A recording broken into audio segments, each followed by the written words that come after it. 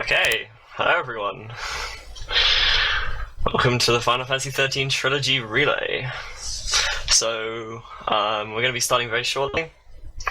We have our three teams, Bunavelza, Etro, and Lindsay. And we will be... we have a document with information which I've just posted in the chat with the teams on it, so people can see. And then, hopefully, everybody enjoy the runs. So, I'm going to mute everybody. So, we have the 13 runners, MrZwanzig and Tiornys, and we have our commentators, LewdDolphin and LeaveTheCoffee. Hello. Good day, everyone. I will not be talking much, because I'm going to be running. I also plan to not be talking much. Okay. I will be talking so much, you better get used to my voice. I'll be a co-commentator of the 13 run. Probably a very biased one, considering he's on my team. Right. Yeah. Yes. So, is everybody ready to go? Ready here. I am ready. Okay. If someone wants to count us down. Well, I will count down 3, 2, 1, go. Does that sound good for everyone? Yep. Sure. Alright. So, 3, 2, 1, go! And Maelstrom takes the lead.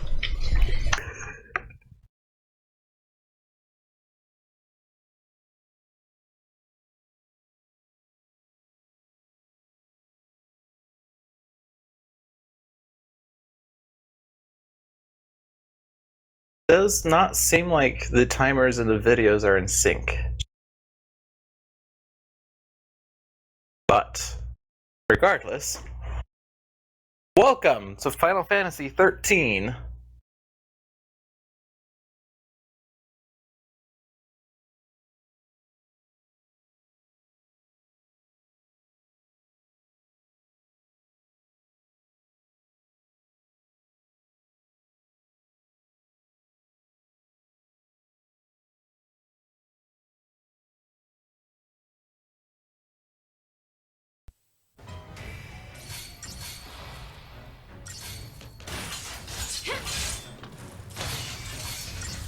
So, there does not seem to be any audio on the stream. That's odd, because it seemed to be working before. Yeah. It was working before. It just got turned back on. Okay. So we should be back. I'll wait for chat to say something.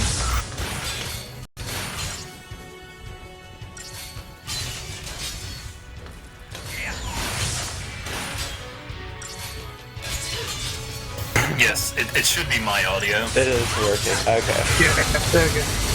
Yeah, so we'll be following ZwanZig's audio because he's the only person of these three who I have faith in because he's on my team. So, Final Fantasy XIII. You're hearing me fine. Oh, nice. Only my voice ever. So this will be somewhat awkward because I don't really have much experience on commentating, but the first fight of the game is, well, press X to win, let's face it.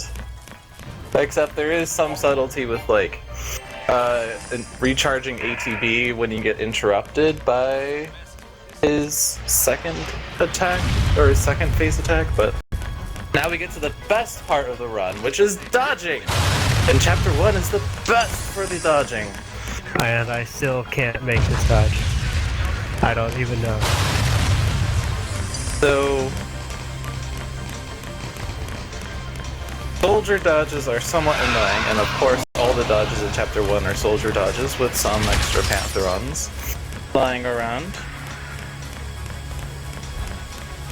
They can take quite a while though, some of them. It's...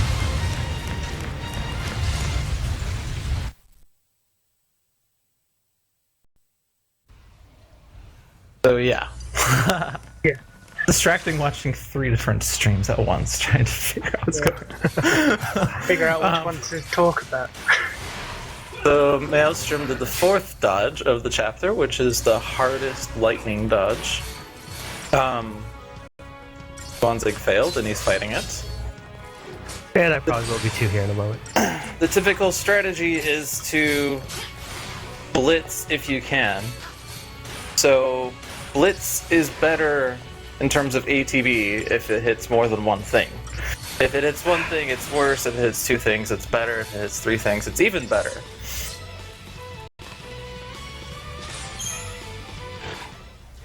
But sometimes it's based on what you think they'll be, where you're going to This be. is not lightning. yeah. If they move after you've started blitz, you can't do anything about it. So sometimes you have to anticipate what they're going to do, or Yeah. whatnot. I typically don't even bother fighting these fights. But, you know, for relay purposes, if you just can't do this dodge, you just have to do something, like fighting it. Yeah. Obviously, this versatility is just dodge it, but some dodges become harder if you retry them. Indeed. Like, the legendary dodge is just impossible. On the retry, yeah. It's probably worth mentioning camera trick as well. Yes, so Maelstrom is past this, but you'll see this with ZwanZig soon. Camera tricking is a technique that gets utilized in order to make sure that dodges get easier. If you stare down at the ground, the enemies that are not on camera don't behave the way that they're expected to. For instance, the dodge that ZwanZig is doing with the camera trick, the Pantherons don't charge forward, and so you can safely run up the stairs, whereas if you forget to camera trick, they will charge up a lot earlier and you have to deal with dodging them or fighting them. This gets utilized quite a few times. In the And- early stages of it. Yeah, and some runners sort of just always camera trick out of, like, either habit or instinct or religion or whatnot.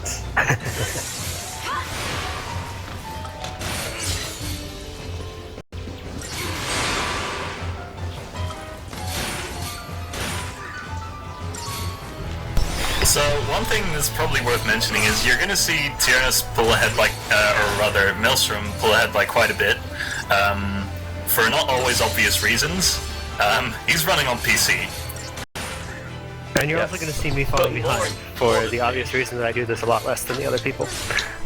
This There is why I seems to have be- the fastest runners of 13-2 and Lightning Returns on my team. There seems to be issues with Tiornys' video. Yeah, Tiornys is dropping quite a lot of frames. Oh, okay.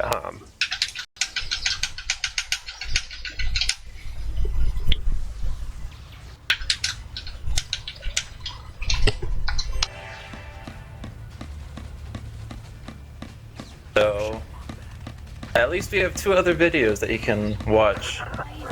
Yes. Sorry about these technical issues. I guess, should I try restarting the stream? No, leave it, I'll just try and reload it. Okay. See what happens. So, Maelstrom has just failed the legendary dodge, which is And the one also after called the impossible dodge, but I prefer legendary because it's possible to dodge. It's very difficult to dodge because it's dependent on positioning. It's like if the soldier darts to the right like ZwanZig's just did, you fail it immediately. If you get past that soldier, you need to get past the two Pantherons, and you need them to charge past you instead of at you. And if they charge at you, you're screwed. If they charge past you, then you need to make sure that the soldier in the back doesn't get you. So like 3 or 4 different factors, plus you need to know what you're doing as you're going through. And that's why typically we'll just fight this dodge. If you retry it, the small entry into that area gets blocked by a panther, so you can't even run past him. You could try luring him out, but a bit too hard. For the record, I have never in my career of speedrunning this gotten that dodge. Yeah, I've gotten it like less than 10 times, I would say, in my year and 4 months of running this game. So, Do the math. That's 200 plus runs, isn't it? You're on now? Well, 200 plus starts of runs. Yeah. Most of those do reach the legendary Dolphin. Yeah, true. So is Tiornys' stream okay now for people? Like, is it a bit better than it was? Yeah, it looks fine. Yeah, it's... Okay, cool. I'm not dropping frames as I just sit here and watch it, like dropping hundreds of frames. So. So Maelstrom's now on the Beta Behemoth. This one's basically about dodging the swipes. Because if Snow gets hit, Lebray will stop attacking and start to potion. And you also want to attacking. It's only after the second hit, so you have a little bit of leeway, but... Yeah, when someone gets to yellow, then the bro potions, and she spends about 10 seconds fumbling around in her, well, wherever she keeps her items, searching for it and then throws it, which is really slow. How about this? But this is the second type of dodging, which is dodging enemy attacks, which doesn't really get seen much in the run, but it's worth Most of the times it'll be by accident. Yeah. Like, the battle system in this game is sort of like position based, like most attacks like have an AoE effect, where if you're close to where the source of the damage is, you'll get hit. So like that swipe that would target Snow might hit Godot if Godot's right next to him, or if Snow's really far away, it won't hit Godot. And you can usually try to put that to your advantage by trying to manipulate everyone to stand as far away as possible, or to attack at certain times, like time your attacks against the enemy's attacks in order to dodge just as the enemy starts an attack or something. It's a bit difficult. You can't control the characters directly, but you can somewhat indirectly sometimes. Like once we get to Chapter 3 and we get spells like Lightning's Ruin and Thunder, each time she starts casting that, she takes a step back. You can sometimes get her to back the heck away from everything, and sometimes that puts her out of range of various attacks. Baz, every time he shoots his guns, well, the first time he shoots his gun, and then the fourth in a string, once he gets enough ATB, he will take a step back, so that enables him to really back up. Fang also backs up when she does a spell, and Lightning, Snow, and Fang, when they do physicals, they approach the enemy. All the other characters sort of stay where they are because of their ranged attacks. But that's basically all you can do for directly controlling positioning, but those are techniques that are more just for general knowledge than actually appear in a speedrun. We use some of those a bit later on with Alex and Hecaton. Yep. Controlling where Fang moves. Yeah, positioning there is important. We'll talk Yeah, about that's that probably when the we get there. biggest example. Yeah.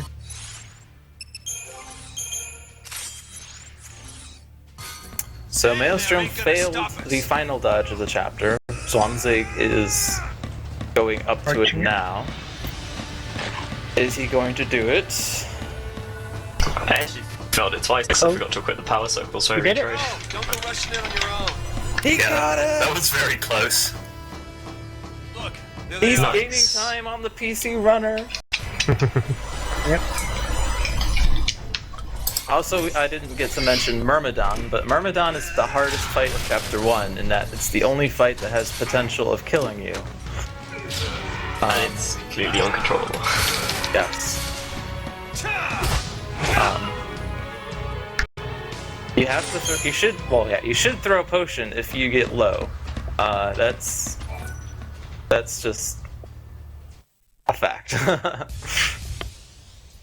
But he typically will spam attacks on the same person, but sometimes he'll change his mind. He'll try to,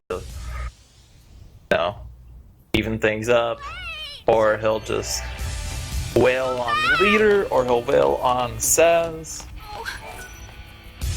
But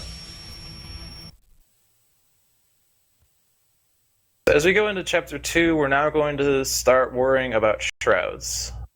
Starting from this point, fights have a chance of dropping shrouds. It's a drop that's independent of the other drops that the enemies drop. They have a common drop and a rare drop, and they will only drop one of those at most. But the Shroud is independent of that. It's tied to the fight itself and not the enemies in the fight. And yeah, so you can get Deceptisouls and Fortisouls in this chapter. Deceptisouls make you invisible to enemies, which primarily allows you to preempt them, but secondarily allows you to dodge them a lot more easily. And we will utilize the primary purpose in the speedrun. in the speedrun is the primary purpose, yes. The Fortisouls give you haste, bravery, and faith for free for 5 seconds, or 5 minutes. 5 seconds is not long enough. And it is really powerful to have. You've noticed by now, probably, that you get stars at the end of a fight based on battle time versus target time.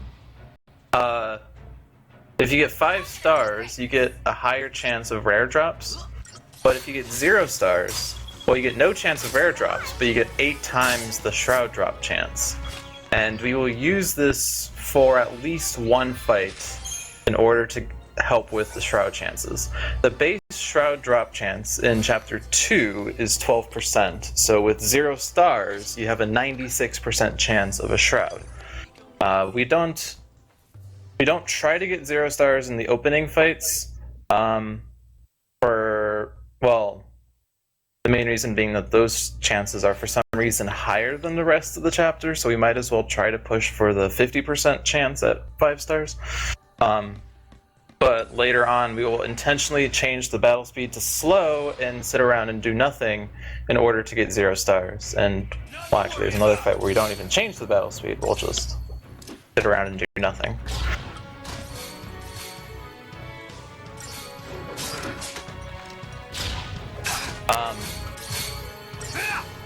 Snow's hand grenade is fire elemental, and Pantherons are weak to fire, so you can get double damage with hand grenades. Fun fact. I didn't know that. It's a shame we lose them, really. Yeah. It would have been nice for Snow's Blitz to just be hand grenades. Yeah. But, oh well. So Maelstrom's now fighting for his works, and he's going to sit and do nothing and let Saz take out most of them. It's the most resident sleeper part of the speedrun.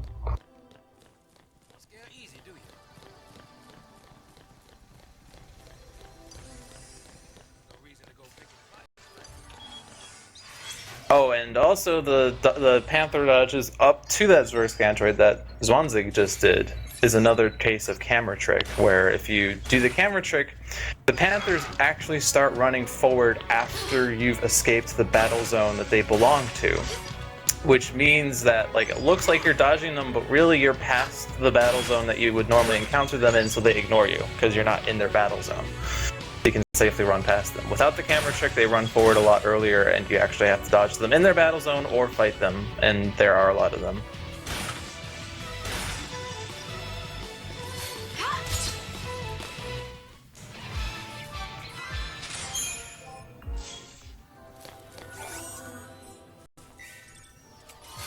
So we don't fight many extra fights, but we do fight the fights that Maelstrom and Zwanzig are doing, or well, Zwanzig will do, or the Gladius chest here. The Gladius gives Lightning significantly more strength, which enables her to, hit for more with her physical attacks.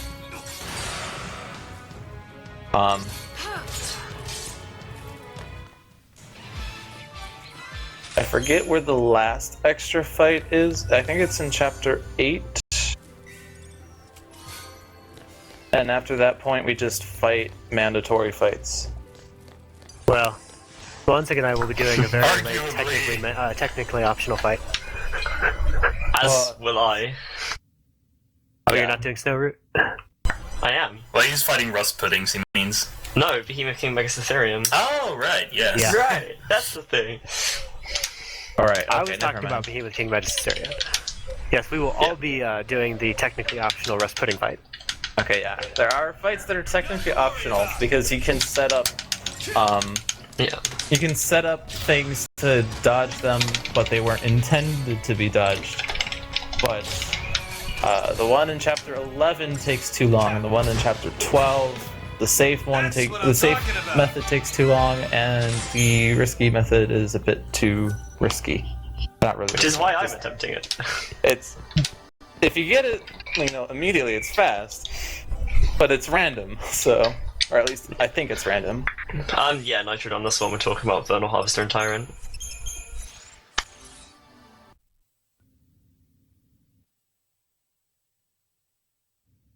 So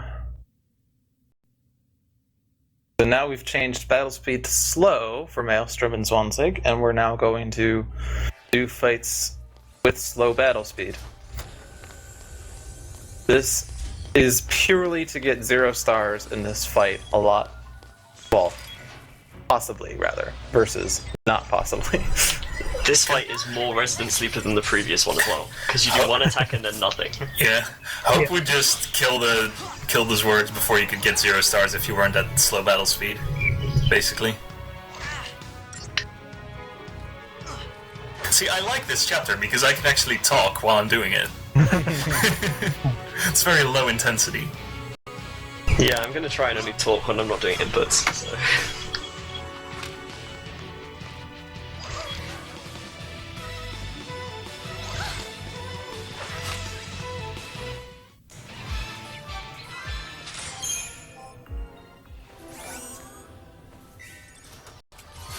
They both got the Fortisol from that, so. Yeah, And then the Maelstrom other one in and the chest. Yeah, that fight is a Fortisol fight, and then there's also the Fortisol chest. And actually, the fact that the Fortisol chest is there makes it so that doing that Fortisol fight is a bit more efficient than trying to grind Fortisols from later fights. The best place to get shrouds in this chapter is the Ghoul hallway, which we will probably see. I don't know if they will do the fights there anymore. We used to do all of them, well, all the Deceptisol ones, when we were getting more Deceptisols, but now we've cut out so many Deceptisols that basically the ones we've grabbed are the ones we're using. If you watch my stream, you'll see some more of those extra Decepticons being grabbed because, well, I don't practice much of these guys. Yeah, a lot of the fights that we used to use a Deceptisol on, we've either figured out how to kill them without a Deceptisol, or we've figured out how to manually preempt. And the manual preempts take a bit of practice, and they're also sometimes random and annoying. Or they're always annoying, but... I don't think any of us are going for the Petangular one. Nope. Not I well, not intentionally. Nope. If I could summarize those two manual preempts in one word, it would be birds! It's sort of a rule that everything in this game is either a bot or a bird. Alright, this is a joke. Or a Monogama. Or a Monogama. Well, everything you can compare with a Monogama. But not everything is a Monogama. Just like a Monogama.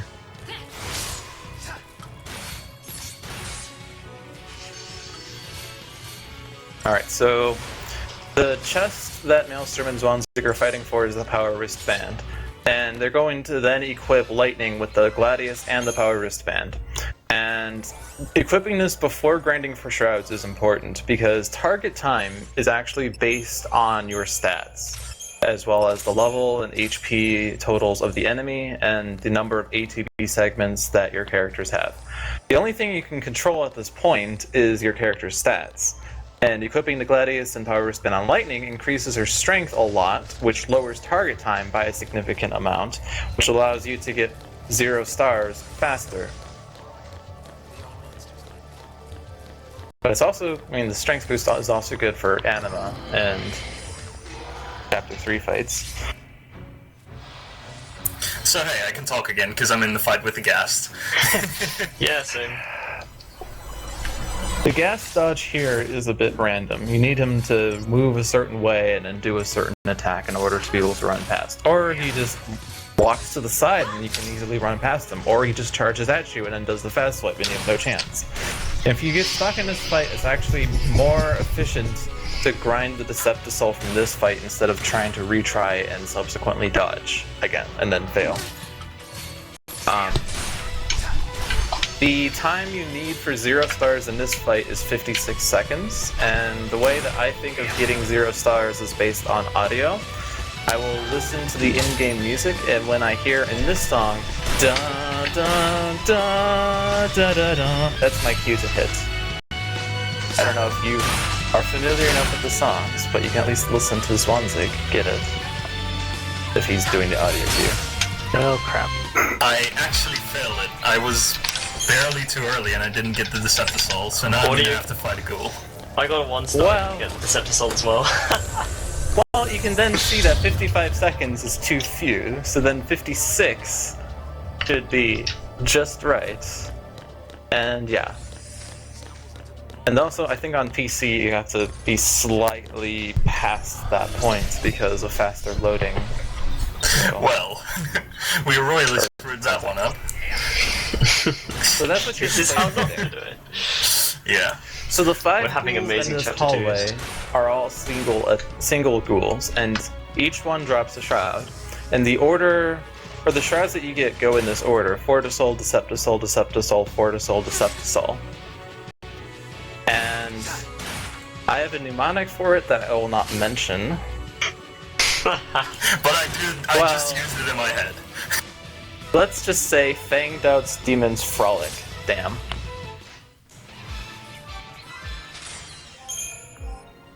So yeah, they want to get Deceptisols, so they will only ever fight the 2nd, 3rd, and 5th ones. Well, Quite rare that you will not get a Fortisol from from the Dwargs fight, so they won't really grind that Fortisol. Oh, but you're getting a Fortisol. Yes. 3 forts. Okay.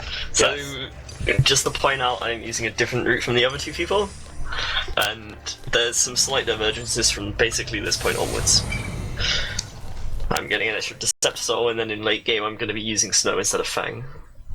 Which may not mean anything now, but it will become pretty obvious what I mean later. He's getting a 3rd Fortisol in order to use it on Bart 1. I actually got a 3rd Fortisol earlier as a bonus, so... I will be using that later on, but that's just to make a fight faster. Nice gas dodge. Any bonus shreds you get, it's ideal to use them because they generally save time in fights. Bonus Deceptisols will allow you to do less or fewer manual preempts, or you can use it in, like, say, the 4th bridge fight in Chapter 9 to make that fight faster. Bonus Fortisols you can use in some boss fights to have a free haste and bravery or faith on people, so you can attack faster and harder without having to buff for it. It pays a lot in, when you don't have Saz's offensive buffs. Again, the Shumgo Subjugator 1. Bonus Eidolons actually will make the Sid fight a lot easier, but they also help with Hekatunker and Adamanculus.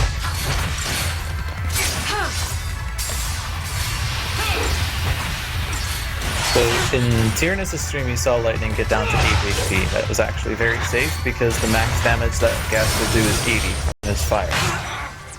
So as long as he has more than 80 HP on a character, that character won't die, and then he can safely potion.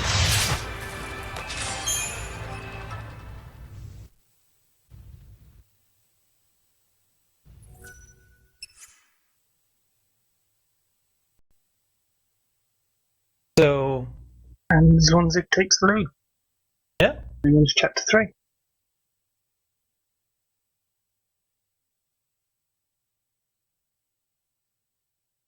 What sorcery is this?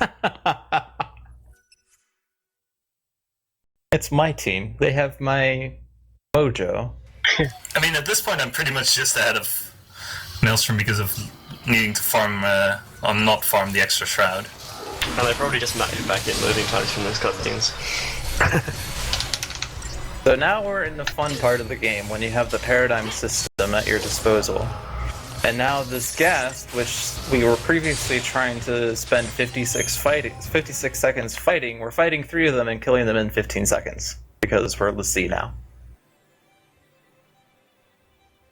Which is cool. I really like the paradigm system a lot. And it'll be fun to describe why we're choosing certain paradigms and why we're doing certain things with various paradigms.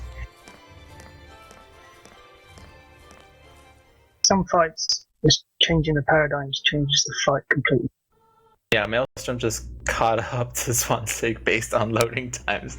You can see that in real time.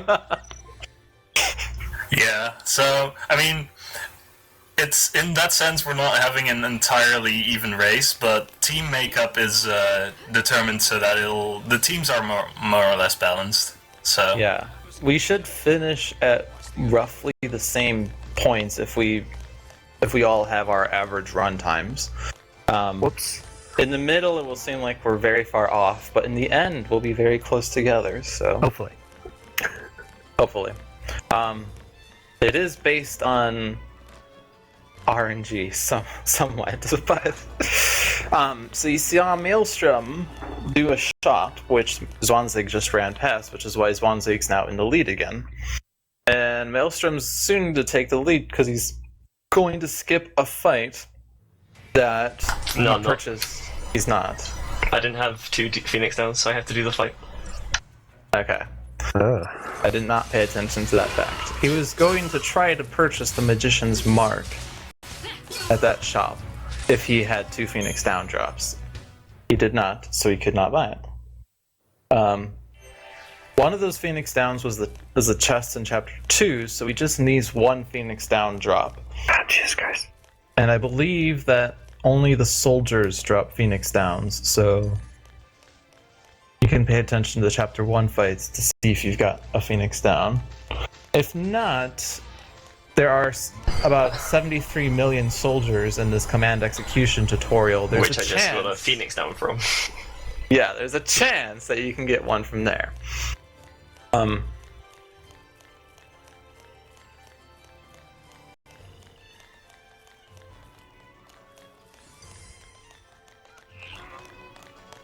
Is there another save point before management? There is a save point right before Manasvin. Okay, I'll use that one then. So he will skip that fight and he'll run past ZwanZig there and they'll wave at each other. Yeah. I mean, that's like the contingency plan that's never really had to come up as yet, but obviously today. Shoutouts to the new route being found 5 days before today. Yeah. We found it on Tuesday. Oh, I thought it was Monday. It was Tuesday, I think. Well, maybe it was Monday. I don't even know anymore. So for those of you that are wondering what we're talking about, we found a Japanese runner on Nico who had a 5:13:55 time on PC. And we've been spending the past week or so dissecting the route.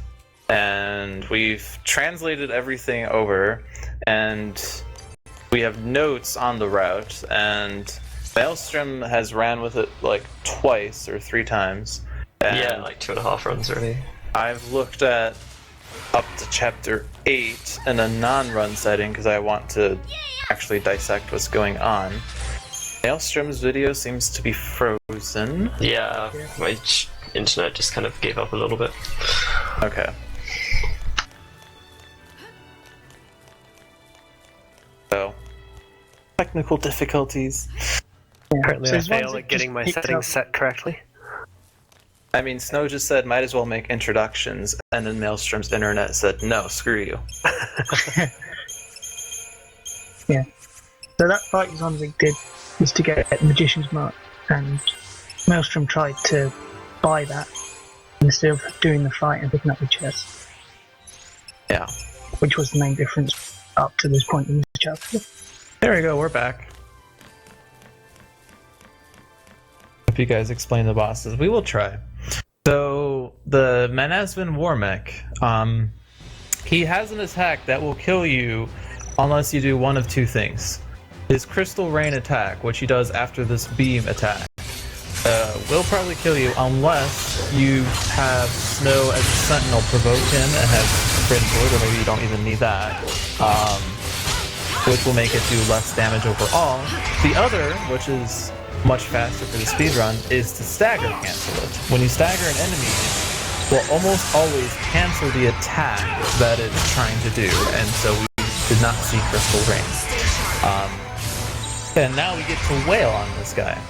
And something you can do now to speed up this fight even more, because of the opening attack, your HP, especially on Lightning, is pretty low. And his laser attack that he's doing now is a single target attack that defaults to Lightning. But if you briefly shift to a Sen roll and have Snow provoke it, even after you shift out of it, his target will be shifted to Snow and will hit Snow. And typically you don't even need to potion in that fight, because Snow has enough HP to survive after he's provoked it. Older strats would have used potions in order to keep Lightning alive, but since Lightning is the one with the higher strength, it's better for her to just spend more time fighting as opposed to healing. And now Snow is gone, not to be seen again until, well, the end of this chapter, and in his place we now have Saz. Saz only has the Ravager role, so we're going to see a lot of Relentless Assault and Try Disaster, Comrav Rav, and Rav Rav Rav.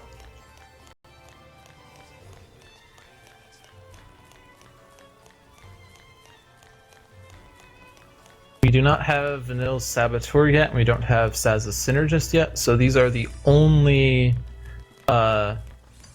things we'll be doing in this chapter. After this point, we'll have a lot more diversity in our paradigms. You might be wondering why we have double of a paradigm. It is to utilize a mechanic known as ATB refreshing. Every 12 seconds, an ATB refresh will automatically refill everyone's ATB gauges for free. This works even if you shift to the same paradigm, albeit in a different slot.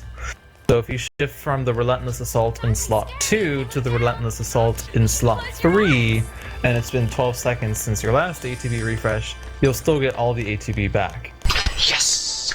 And you get to see this if you pay attention to your characters, because sometimes if you do it with the right timing, you get to cancel the ready animations, and they will go from their third attack in the previous paradigm to their first attack in the next paradigm without any pause. So it's like they have pseudo double ATB execution going on. The only other visual representation you can have is to look at the ATB of the leader once you've gotten the ATB gauge back after the paradigm shift.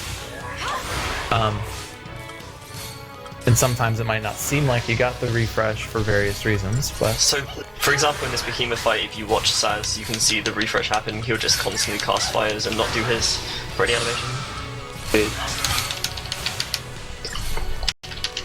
It's easy to cancel Saz's and Lightning's ready animations. The other characters are a bit harder.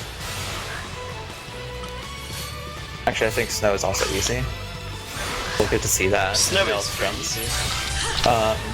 Fang, I don't think... Well, oh, you can cancel Fang's physicals. I don't think I've managed to cancel her magic. So I assume that exclamation of yes earlier was you getting Brog Fridge? Uh-huh. Yeah, Nice. I didn't.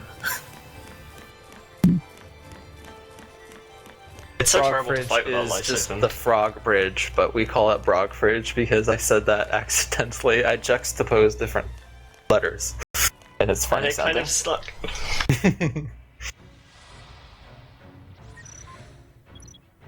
And now Tiornys is running up to fight the MLSTRM Warmech.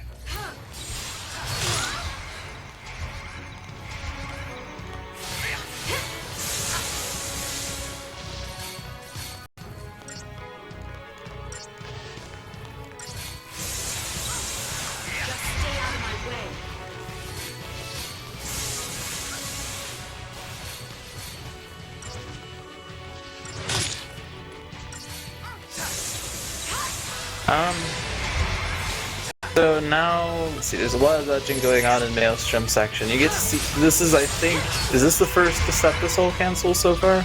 Yes. Decepticol cancel. So I've mentioned that Decepticols allow you to dodge enemies a lot more easily, but you would lose the Decepticol if you don't cancel it, which means you start a fight, retry it immediately, and then continue on your merry way. This puts the Decepticol back in your inventory because whenever you do a fight with Shrouds and you retry it, you get those Shrouds back in your inventory. So we've managed to dodge fights that would otherwise, or dodge mobs that would otherwise be difficult to dodge, if not downright impossible, thanks to the Decepticol without losing that Decepticol. And it's faster to do a Decepticol cancel than it is to farm another Decepticol. The only reason that you would not want to do a Decepticol cancel is if you're running with Japanese RTA rules, which say no infinite Decepticol proliferation. Or infinite soul proliferation? I forget what the exact terminology they uses, but... It's infinite Decepticol proliferation, but obviously it's not called a Decepticol in Japanese. Yeah. It has a different name, but I can't remember what it is. Something smoke. I can't remember. And if you have any questions about which dodges are difficult and which ones are effectively impossible without a Decepticol, LewdDolphin is the expert on that, having run this route with completely no shrouds. Yeah, we did, thanks to Tiornys and I, route out a shroudless route of this game. And I've ran it twice. And I know which dodges could be doable but are technically challenging, and which dodges are just impossible, and we just fight without the Decepticol and whatnot. The question is, did you dodge Harvester and Tyrant? No. Disappointing. Because at the time, we thought the setup was too long.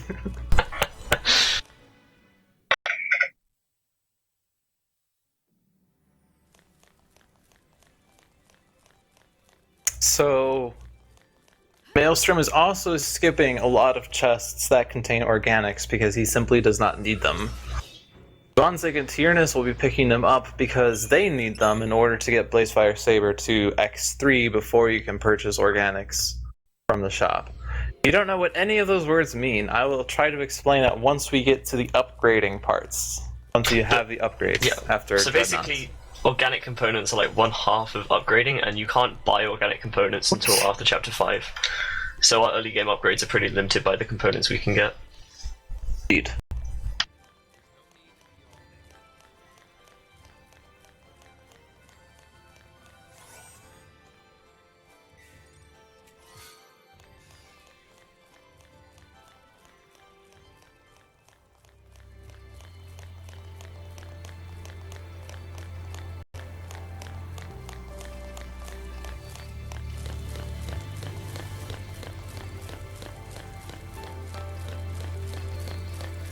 So, like, dodging to me is fun to watch, but people that don't know how hard dodges are, it probably seems like there's just a lot of mindless running around.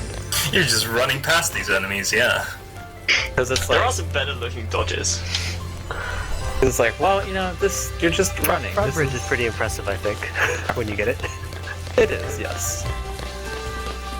But now we're finally at our first fight since the Behemoth, which Tiornys is currently doing. So Maelstrom and Tiornys are exactly one fight apart right now. The Garuda Interceptor has two parts to this fight. The first part, he does not have a shield up, so you can do damage before staggering. And we will, because it's faster than just trying to stagger with lightning. So you already have, like, Vanille and Saz Rav. You don't need Lightning's Rav, you can just use her Calm. The second phase, he puts up a shield which makes him resist attacks. And he loses that shield when you stagger him. So we are going to utilize Lightning's Rav, because otherwise we won't be able to do much. It's It's a misunderstanding of many people that stagger equals deal damage, but it's actually the chain gauge that determines the multiplier on damage output. Well, the direct multiplier. Oh, I don't know. One of the main multipliers, I guess is the better word. But for certain fights, namely this second phase of Garuda, staggering is a condition that drops his shield and makes him take normal damage to attacks. And then after the normal damage, you also have the chain to worry about, and it looks like you're doing so much more damage now, which you are because of the shield, but I'm just trying to say is that it's the chain gauge that determines damage for the most part. Also, another thing to point out is that we want to stagger Garuda in traps so he doesn't use a move called Hellstorm Bolt, which does a ridiculous amount of damage to people. Yeah. And by staggering, we can interrupt that move. Or, well, he won't do it while staggered, and then we can interrupt it if it's coming before stagger as well. It's relatively rare for him to start Hellstorm Bolt, and even more rare for him to succeed in getting it off. And even more rare for him to actually kill someone with it. And I managed to have that trifecta. Well, and I guess if you want to make it a quadrifecta for that person that died to be the leader. So now we are at our first Eidolon fight. The mechanics of the Eidolon fight is that instead of worrying about getting the enemy's HP to 0, and instead of trying to get the enemy to stagger, instead we want to get the Gestalt bar to max. And there are various techniques that we use to fill it, but most of it is centered around boosting the enemy's chain. It's not getting the chain to a certain point, but the number of percentage points that the chain increases by, as well as the role you are in when you're increasing them. So we are using Attack Ruin Attack with Snow because we're getting bonus percentages because of alternating attacks. And the Commando bonus is higher than the Rav bonus, so it's actually contributing a fair amount. Maelstrom lost Chain as a Ravager, and you'll note that the first attack that he did as a Ravager did not actually increase Chain, it just gave duration, and therefore it did not increase the Gestalt bar whatsoever. It's only the attacks that increase the chain that will also increase the Gestalt bar. So you want to have some commando at some points in order to be able to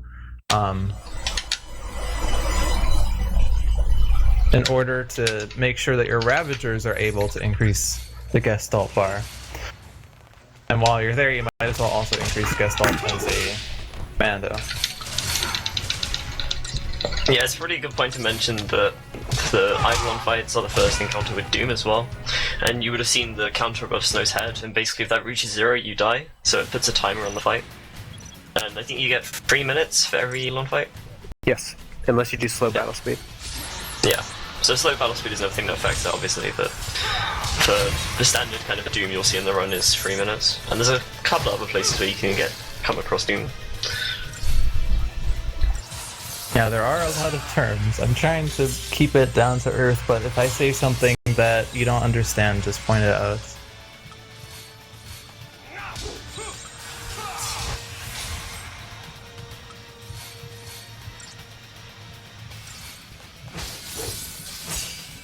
I feel like the game does do a good job of like slowly introducing everything, but people also tend to forget like previous things because they just ignored them because they thought that it would be useless. But actually, pretty much everything that you learn in this game is important.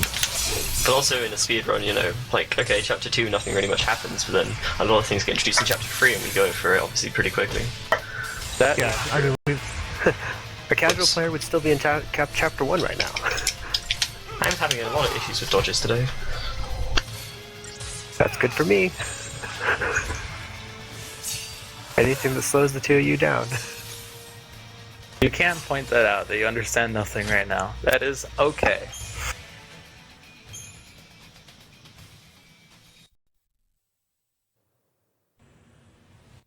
So some finally. dodges, even with the Deceptisol, are pretty hard to dodge because enemies, even though they don't see you, can still move around. And sometimes when you're in a really narrow passage and they decide to block the entire passage with their body, Whoops. it just makes it hard to dodge. Dodges in Chapter 4 are quite hard as well, because some of the fights don't see you. So using a Decepticol won't do anything. So there's no point. You can't make the dodge easier, yeah, but they're still annoying because it's thin hallway. Indeed.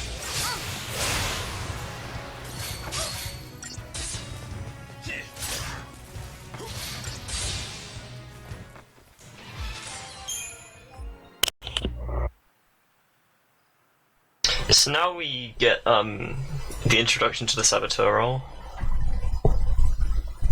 which I guess if you guys want to...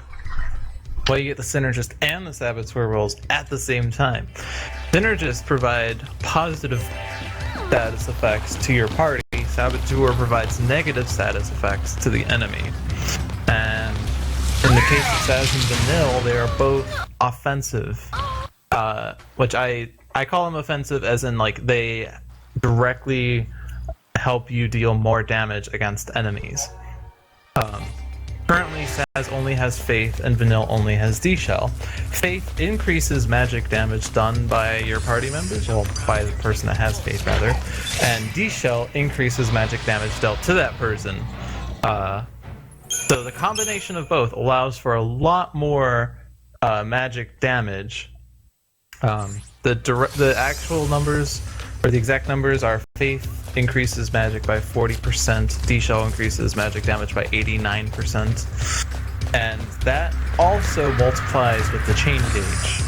So when the chain is at 200% and you have Faith for 40% and D-Shell for 89%, you're doing about 3.5 times damage as opposed to just 2? Or no, that's... I'm trying to eyeball numbers and that was bad. But... Yes, that was But the point is significant and you should definitely do it. Yes. Yes. It's, yeah, they're significant. I'm having trouble with these dodges too, Maelstrom. Don't worry. And as Coffee was saying, these enemies don't see you because these are actually three-way fights.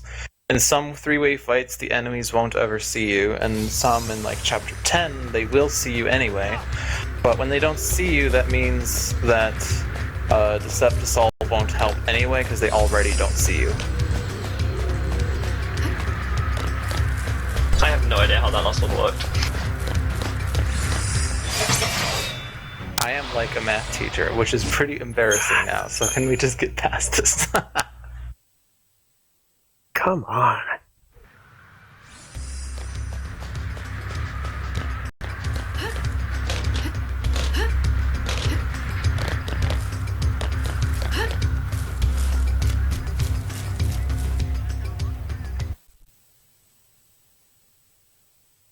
So Chapter 4, Is the worst chapter of the speedrun. it is the worst chapter. It also has so many party changes happening.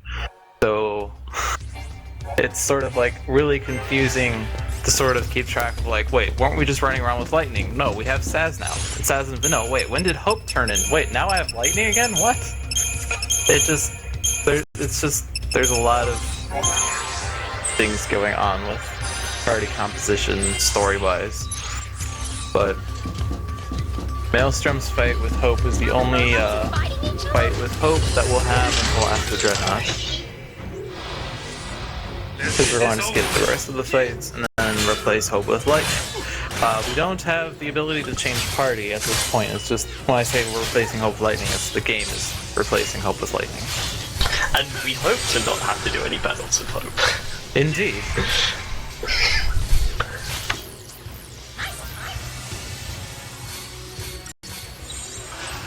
I think what the game tries to do when they replace Hope with Lightning is to tell you that your fights are now hopeless.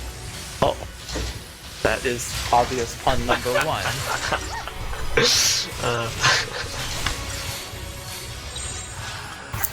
We have heard this pun about 5 million times. Yeah, my humor is pretty bad.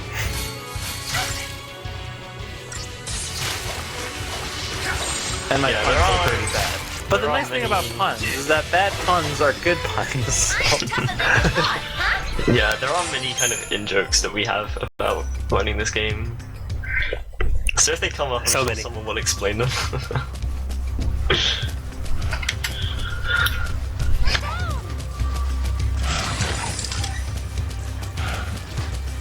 So a lot of those fights that Maelstrom has dodged a lot of the dodges are pretty random-ish. It's hard-ish if the birds catch you, and then when you retry, they're already down, which is why you would, if at that point, you would just decept the soul to get past them. Birds in this chapter run faster than you, I think, so they will catch up to you if you try to run past. So, careful. I had a good RNG tunnel at least. God damn it.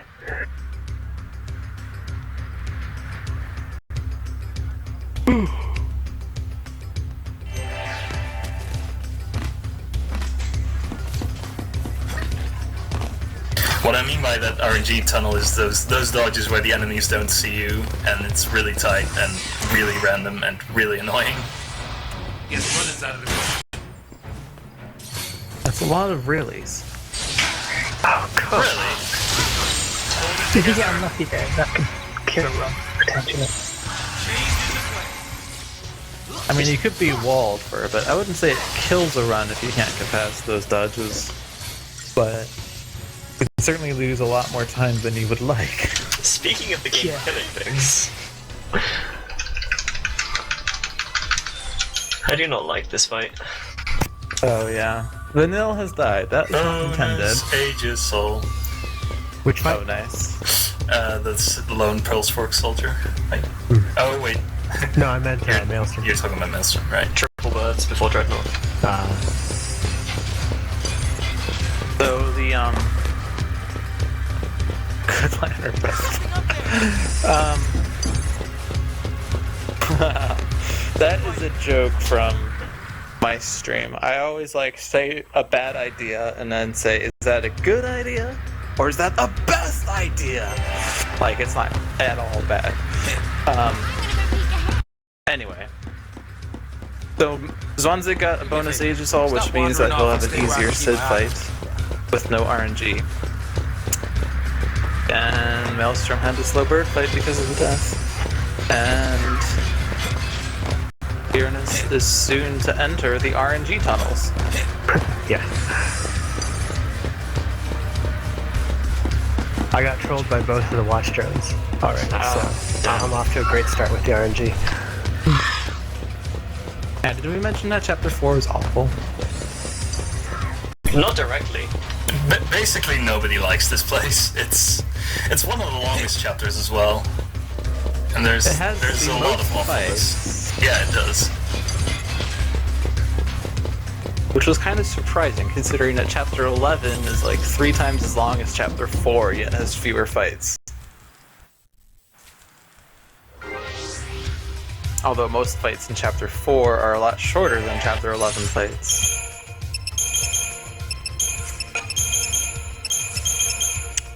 So, Dreadnought has 2 phases like Garuda. Actually, the last fight that by itself has 2 phases, like a first fight and then a second fight. There's a later thing that looks like it, but is actually 2 different enemies with the same name. But anyway,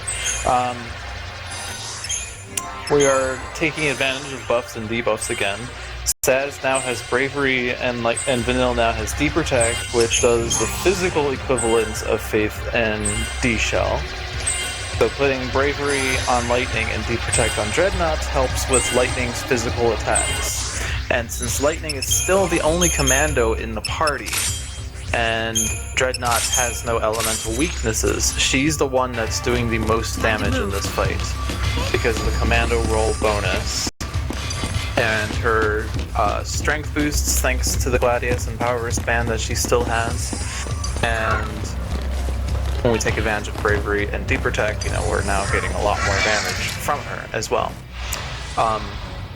In the first phase of the fight, we only really buff lightning because Saz and Vanille's damage does not matter that much. It's better for Saz to chain more than to get faith on Saz and Vanille. For the second phase, the damage we're trying to do before stagger ends is a bit more tight, and so we would like to have faith. I typically only faith Vanille because her magic's significantly higher than Saz's, but MLSTRM chose to faith Saz here.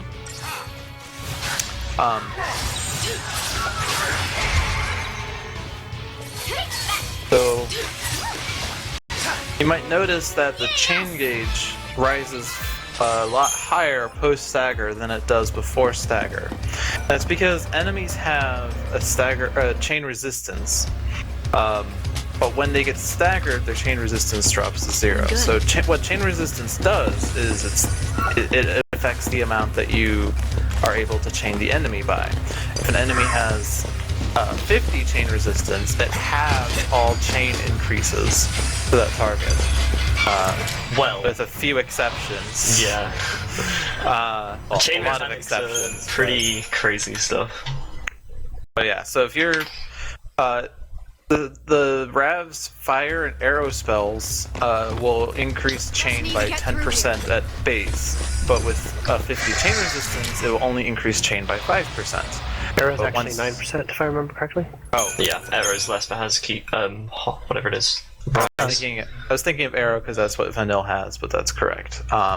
Fire and water and thunder have 10, and arrow is 9. But anyway, it's always stagger.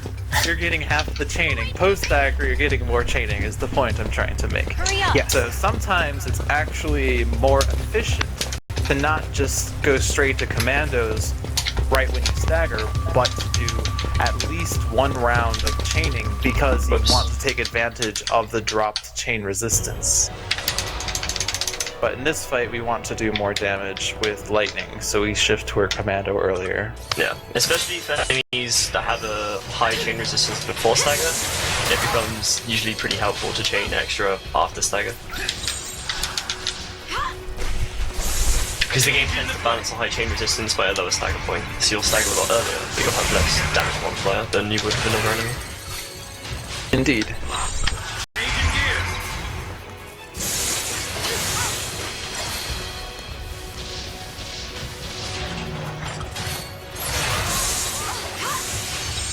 I like to joke that the soldiers in that fight cast Far Thunder because they're trying to resist lightning's advances.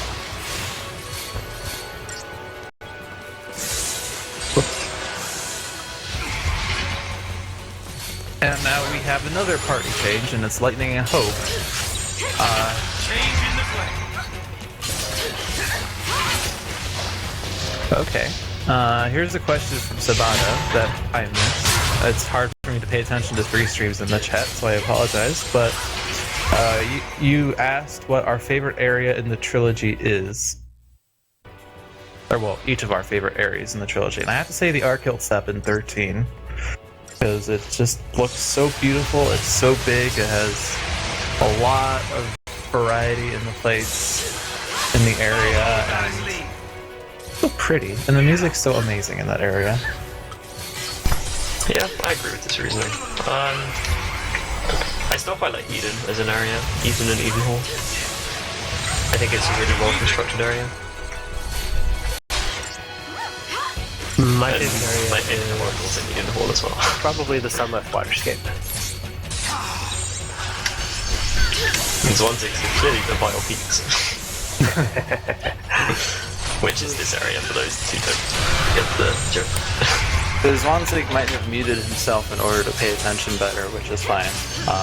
That's why we have commentators, so we can have more direct discussion as opposed to just... Yeah, talking during Dreadnought is hard, and I already failed to stagger cancel. Yeah, so did I, don't worry. I quite like Fault Warrant. Yeah, Fault Warrant is a fun area. I agree. even though it's like 15 or so areas, technically. Well, Yeah.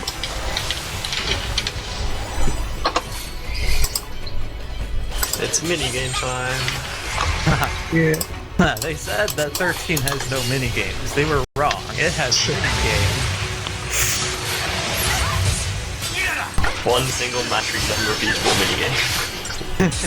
The total counter. So, Maybe you can count Chapter 8 having another. It's not really a minigame, it's more a fetch quest. quest. Oh my gosh, even 13 has fetch quests. So bad! Yeah, basically in this section you control a Dreadnought and you can knock down soldiers, and we're going to try and knock down 25 soldiers, which gives us a reward at the end of 20 thickened hides, which is a pretty decent organic component, which we'll then use for upgrading very shortly. So yeah, I was not answering earlier because I was being bad at Dreadnought, but I think I would agree with Tiornys and the Sunleth Waterscape being my favorite area. It's very pretty, awesome music. Another thing I just remembered that I read on a forum somewhere is that the Arkhild Steppe is basically 13's world map. Because of like the main theme playing in a calm tone as you're running around this large environment. Indeed. I mean, you can't really get to anywhere other than the Valis Media and the Fault Warrens and Mahabara, which is less than like 10% of the areas in this by game. extension, you can get to Eden and Orphan's Cradle as well, but it just takes a while. And Erba, but... Yeah. That's kind of an important one.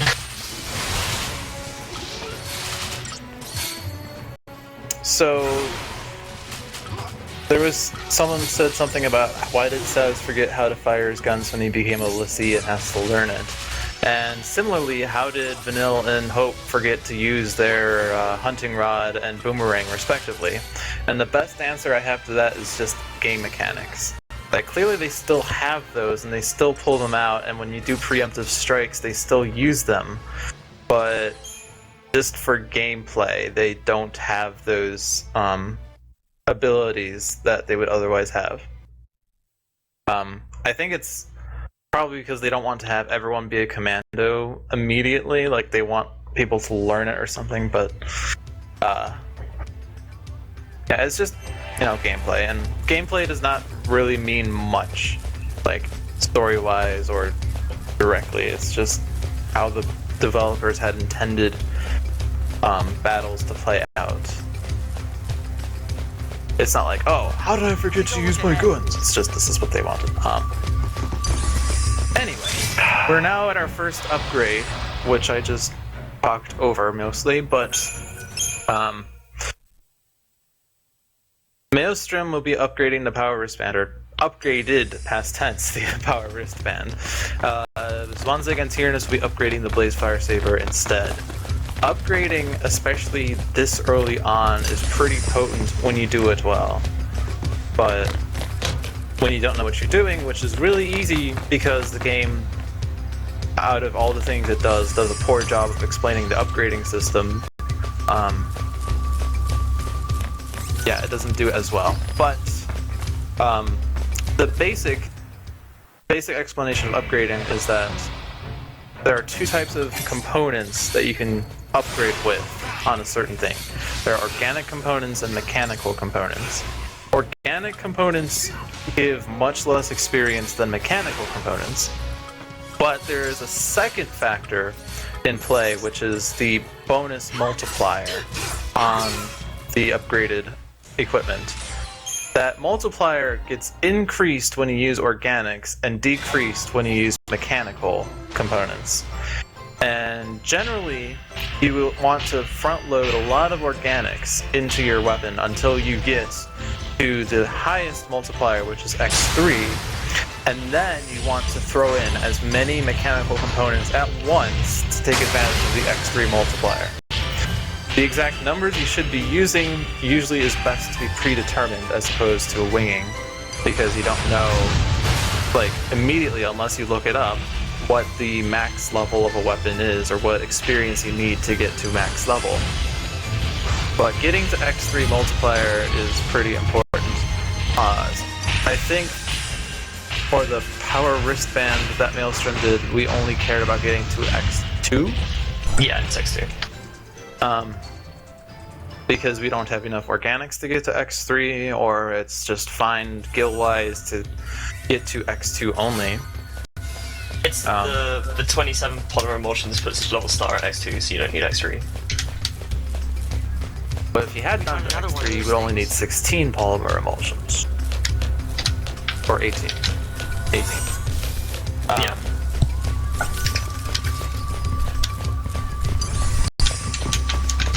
But that's not a big deal on his route, because reasons. And Yeah, as I was explaining that entire thing, we skipped over the Odin. Oh, sorry. You have more chances, that's fine.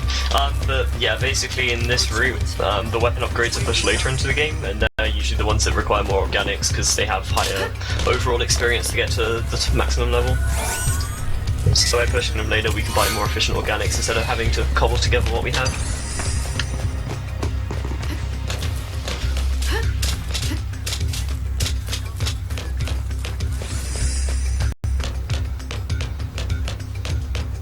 Yeah, so I'll try to explain Odin as Zwanzig gets there.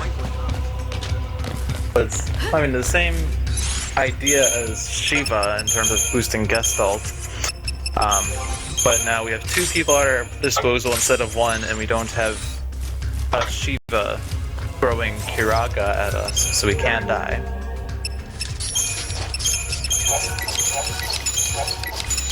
The equipment do not change appearances if you just upgrade them. It's when you catalyze them that they would change appearances, and... Well, I don't know about accessories. Accessories don't affect anything. Yeah, accessories don't look, because you can't see it's them. the weapons that change appearances. Weapons change when they change name, basically. Yeah. There's a third type of component that isn't used in a speedrun. Or no, it is, never mind. Yeah, it is. Well, it's for the transformational catalysts, which, when you have a starred equipment and you appropriate the right catalyst to it, you get to the next tier of equipment. Luckily, the game doesn't let you spend like the wrong catalyst on it, so you can't actually use a catalyst on the wrong thing. Yeah. Or use the wrong catalyst and then nothing happens. So here's your opportunity to explain Odin. Alright. So, Zwanzig now has the upgraded Blazefire Saber. And now we're starting Odin. So we are starting with Lightning Commando and Hope Synergist because we want to get Protect on Lightning and Hope. Because most of his attacks are physical except for Thundara, and we have to deal with that. We are doing 4 attacks on Odin in order to get some chain duration. And then we shift to the 2 rats in order to start boosting Gestalt. So the chain duration from the commandos helps with this. However, Odin isn't sitting around doing nothing. He's doing a lot of things, most of which will interrupt the person he's targeting, and depending on positioning, also interrupt the nearby person. The way that we staggered the 4 attacks with Lightning as 2 and 2 helps to create distance between Hope and Lightning. So now all of Odin's attacks that are currently targeting Hope are missing Lightning. And so you only have to deal with Hope's interruptions and not Lightning's. But not the interruptions aren't the only thing to worry about, but also his damage, because he's doing a lot of damage. So we have to throw some potions. Alternatively, we could use medics, but medics are slow. So we also don't have like the Rev Med or Commed power set up for it. Right. Or we could set those up if we were going to use them. They could be set up, but we don't set them up. It's generally, earlier on, it's a lot better to throw potions than it is to rely on a medic, especially when your medics don't have Cura for AoE. Cura is a single target heal. Cura is a multi-target heal. But if all 2 or 3 of your party members need healing, and you don't have AoE, you don't want to do single target healing, that takes too long. Better to throw a potion, especially at this point in the game. When potions are half your health. Yeah, potions heal for 150 HP or 5% of your max HP, depending on which is greater. And until you cross 3000 HP, that number is 150, which is a lot higher than 5% of your max HP. Especially when your max HP is 350, in which case 150 is like 40%. With a Doctor's Code, that number is doubled, so it's 300 HP or 10%, whichever is greater. And so you're healing for almost to max HP at this point when you're throwing a potion with a Doctor's Code. Potions drop in value, basically, the later you get in the game because of the lower percentage increase that they do. So it's a good idea to throw potions earlier in the game, and that's what we do. Also, shoutouts to ignoring the Gestalt tutorial. Yeah, I ramble. I think he meant just more in terms of we skip the tutorials that always come up. Oh. My favorite tutorial that we skipped was the item usage tutorial, which wants you to throw a potion at full health. Yeah. It's pretty special. What I meant is the game gives you a tutorial on using Gestalt, and then we proceed to not use Gestalt on that fight. Yeah. So, outside of summon fights, once you have a summon on a particular character, like, say, Lightning, you can then summon their corresponding Eidolon, like in this case, Odin, and they will replace your allies with Odin, who does his own thing, except now it's on the enemies. And Odin has a Gestalt gauge, just like in the summon fight, and it increases just like it does in the summon fight, based on like chain increases or damage dealt when you're in a sentinel role, or buffing as a synergist, or healing as a medic, or blah blah blah blah blah. But the difference now is that instead of trying to acquire Odin with Gestalt, which you already have, you're trying to boost the special Gestalt mode of the fight, where if you go into Gestalt mode, your Eidolon turns into a transformer, and you can ride it, and at least that's the best description I've read of it. Don't worry about us ignoring that there. We're going to be using it plenty of times throughout the run. Yes. Yeah. And you say you ignored it, but only 2 of you did. Yeah, Maelstrom did it. Right. Because he has less strength because of the different upgrading path. Yeah. With the upgraded Blazefire Saber, you can kill the Ulans Before directly it disappears. without needing to utilize the Gestalt mechanics. Yeah. So I guess also to point out, there's a second bar when you have a guest when you have a summon out, and that's like the summon's health almost. And that runs down over time, but also runs down if they take damage. And then if it gets to 0, the points you've gained start running out, and then eventually the summon will unsummon itself and cast a Rise, which full heals you and your party when it leaves. So even when we use a summon, we're on a timer to use the summon effectively. We don't have the summon indefinitely. There's a question on which Eidolon is the hardest battle in 13. Bahamut. Or, well, casually Bahamut. In the speedrun, Bahamut. Alex is easy. Hackathon is also, well, Hackathon's kinda hard, but Bahamut is by far the hardest in the run. Apparently, we have no idea. I think casually Hackathon's the hardest. Especially when you don't understand Eidolon mechanics.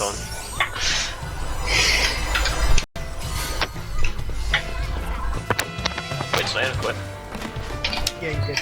Yeah, okay, cool. Thanks. We discovered in the last few days that everybody always forgets to unequip it. And it's pretty important too. At the end of the It's section, horrible.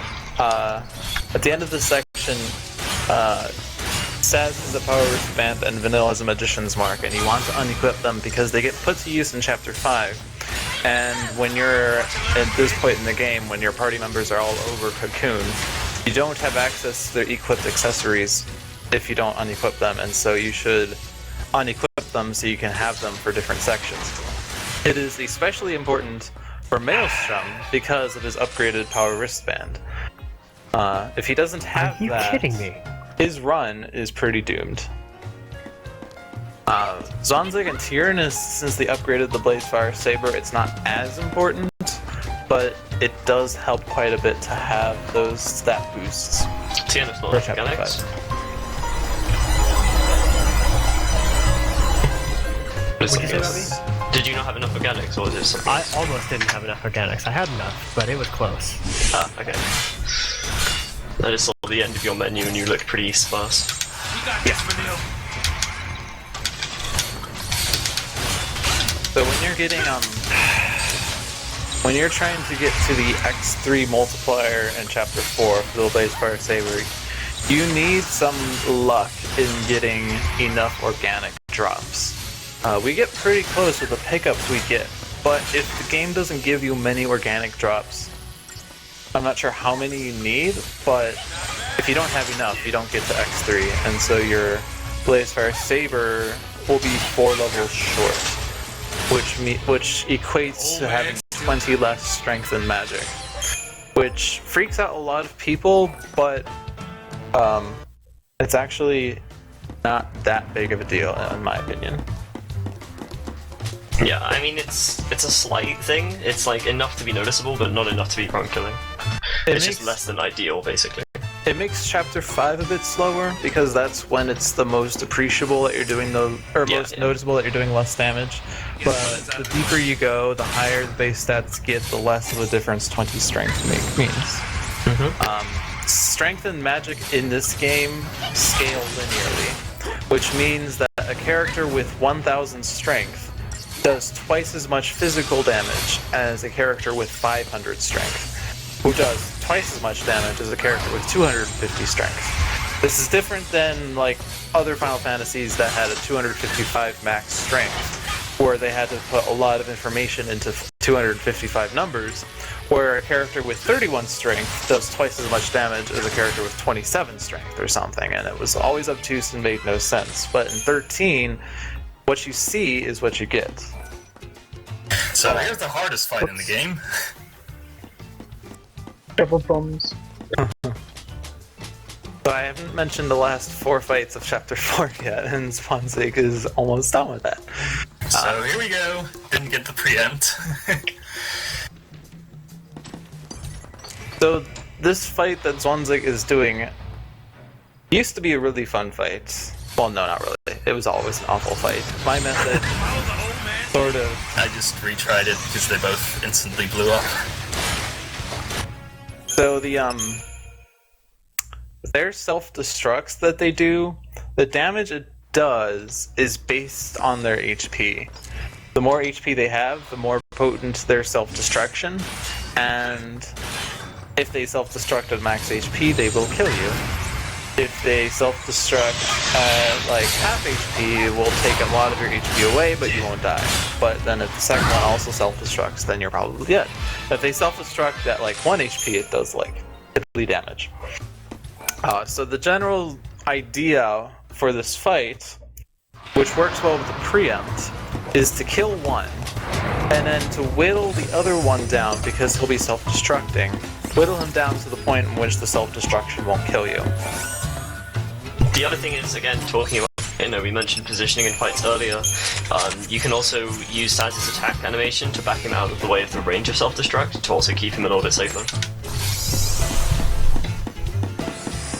And that's probably one of the... Well, I mean, we don't really use positioning until... Well, it's probably the last thing it becomes really manipulable sensibly.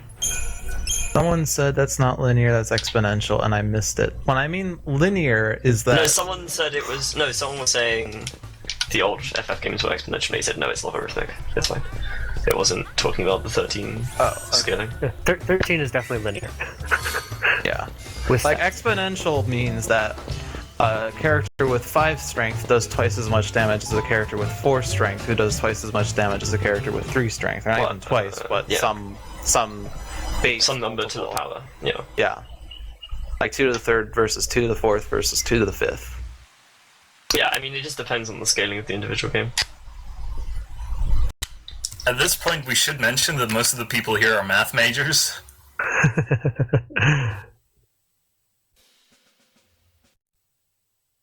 You do not need to be a math major in order to enjoy this game. Yes. But apparently, statistically, it helps. It's also funny reading people in chat when they're like, oh god, math. It's so human nature to just shut down your brain when you hear numbers. Anyway. Yeah, so...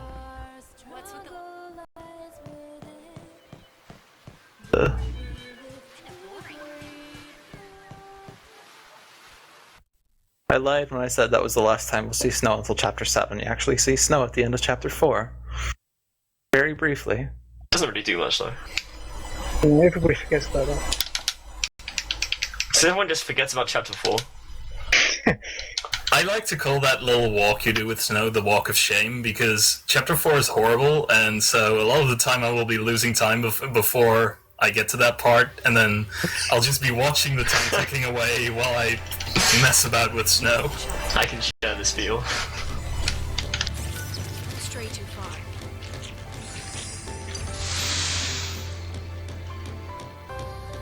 So the first part of Chapter 5 is mostly dodges. Use the lights as a guide to moving in the right direction.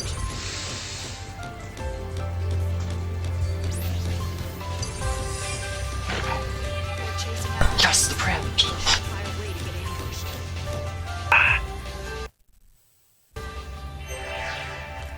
Time to move. Gotta check that out. Trust me to cover your tail. And stay focused on moving forward. Anyway, sorry. Don't need to rush. So Maelstrom is cheering the preempt because that makes the fight a 5-route and 2 blitzes to victory. Yeah. And now we have It's like Behemoth. 3 seconds. Oops, I didn't Crystarium. Again.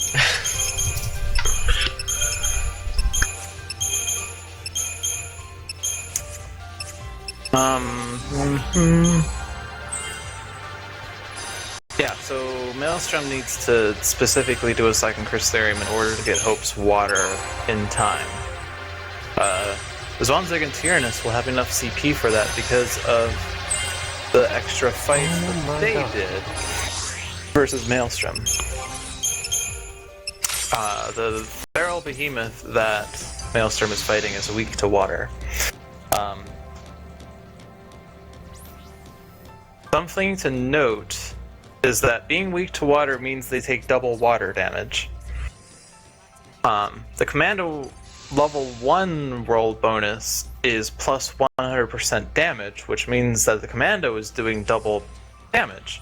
But does that mean that the Ravager with the water is doing as much damage as the Commando with attack? Or water or Aqua Strike in Lightning's case? The answer is that yes, right now the Ravager is doing equal damage to the Commando, and the Ravager will be doing even more because of the chain increase that the Ravager gets to do versus the Commando. But later in the game, when we have access to certain spells that give non-elemental abilities and Don't need to elements, rush. then the Commandos will be significantly better than the Ravagers. But never So like lose later sight. when we have in water, we could simply cast in water on the Commando, and the in water will make the Commando do double damage on top of the Commando roll bonus.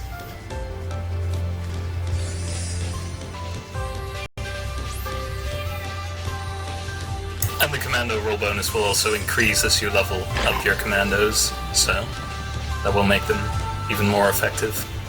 Indeed. Oh, I picnicked again. Yeah. Western Stream is dead.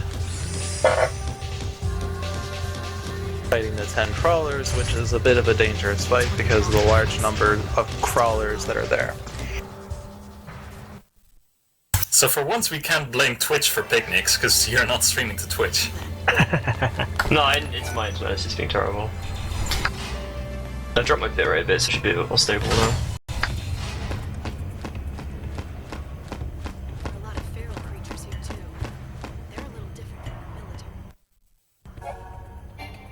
But also another thing to note with using Ravager versus Commando, something we can also do is called com buffering, or just like in general buffering abilities into other roles, so that we get the roll we shift into's roll bonus on the spell from the previous roll. So if, for example, we com buffer a Aqua Strike, we're getting the com roll bonus on the strength multiplier on the water weakness for Aqua Strike, which does even more damage. Yeah. And we can also do the other way. Later in the game we do it quite a lot, buffering Saz's splits into Rav to get a lot more chaining hits, because you get the additional chain bonus from the Ravager roll bonus. And this doesn't get seen in the speedrun, but probably people that have played this game before, if they've read up on how to deal with the long Guise, they've learned about Vanille's death doing a lot of damage, and that shifting to calm during death's animation will increase death's damage. That's the calm buffering we're talking about, and you can do it outside of Vanille's death. It's easiest with Vanille's death because of the 5 or 6 seconds you have to shift to calm, but you can also do it like with the last Rav ability, as MLSTRM mentioned. The other common place it gets used in casual is with Army of One. Indeed. We do this with com buffer as well, we do it with Cold Blood as well, but not as much, and it doesn't do as much damage, but buffering is used a decent amount between Rav and com in the speedrun at least, but not really many other places.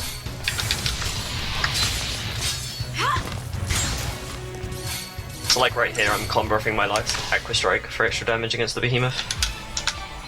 Unfortunately you couldn't see the damage number, so it doesn't really help. And if he did that successfully, then it saves him half a round, basically.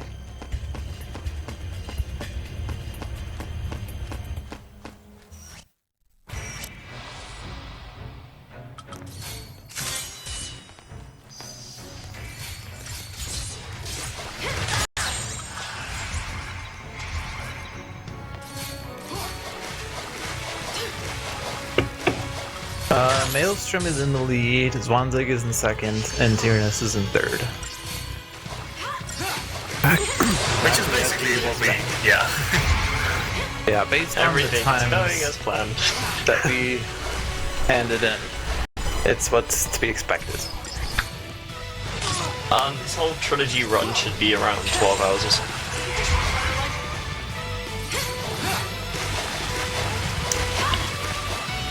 Of which 13 will be the biggest part of the 3, because it's by far the longest game.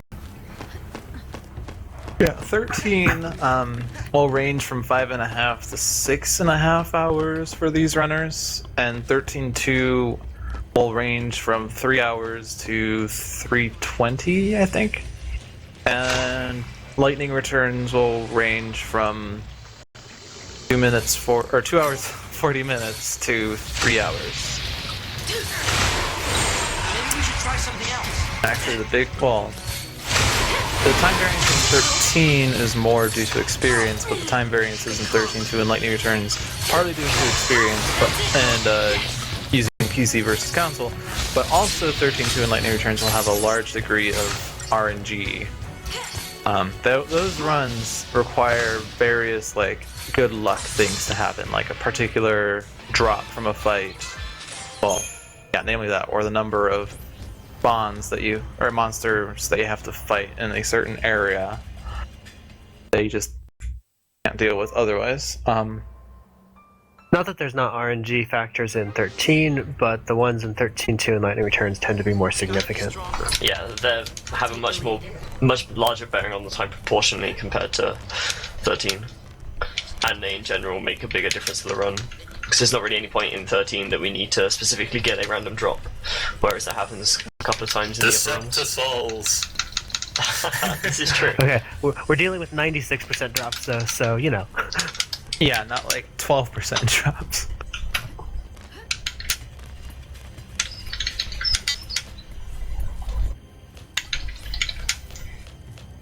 So again, between the two routes, this fight and the next fight are a pretty big difference between what I'm using and what the other guys are using. I'm using Odin on this for this Midas Feather Cycle fight, and then I won't be summoning for Protoflorian, which is the next fight afterwards, which is the boss of this area, whereas the other guys will be summoning for Protoflorian. And basically it works out that way just because of a kind of difference in how everything's set up. Indeed. That was a fun way of doing that Lobo dodge. I mean, they're just like Managramers. Just slower. And they like to play more games. Yeah. Okay, that was odd. Never mind. I thought I fell off the elevator, but it wasn't. It was the switch. I was really confused for a second. You picked the wrong foot. Okay, Proto, please don't troll. So Maelstrom's doing more commando development and lightning earlier. Tiornys and ZwanzIg will be doing more Ravager development. Follow my lead. So the big difference is that Maelstrom lacks fire. But that's okay because Maelstrom's more strength-backed and Lightning doesn't learn Flame Strike at this point.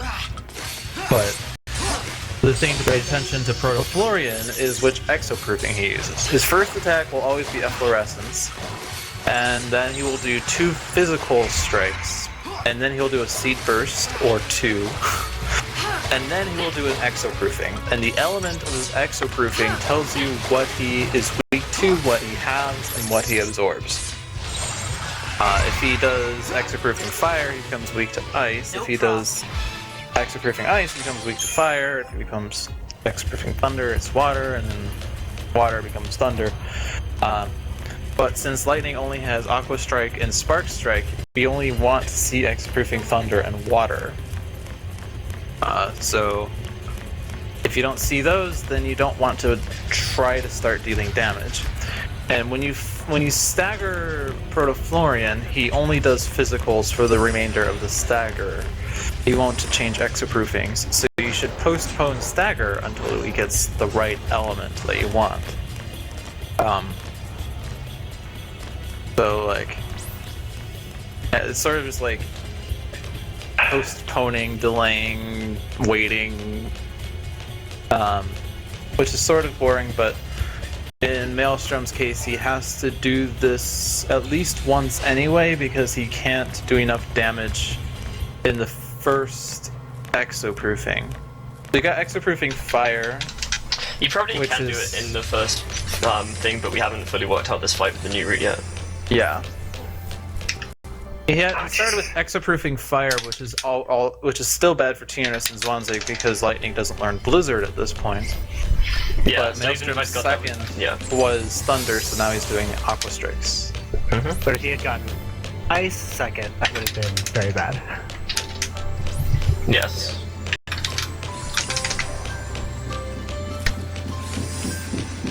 And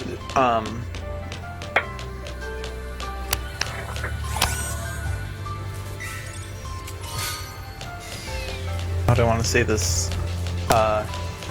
When you stagger an enemy, you can interrupt them most of the time. And some enemies actually can't ever interrupt. But staggering allows you to sort of keep them in this state of interruption to the point that they can't do anything.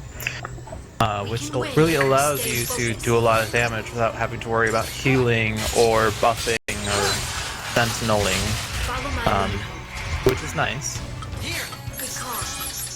I forgot my equip there at the end for a little bit. Yeah, wasn't that an optimized strat? I think I tried it once and it didn't work, so I just did it manually for safety. Yeah, because I thought that optimized gave her the tungsten bangle, which is what I was asking about, and then you didn't really say, well, it's supposed to be the silver bangle, because that's what it does. Yeah, I didn't manage to get save set up until like yesterday for this point, so I haven't tested stuff properly yet. Yeah. As you can tell, we totally know what we're doing with the new route. Yeah. I'm not too familiar with it, so I will defer to Maelstrom whenever there's like some difference as to the reason why. I can conjecture, but I don't have the big picture in mind. Yeah, so staggering is similar to almost died to a bike. Almost. Yeah, stagger is similar to curse in the fact that every enemies and your characters have two values, which is called cut and keep. And keep is basically your resistance to getting interrupted or knocked down by an attack, and cut is the value of an attack's, like how good an attack can be to how well interrupt. Yeah, that. And when you go to stagger, your base keep goes to 0. So while you may not be able to interrupt an enemy during an ability because their keep might be higher, if you keep them interrupted, you can keep them interrupted while they're just staggered because their base keep is at 0. And so anything will interrupt them.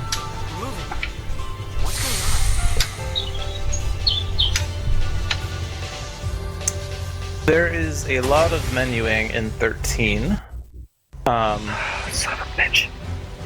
A lot of paradigm changes, but mostly as the result of the frequent party changes, especially in the earlier chapters. A lot of equipment changes as the result. Once we finally get to a point where there aren't many, like once we get to like chapter 11, we will be changing equipment a lot less frequently. We'll be changing paradigms a lot less frequently. We'll set up like paradigms at the start of the chapter to run with for most of the chapter. I don't know how 13 compares with other games from Final Fantasy, but compared with like 13-2 and Lightning Returns, as people are always saying, there is more menu in 13 than in the other two games. Lightning Returns definitely has the least menuing. 13-2 is in between.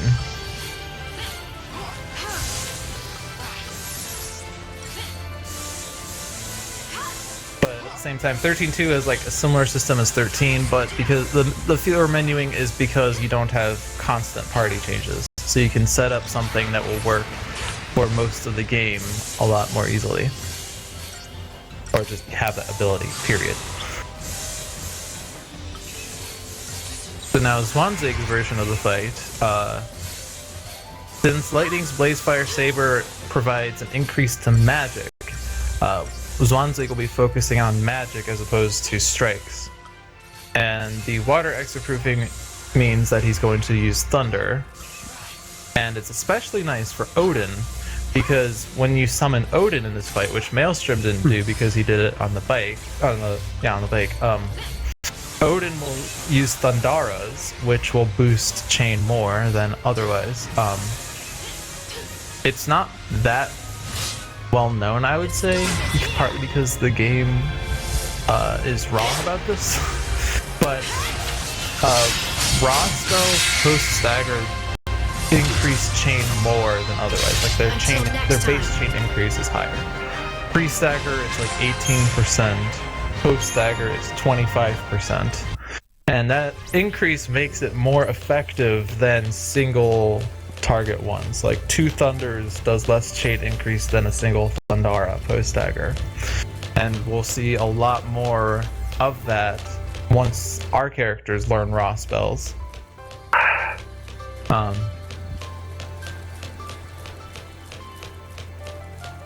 So I had a really solid chapter 5.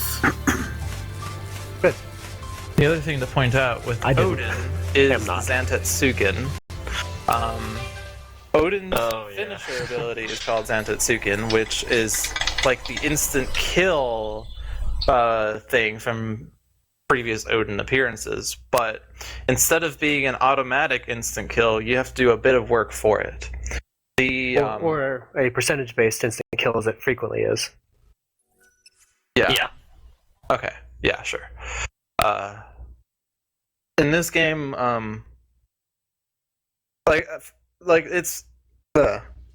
he will instant kill if the enemy's HP is less than a value calculated based on Odin's strength and the chain percentage of the enemy. If it fails to instant kill, it will instead do damage, but it will do much less damage than it would have otherwise have instant killed with. So it's the goal would be to instant kill if you're going to use Zantetsuken. Yeah, Zantetsuken is good if we can set up the instant kill for it, but if we just want to use a summoner finisher, then other Eidolons perform that role much better. Yes. And for the Proto-Florian fight, numbers work out so that if you get to max chain when Zantetsuken finishes, it will kill Protoflorian provided that he's at 33% HP or less. So the goal during the stagger is to, so basically while during the stagger you prioritize chaining to make sure you get to high enough chain, and then Odin will help the damage while he's out to the point where you get to around 50% chain or so, and then you can Zantetsuken providing you've done enough damage and you should always kill. The important thing to know if you're going to try to use Zantetsuken casually is that the chain bonus is quadratic in the formula, so it's really, really important to have high chain. Yeah.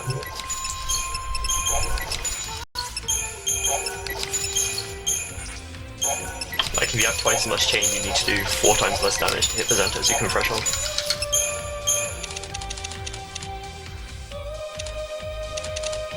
Whoops. So, as I like to say, the menuing in Chapter 6 is funded by the Belladonna wand. Because that sells for a lot of gills.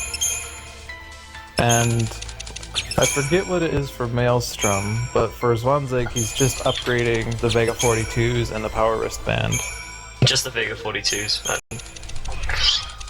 Okay. So they've both upgraded Vega 42s, and I think Maelstrom's Vega is 2 levels lower than Zwanzig's. If I recall from my casual looking at. I think it's like a level 16 that I have. Oh. Well, then it's 4 levels less.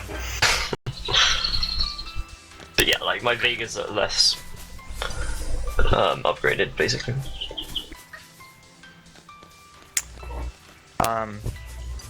At this point, though, you have sturdy bones, or you can buy sturdy bones, rather.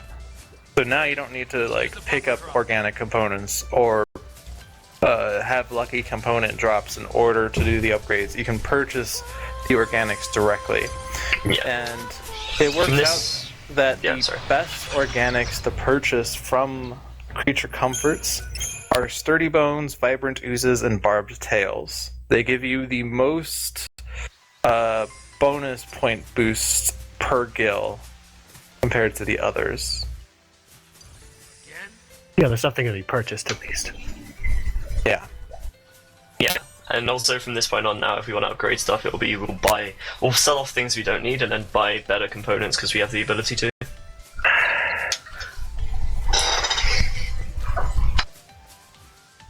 And the polymer emulsions we've been buying is currently the best experience point per gill. Once we get to Chapter 7, that will become turbojets. Oh, come on. When we get to Chapter 9, it will become crankshafts. Once we get to Chapter 11, it will become superconductors. And if we did Mission 7, which is not done in the speedrun, it actually becomes ultra-compact reactors, but they provide sometimes too much experience to the point that they're less effective than superconductors.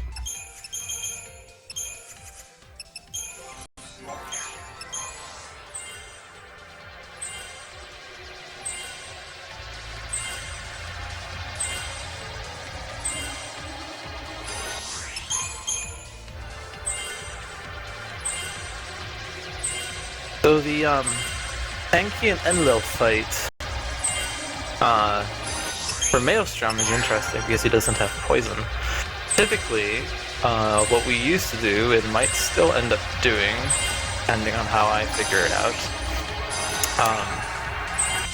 is to keep Enki interrupted with poison so that he does not bellow. The bellow attack Isuna's all of his debuffs that we inflicted, and it also casts, haste, faith, bravery, and water. But it also enables him to get to his Raging Torrent attack, which I guess hurts. I mean, it didn't actually do anything to Maelstrom. I'm not sure if it's because that he killed. Cancelled it. Yeah, if you killed him or if you interrupt. I don't know if you can interrupt that once it's started.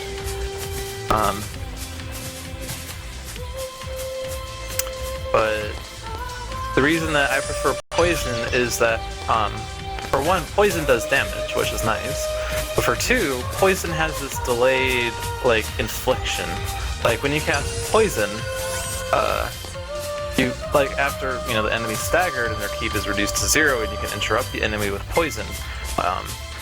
Like the first, when you cast a spell, that interrupts the enemy, and then there's about 2 seconds where you can see like green bubbles appear around the enemy, and then if it inflicts poison, it will cut the enemy a second time. That was scary. Which is pretty vital, because you can't keep him interrupted otherwise with just Vanille and Saz. Even if you try to do oh nice, 1 HP Saz. That is very impressive. That was scary. Calculated. Completely calculated. I wish. This is not like 13, where like... or, this is not like 13. This is not like 10, is what I tried to say, where like some fights just end so close, but it's scripted. This one is not one of those. Shoutouts to Evray. Anyway, what I'm trying to say is that when you get to see Zwanzig's fight, you'll see poison keeping the Enki and Enlil interrupted, and if Zwanzig does it well, or if the game cooperates, which sometimes it doesn't, tracking. Tracking is one thing. Sometimes, despite the higher chain, poison doesn't inflict, and so you don't get second infliction, which is what keeps them interrupted. But if it cooperates, you'll get to see them not use Bellow, and so they will maintain their D-Protect and Poison. Yeah, like also when Enki and Enlil are staggered in that route, it's a really good example of ATB refreshing if you pay attention to how Saz is doing his attacks. Yeah. Because the shift will be done to make sure he is doing 6 attacks at once over an ATB shift. And the camera usually cooperates so you can see it happening.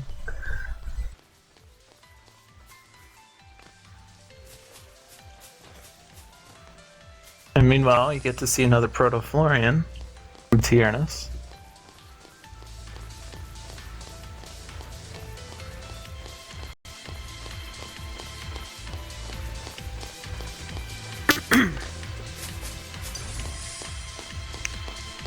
Get to see a Proto-Florian fail.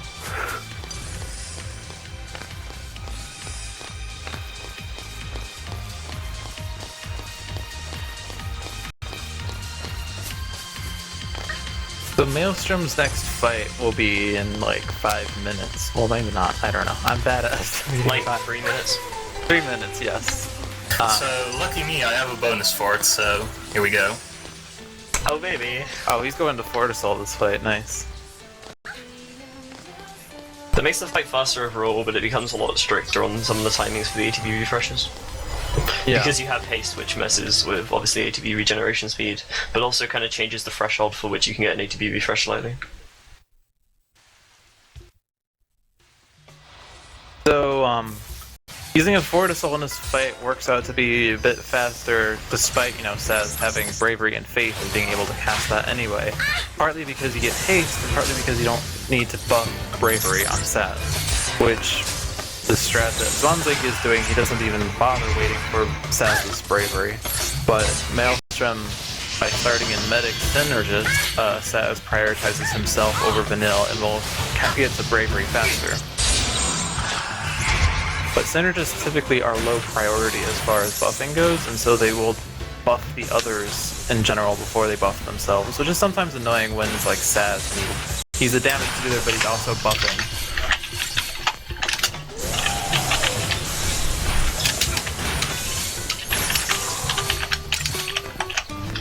Sadly, he saw the Bellow. Wasn't paying attention if it was because of a non-ATB refresh, but if you see the Bellow, obviously you'll have to re-inflict the D-Protect, because the damage boost from D-Protect is very important. Also, it seems that once you kill one of them, the other one starts attacking a lot more frequently, so... Yeah, not only do they attack more frequently, they also get, is it enraged? Or is it... There's something they can cast, which they can only cast when one of them is dead, but it makes their attacks do more damage as well. Oh, really? Yeah. I'm not really messing this fight up. I think they can cast enraged before stagger. Interesting. Yeah, Zwanzig lost chain on the Enlil, so he has to restart the chaining process. It actually wouldn't have been a good idea to stagger anyway, because of the chain duration was already low as is. But now he's doing a good choice in waiting, or getting more duration through sabs and comms.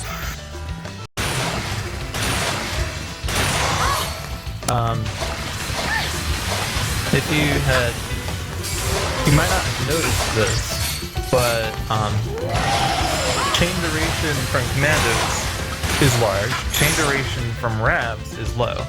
A lot of people sort of think of this as comms slow down the gauge and Ravs speed up the gauge, which isn't quite correct. It's that comms add a lot more to chain duration, which is the number of seconds before chain expires, and the speed of the bar is an indicator of the amount of time left in the chain duration, but it's not the speed that they're affecting, it's the duration. Which is why you've seen us effectively using mostly Ravs several times when building chain. Indeed. Ravs are capable of building chain, especially when you have 3 of them and they have at least 4, maybe 5 ATB. Then you can actually, once you have a stable gauge, you don't even have to worry about restabilizing it. They will maintain it well enough. The faster you're getting the attacks out, the easier it is, so haste, ATB refreshes, all this helps. But also Saboteurs help a lot with chain duration as well, especially when they inflict a debuff. Inflicting a debuff adds 8 seconds to chain duration, and if you, do 3 spells with Vanilla and they all inflict debuffs, you have 24 seconds of chain duration. That's quite almost max. Almost max. It maxes You actually have more than that because each of them do base seconds as well as the extra seconds when they inflict. Right. I think it's 2 seconds or so base, and then I another wanted 8 to say when they 2.2. succeed. The exact numbers don't matter. Yeah. So I've successfully not forgotten any of the unequips in the run. Yay! Yay! So, yay. Or I guess there's the one at the start of chapter 11, but yeah. That one doesn't matter though, really. There's also one at the start of chapter 9 where you unequip Snow and Lightning, and That one does matter. not unequipping Snow will not give you the power Right, to but spend on there's Saz. other stuff in that menu, basically. Yeah. So the fight I just did and the one MlStrm's coming up to is the first forced summon fight in the game, and you just start the fight with guest spell level 3 at full points, and the fight kind of goes from there. And there's another example of that later in the run. There's only 2, right? 2. Yeah, there's only 2. But that fight is actually one of the early differences we found with the PC version. For some reason, the strat used on the console versions does not work on the PC version of this game. So we had to find a different strat to work, because just for some reason chain duration doesn't work as well for summons. Yeah, we have a few theories about it, but it means there's a couple of fights we've had to change strats for over the months. I have not had issues with this bike in so long, I completely forgot what happens if you fail it. Just wait for it to fly past you and then run. Well, yes, I know that now. Thanks. No problem, anytime. So yeah, as Zeroscar said, a paradigm is a set of roles that... So each role, there's like Commando, Ravager, Sentinel, Synergist, Saboteur, and Medic. Those are the 6 roles. A paradigm is a collection of roles, one for each character. So like, if Lightning is a Commando, Saz is a Synergist, and Vanilla is a Saboteur, that's a paradigm. You have a Commando, a Synergist, and a Saboteur, and they're each doing their own thing. Wait, I know this one. Bully. Yeah. Yeah. And they How all many have points? names, some of which I know, a lot of which I don't know. Yeah. I just call to them by the roles because that's how I think of it, but then other people call to it by the name because that's how they think of it, and it creates a lot of clashing when someone says something that the other doesn't know. Yeah, but basically you set up 6 different roles at a time maximum, and then in battle you can switch. Yeah, paradigms. And then in battle you can switch between them freely as you want. And sometimes the information given isn't even enough. Like if I just say, set up Relentless Assault with a party that has 3 commandos in it, Yeah. that's not very helpful because any of the 3 characters could be the commando in Relentless Assault, which is Yeah. Commander, Ravager, Ravager.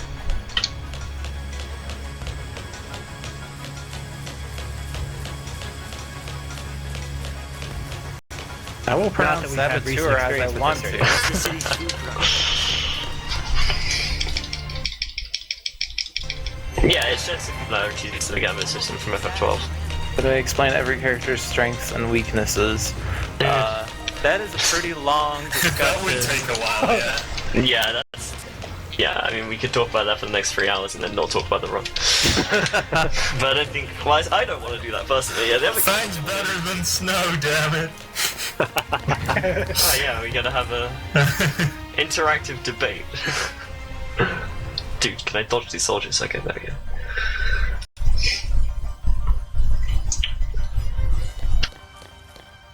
All of the characters have definite strengths and weaknesses that change as you go through the game. So, characters that are good at something at one point in the game, they might not be the best at that later on in the game. Yeah. How am I supposed to just forget about Yeah, and It's not especially as once simple you get as to the second Vanille's half. better than Saz. Hope is worst out of all of them. Snow is the best. No, it's not. Yeah, and especially once you get to the second half of the game and you have the ability to put any role onto any character, things change a lot. Because although in the early game, you know, we're restricted on the roles we have for each character, when that opens up, we have a lot more possibilities to do. I will continue to sabotage the pronunciation of Saboteur. So wait, how is it pronounced? I think it's Saboteur or something. Saboteur. Saboteur. I don't know. Someone was I yelling always at me say in the Saboteur. chat. So I just... Saboteur. It's weird. I don't know. I believe the American English Tomato, way of tomato. pronouncing it is Saboteur. Yeah. Steel God. With the caveat that the American English way of pronouncing it is not very true to the source language. Indeed. No is indeed Yeah, it the comes best from at French, Steel so- Guard, because Steel Guard!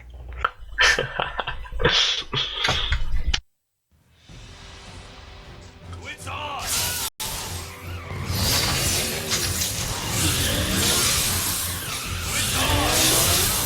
So unlike Maelstrom, I can, for the most part, just spam X for the fight, the mandatory Shiva fight here.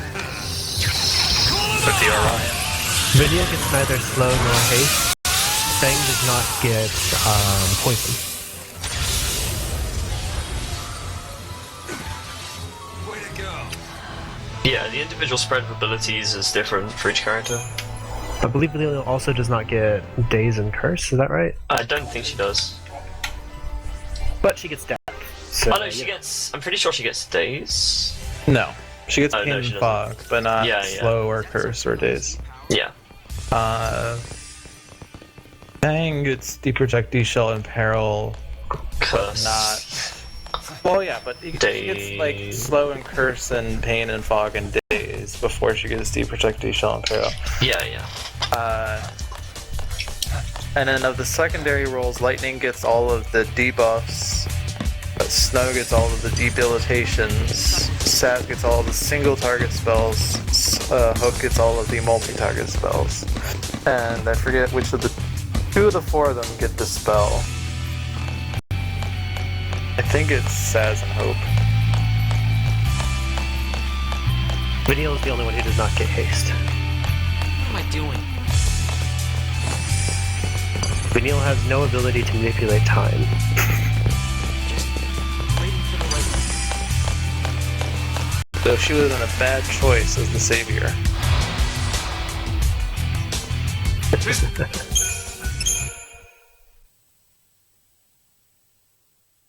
Sovereign Fist only hits twice. Highwind hits 4 times, potentially. I Though still it's very have- rare to see all 4 of Highwind's hits on the same target because they're stacked so distantly vertical. Almost there. There's so much distance between the bottom one and the top one. Very few targets can I still be have hit by never both. seen the Sovereign Fist animation. I should really do that one of these days. I mean, you have No, files where Snow knows Sovereign Fist all over the place. So yeah, not like at it would be a least- hardship. I've at least seen it in 13.2 in the DLC fight. Anyway, so Maelstrom is setting up for the first Ashungval Subjugator fight. Zwanzig is there's still a lot of running around for Zwanzig. There's a lot of running around at the start of this chapter, yeah. Yeah, this chapter is sort of barren with encounters, but dense with dodges. This kind of midsection of Cocoon kind of starts having a lot more gaps between fights. Then Tiornys is going to change the weather to sunny and pick up a metal armband. No. Although I did consider changing it to sunny because I'm more experienced with those dodges. What I was talking about was the flat percent route. We're running any percent. Because a flat percent trilogy relay would be too long. 3 days more than half of a day.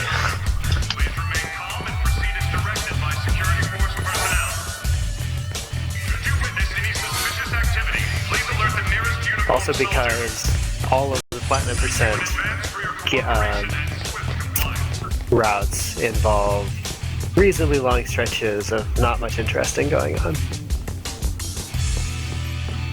Oh yeah. So the four of us have done 2 plat percent races. They are fun in a way, but not a very good competitive category, as Maelstrom will be able to tell you. Yeah, it's fun. It's fun to do a 20-hour run with all of the RNG at the end. Yeah, if you don't like that, you should do a 12-hour run with all the RNG at the second half, like Trilogy percent. Wait, that's what we're doing.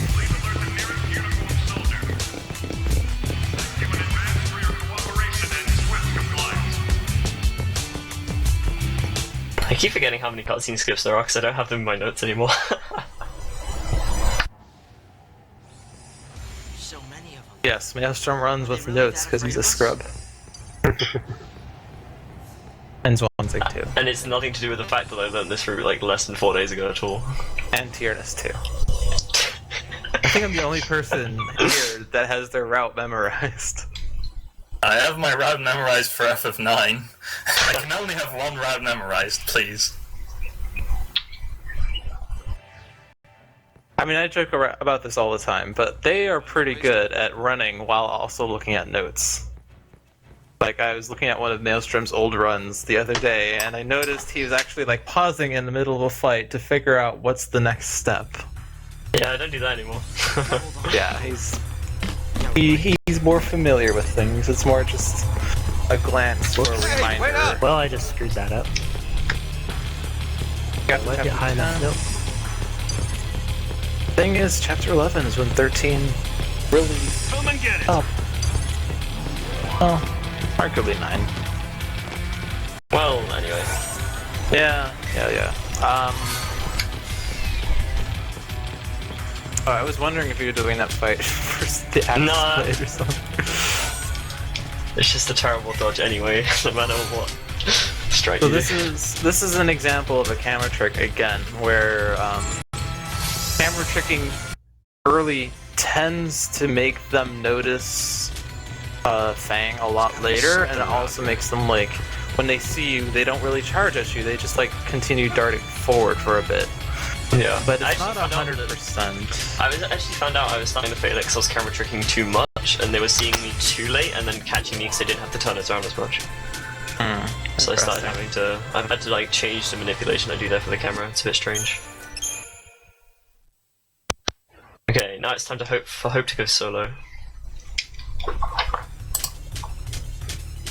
I'm gonna focus for this fight because it's pretty hard. Yeah, this is the return of Ushamgal Subjugator. Before I even get to the first one. It's a lot harder because previously you had Snow, but this time you don't have Snow, you just have Hope, and he has a lot more HP. And you only have Ravager. Like, the first attack already did twice the damage, and oh shoot, he died. Uh-oh. Oh, that was intended! Oh.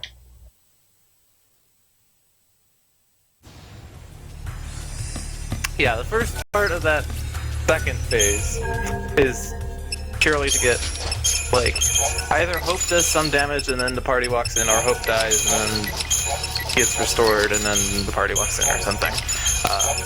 The real fight starts when you have Fang and Lightning.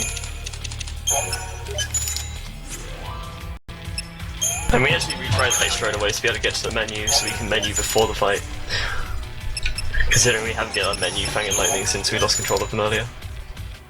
Well, only just before the fight, but we do the menu. You could Crystarium them and equip them before the fight, but you don't get to change like paradigms before this fight. And the paradigms that the game likes to give you are not really good selections.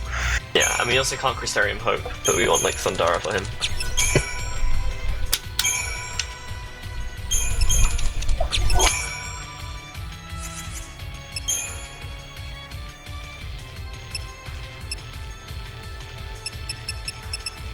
Unless you're Zwanzig and Tiornys, who have picked up Thundara before the first Ashumgo Subjugator. But, anyway. So yeah, retrying this fight allows you to set up more appropriately. And there Not just for the Ashumgo Subjugated fight, but also for the fight after that. Indeed. And in fact, in this route all the way through to Saga Sky Tank is set up in this menu. Because frequently, in this game, we want to make sure that we're not just set up for like this one fight, but we want to be set up for multiple fights at a time, because menuing after each and every fight is usually inefficient. That's bad. We will do it a lot more in like chapter 11 though, where we keep doing small tweaks because we need to. But if we can get away with it, we will try to like share setups across multiple fights.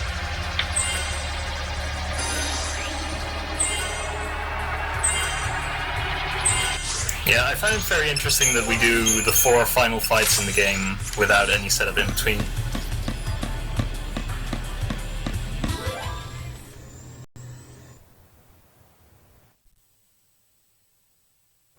So the final 3 fights, did set up for the first one of those, and the next 2, in order to get set up, you would have to re-skip all the cutscenes again. But sort of like not setting up after Tiamat and before part 3 is what interesting, but it works. I don't know if it's what Maelstrom does though. I'm doing this fight all kinds of wrong.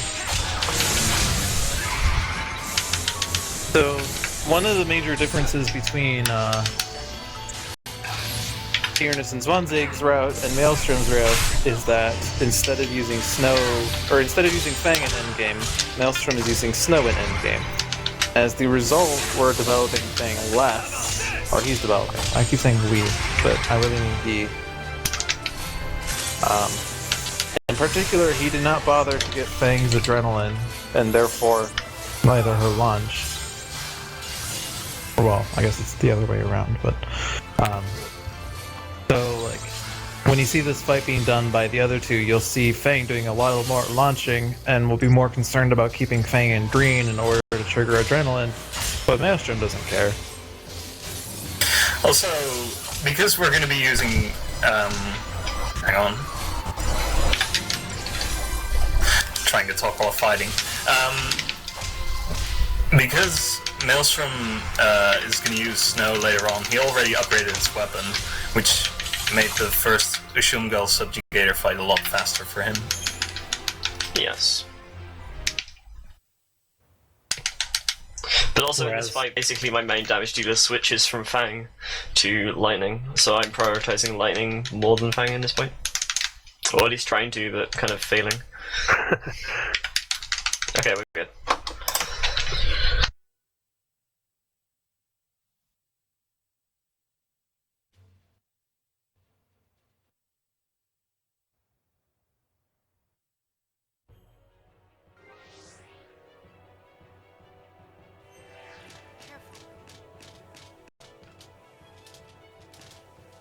So as Maelstrom finished the first Ashumgo Subjugator, Zwanzig finished the first Ashumgo Subjugator.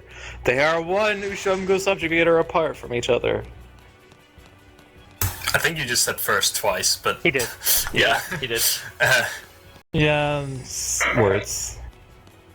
I'm semi-tired. I didn't sleep well last night, so if I misspeak, it's because of that. It's not because of... I don't know what else. That was a rare missed dodge that didn't actually cost me any time, because I would have had to wait for this platform anyway. I think that might be the only place in the game where you can do that.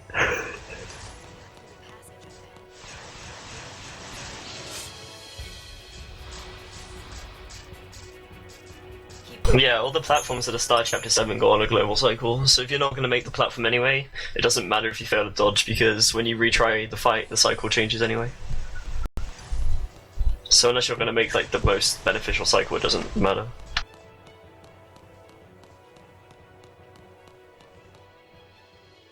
And I completely messed up this fight. Oh dear. Oops. If I could change one thing about FF13, it would be making it so that the game doesn't pause when you try to skip a cutscene too early. Yeah.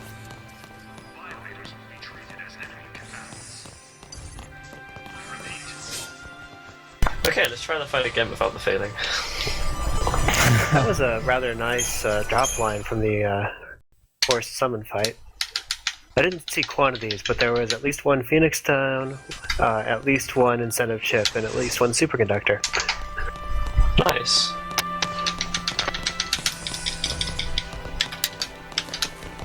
No bonus shroud, but you know. Oh hey, I just discovered that there's a second soldier there. Nice. Yep, there are two. My dodges in this chapter have not been very good overall. Yeah, so now in the second half of Chapter 7, there's a lot more fights. Okay, This that is- should do it. MLSTRM's doing the first Hope's House fight, of which he's going to utilize Zantetsuken, I think. Or maybe... 3 out of 4, close enough. Either that or Thunder Falls to kill, because Lightning is actually strength spec and could probably kill things with Blitz. Oh, the soldier didn't actually But die. Zantetsuken still works out better if you get the ideal Zantetsuken and kill everything. Ah.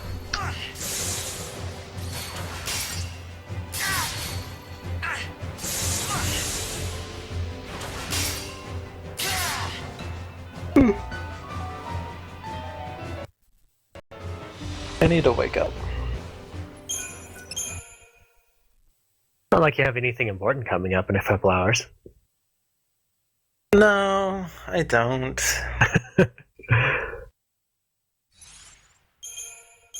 Like, if you need to take a break for a few minutes, that's fine. We can cover it. Well, I don't think it would help me to wake up. I will eventually wake up someday.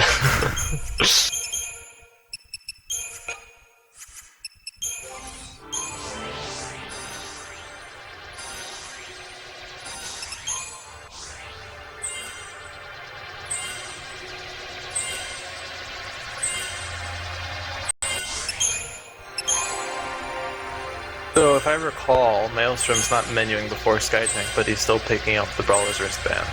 Yep. Zwonzig's going to do a menu here, and fall Tiornys. Eventually. Tiornys is quite a ways away. At least in the same chapter. Yay!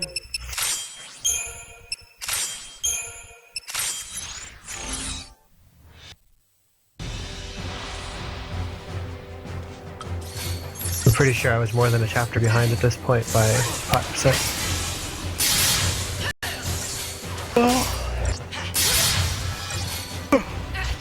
I had a really bad start to my 5%. That would totally help me out here.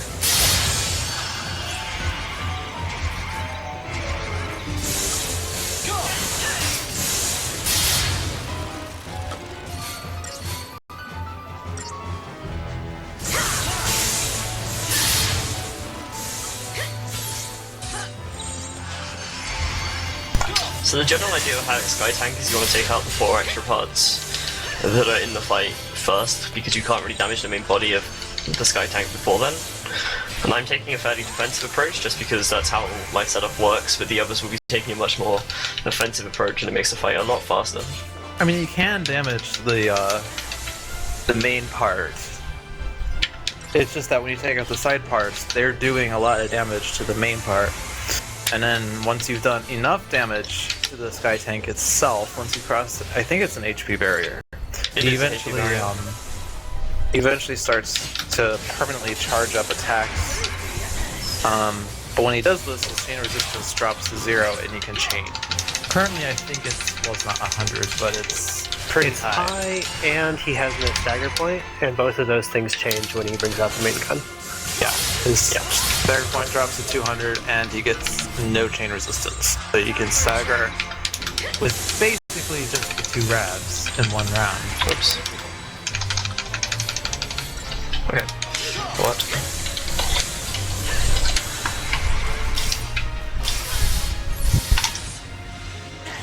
I believe each side part does like 30,000 damage. Oh, to the yeah, center that's part. right.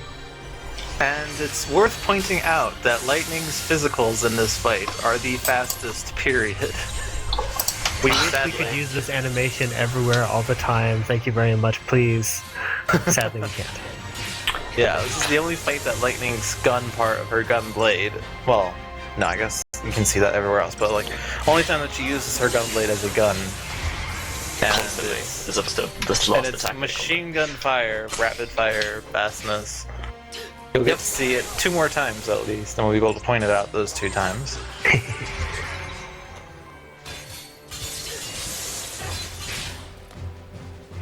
So the thing about Ushumgal Subjugator is it's one of the longer fights in the speedrun. It's probably a fight that we would use a Fortisol on if we could. Well, we can use it for Fortisol. It's just that it only helps the hope section of the fight. Exactly. And that doesn't help at all. The hope lead of that fight sucks, because it kills all shrouds, making the usage of shrouds rather hopeless. So bad pun number 2. Only 2? Well, Just say you're pun slacking, as dude. well. number 2. You do need to wake up. There are a few fights like that, like the Dreadnought fight. If you had tried to use a shroud, it would only affect the first part of the fight. The Garuda fight as well, from chapter 3. Oops. Not what I meant to do. And the Kalavinka fight in chapter 9 will only affect the first part, and obviously it's always the second phase that's the hard one.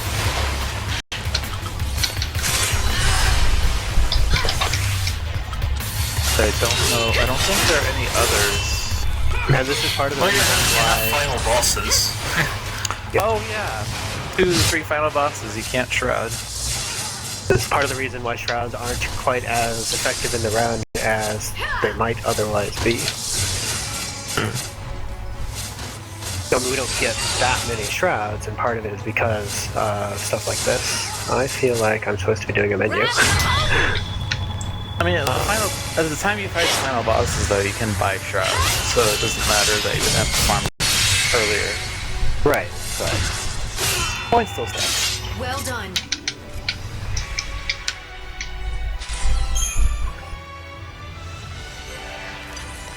Watch it.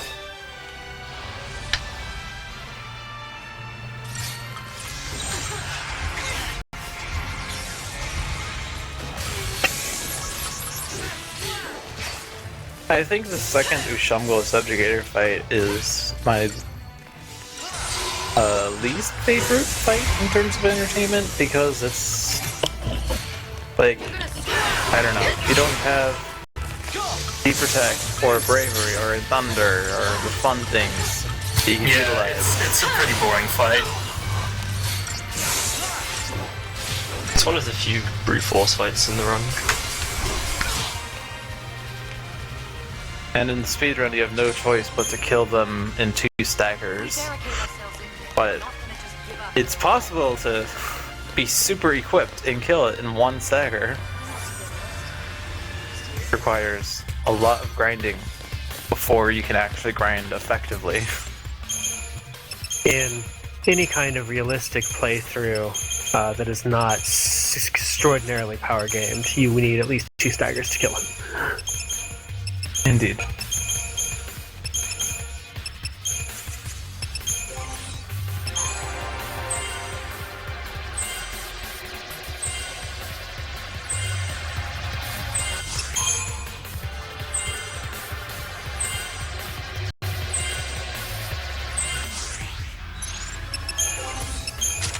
So Chapter 8 is one of the chapters where Maelstrom really just pulls ahead because of PC. Because there are a large number of cutscene skips that take a lot of time on PS3, but on PC they're all instant. I missed restoring to all, that might cause an issue.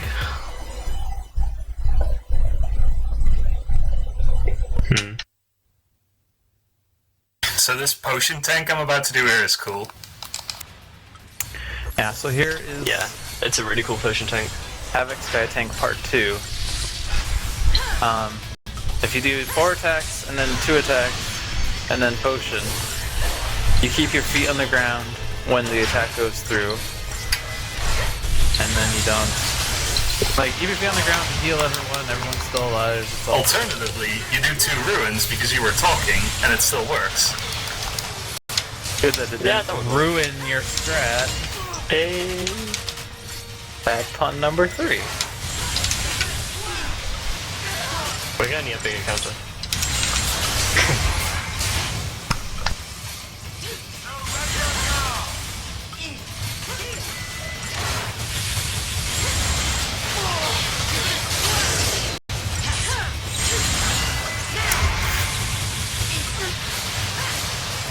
One of the few times that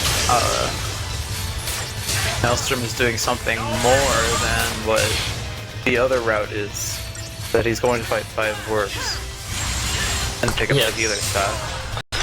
Yeah, it's sold extra gil in this route, but not needed in the old route. Or I guess the other route. Yeah, I mean, this dodge is annoying. we have the right route, we have the silly route. Wow. This dodge is really causing issues. Oh my god. Yeah, this is the one trouble dodge in Chapter 8.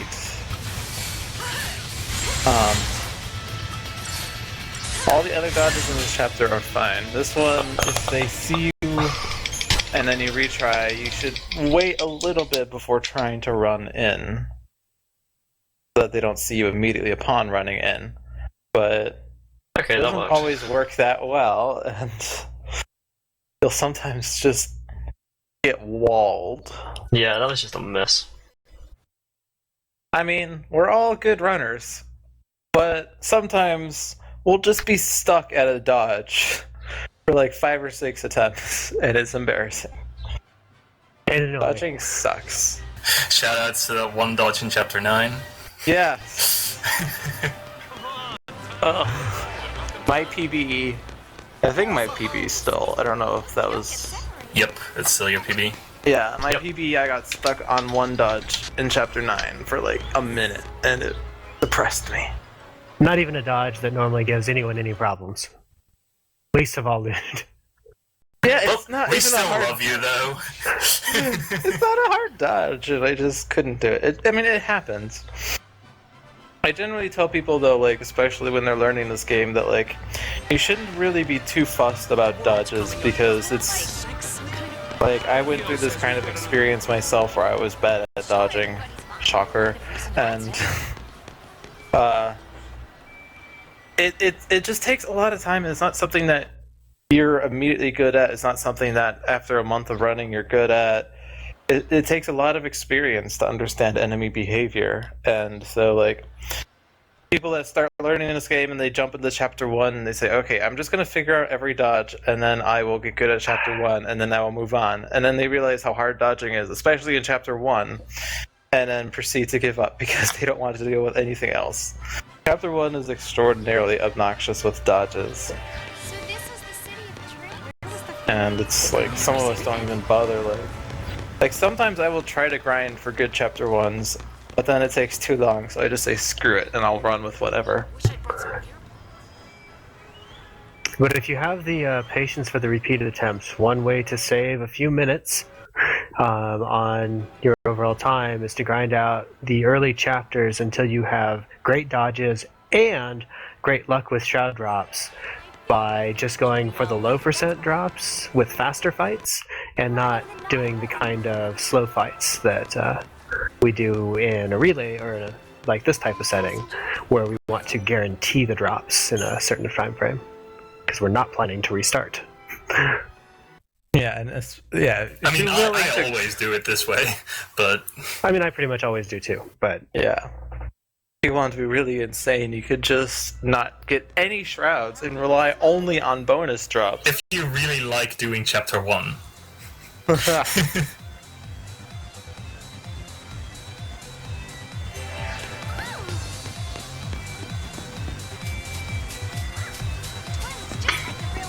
because of my inexperience, I have a personal rule that if I fail a dodge twice in a row, I will almost certainly be Deceptisoling it.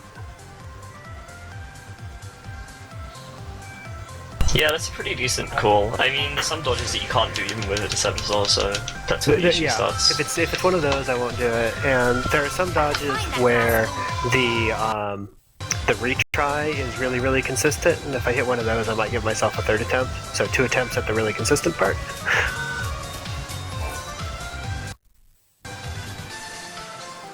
I used to say I would decept cancel if it took me more than 3 attempts. Yeah, and you never follow that, so... Yeah.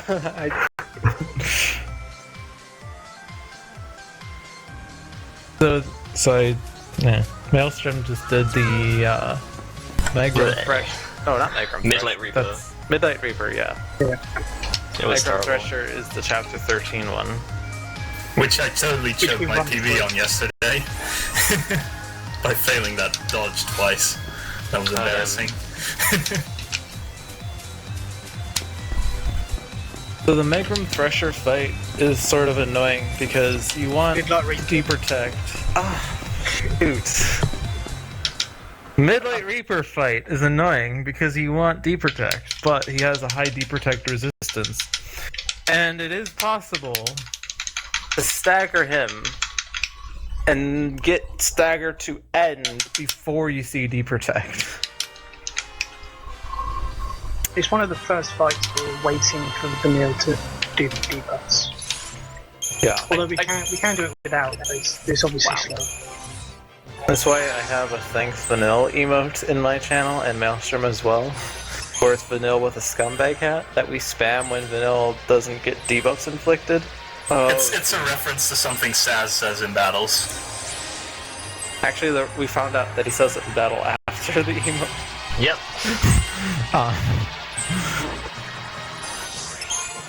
There are ways to work around these strategies to mitigate the effects of Vanille being slow. If you're wondering why Maelstrom died, he got launched by an attack, had 4 HP, and then hit the ground for 10 HP. He died to fall damage, which is the worst. That is the worst. Also the best when you get the enemy to die to fall damage, but it's so much harder for that to happen. So I should point out what's going on in this Brunhilde fight. So the idea is still to get Gestalt to max. But if you try to use like 2 Ravs, Saz at this point in the speedrun only has fire. You could possibly get his arrow if you wanted to, for no one knows why reason. But Brunhilde absorbs fire because he's fire. She is fire elemental. So the chaining boost from fire is a lot less than it would be otherwise. For reasons that I'll explain later, but so instead of trying to use Saz's Rav, we're going to use his Calm. Oh, now she walks forward. We're going to abuse a mechanic called conditional chaining modifiers in order to really get this cool. By casting Enfrost on Saz, Brunhilde is weak to ice. And then by doing attack Blitz, we are alternating abilities, but because we're alternating with the element that the Brunhilde is weak to, I'm bad at speaking, sorry, it adds to the chain bonus. This conditional modifier is a flat bonus that comes after the chain resistance, so it will be a fixed amount. And it but it will work for each hit of Blitz. Blitz shoots for 7 bullets, typically 3 to 4 will hit on Brunhilde, and each of those will get affected by the conditional modifier. and it will boost chain by a significant amount, and it will boost Gestalt by a significant amount because the bullets are hitting with the comm roll, and the comm has the biggest Gestalt multiplier. So that's why you see Infrost and then Attack Blitz. And it has to be Attack Blitz in that order and not Blitz Attack.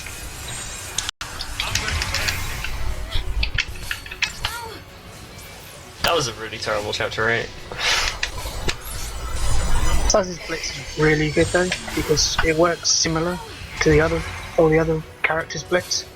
But Saz's is the only one that can hit the same target multiple times. Is that right? Yeah. Yeah. Which is good for bosses. Whereas if you had Lightning or someone else like that, their Blitz would only hit the target once. Yeah. Saz's Blitz is rather unique, and it will be used a lot against single targets.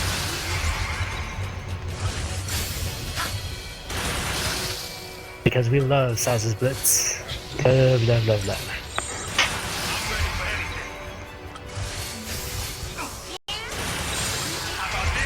Like, Saz's Blitz, I think, works out that it gives you better DPS than 2 attacks if 3 of its bullets hit.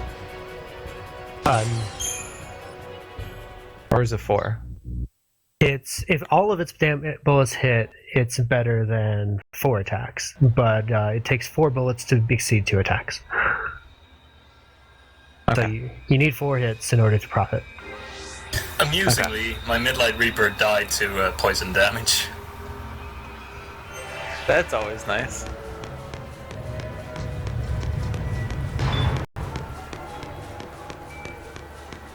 Yeah, I tried to convince Maelstrom that I should be my own team for this relay, but we wanted Balanced teams. balanced teams and 3 teams of 3 people each, so I'm on 13-2 duty.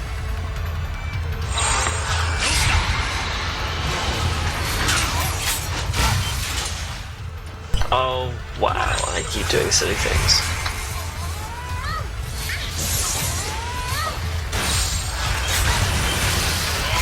Everybody and their mothers runs 13-2. Oh, yeah.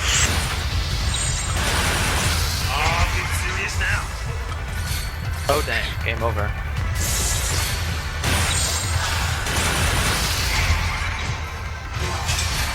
That was nice. Brynhilda was practically in my hitbox there. Like this.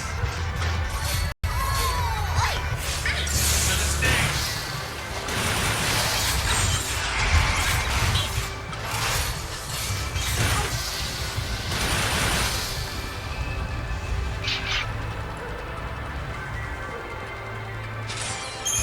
So there's a bit of RNG in all.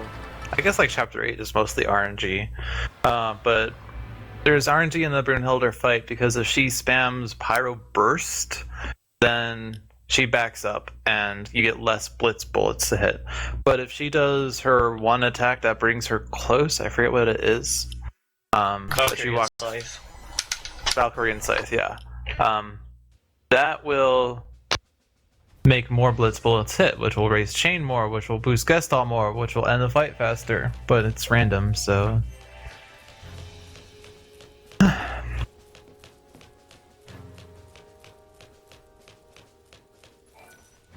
Right, let's remember to instant summon for this fight.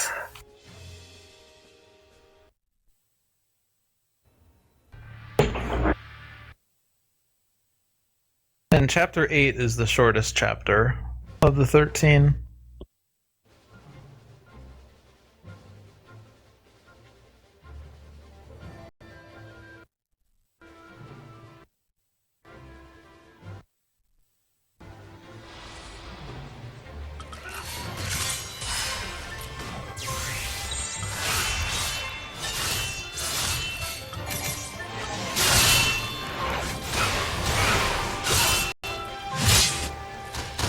So chapter 9 is somewhat interesting, running-wise. There's like a lot of dodges, but a lot of them are easy. There are a few that are annoying. Some of them are outside, as you'll see in Maelstrom. The storm is here. Start of the chapter has 2 fights, and then the next fight is a ways away. And then the 4th fight is a ways away, and then the 5th fight is soon after. And then all of a sudden there are like 4 fights, and then the final boss, and then end of chapter. So it's sort of like chapter 7 again in terms of like it starts out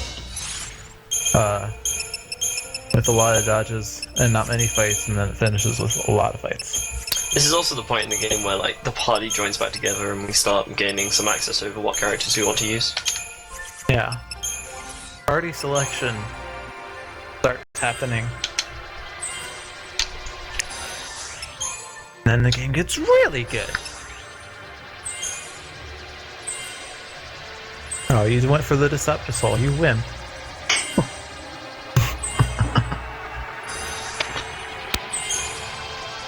My belief It's fine, I'll is make that up time by being able to do the inside dodge. my belief is Shots that fired at me. the final dodge is the outside area. If you fail it the first time, the retry, if you know what you're doing, should be consistent, which is why I don't decept it. I go for the dodge the first attempt, and if I don't get it, then I get it the second attempt.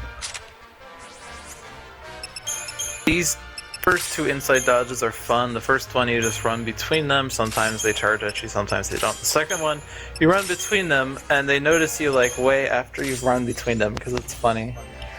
Don't remember inviting you.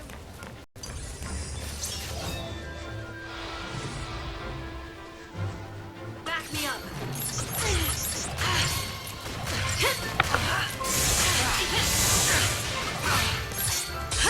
Yeah, all these dodges coming up for Maelstrom as well. You just run past them on the side. Yeah, I camera trick. I don't know if it's necessary, but I don't know. I mean, you can easily camera trick through this section.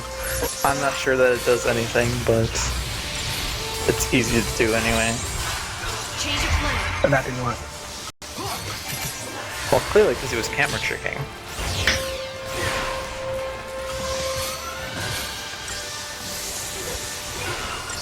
Take this. Just another battle. What are these soldiers doing, man?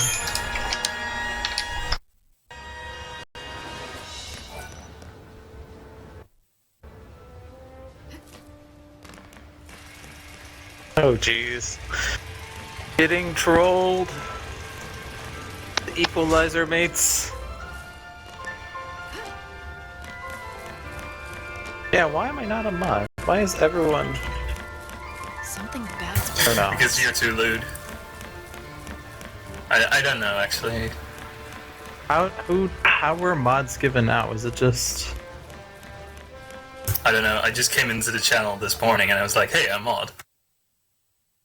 Well, I guess that makes up for when I entered your channel the first time and I was already mod.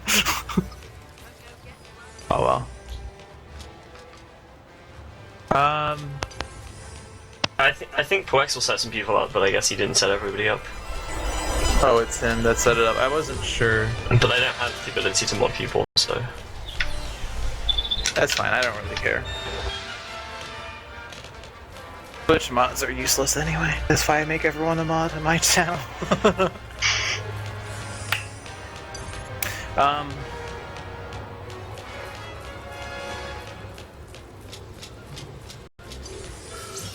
See what to say. Plans? So, yeah, Maelstrom's about to fight a Flanator and a Flamborg. And preempting this fight makes it pretty cool. If you don't preempt, it's still fine, but a bit slower. The Flamborg is weak to water, so we'll cast water, or in water. The Flanator does not have an immediate weakness, but he's pretty weak, so it doesn't really matter that much. But winning with 2 blitzes is pretty cool.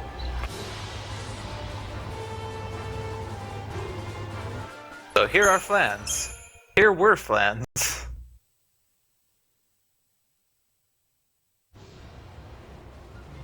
So, I don't know if we've talked about hitboxes for characters yet with dodges, but We haven't.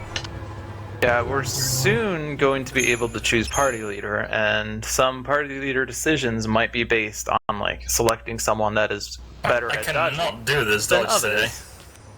So, all the characters have different models. They also look like they run at different speeds, but that's actually just an animation. They run at the same speed, but their models have different hitboxes, which affects different dodges. Sometimes you can do a dodge really easily with like Fang because she can just slightly run past this small gap. But Saz, who is bigger than Fang, will Hit the enemy and trigger the fight. So you would rather want to run with Fang instead of Saz so you can do this dodge easier. Which happens more with the Fang route versus the Snow route because Snow is also pretty bad at dodging.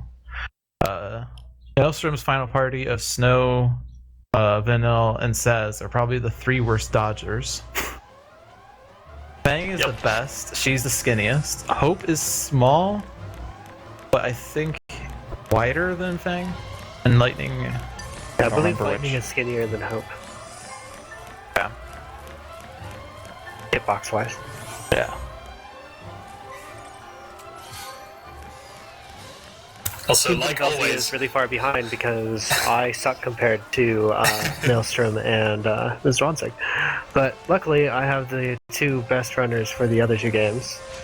They should hopefully The teams have been be able pretty to make up a balanced lot of the overall.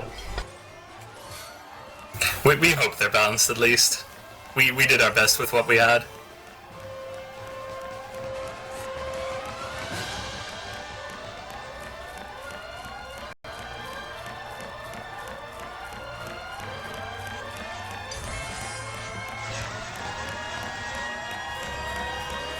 Oh, you're decepting this one too. This one's hard, man. These are 3 Vikings, and if they see you, they will charge at you, but they're actually easier to dodge than the Orions in Chapter 7. They're like, either they react slower or they move slower or something. Yeah. But it's still pretty sometimes terrible. they do prove problematic. I mean, they give But me issues sometimes. It's a very small corridor to run through as well. Like, if 2 of them go in the same place, you haven't got any space to run past anymore. Also, it might be worth mentioning what happens if you dismantle a Doctor's Code, because I just did that. Was that intentional? Yes. Yeah, it's meant to happen. Like, it's just Okay. here instead of later. Alright, so Doctor's Codes. After a certain point, we don't really potion anymore because it's not that efficient. But what we use with the Doctor Code instead is we upgrade it to max, which doesn't help with the healing efficiency. It doesn't affect that. But then we dismantle it, and dismantling it when it's maxed gives us more than if it wasn't maxed. I forget what it dismantles for at level 1. But when you dismantle it at Star, it gives you a Fortisol, Aegisol, Ether Soul, and Elixir. I think you just get the Fortisol at level 1. Yeah. But Ether Souls and Elixirs from there are incredibly important and can't really be got in many other ways. Yeah, Fortisol and Aegisol, I mean, you can get those as bonus drops maybe, or you can farm them if you really wanted to. Ether Souls can't be dropped from a fight. They can only be picked up in chests or obtained via dismantles. And Elixirs, there are only ever at most 4 of them obtainable in this game. We will see 2 of them. Yeah, 3 of them are from Doctor's Codes and 1 of there is in the chest in Chapter 13. It is Chapter 13, it's the one in the Immortal. Yeah. Yeah. It's not grabbed from the speedrun because you have to fight the Immortal. But there's that. And Elixirs in 13, what they do, they're like potions in that they're multi-target. They will heal everyone to full HP. They will not revive KO'd characters, and they will reset TP to 5. I don't know if we've discussed TP yet. Why do they always have to make this thing more complicated than they need to be? So the bar underneath the leader's HP is the TP bar, and it shows you how many TP you have. Like this thing's TP is used for Libra, for Quake, for Summon, for Renew, and I think those are the only uses. In the speedrun, Speedrun. yes. Yeah, there's also like Dispelga and Stopga that Yeah. could be I used, think but we that's don't do all. that. Libra, I think anyone that's played 13 is familiar with because it's the first one you get. It reveals intel on the enemy for 1 TP. Summon is the second one you get. It's 3 TP to get the Eidolon. I think we get Quake next. Yeah, we get Quake. And I think people don't... I don't want to say this wrongly. They're not familiar with how Quake works. Quake is really beastly, especially in the speedrun. What it does is it adds a lot of time to chain duration. 26 seconds, basically, the chain duration. So if you preempt a fight, everyone starts with 10 seconds of chain duration. When you throw a Quake, it maxes everyone's chain durations, and it allows you to really utilize the preemptive strike without needing to like add in more duration in order to maximize stagger on everything. And then there's Renew, which is 2 TP, which restores 50% HP to all of your party. And TP management is pretty important. Yeah, it's pretty worth pointing out as well that Renew also works on dead characters. Yeah, it will revive a dead character to 50% HP. And that's part of its uses that we use it for. At least in the Bahamut fight, we use it to revive like lightning. TP management is pretty important because you can't always start every fight with 5 TP. And Ether Soul will give you 5 TP, and we use Ether Souls. We utilize every Ether Soul we have. Maelstrom's using like a lot less. Or no, he's using the Libra Scopes. That's the one. I have the same number of Ether Souls, but I sometimes finish with a spare one somehow. Okay.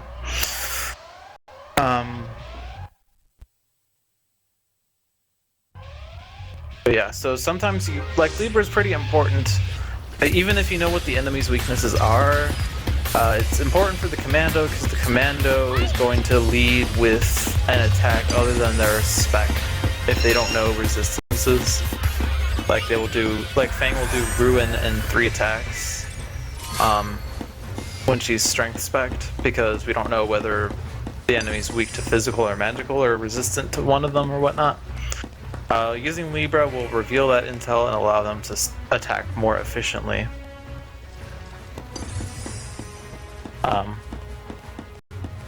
Thermodon played nice today.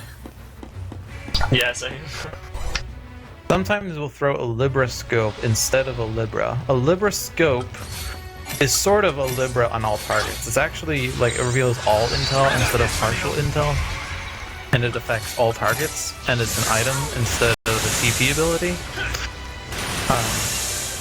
But there are only finitely many that you can get in the speedrun. Well, until you get to chapter 13, then you can buy them. But you can only pick those up in the speedrun. I think. Up to chapter 13. And we will use one against Bart 1, and it's probably my most highly recommended usage of a Libra scope, because you need to know all of the elemental affinities of the 4 heads in order to really do that fight efficiently. So speaking of dying to fall damage... that was so bad. Which fight? Thermodon. Eroga or Photon Blast? Well, I got hit by both. Indeed. And it was bad.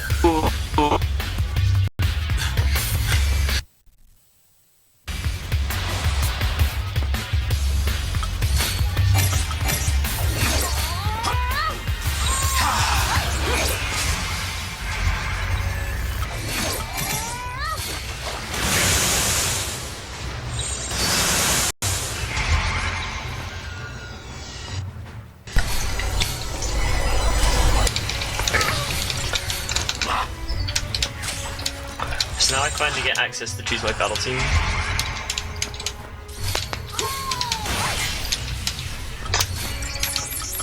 Which is a pretty convenient thing to have.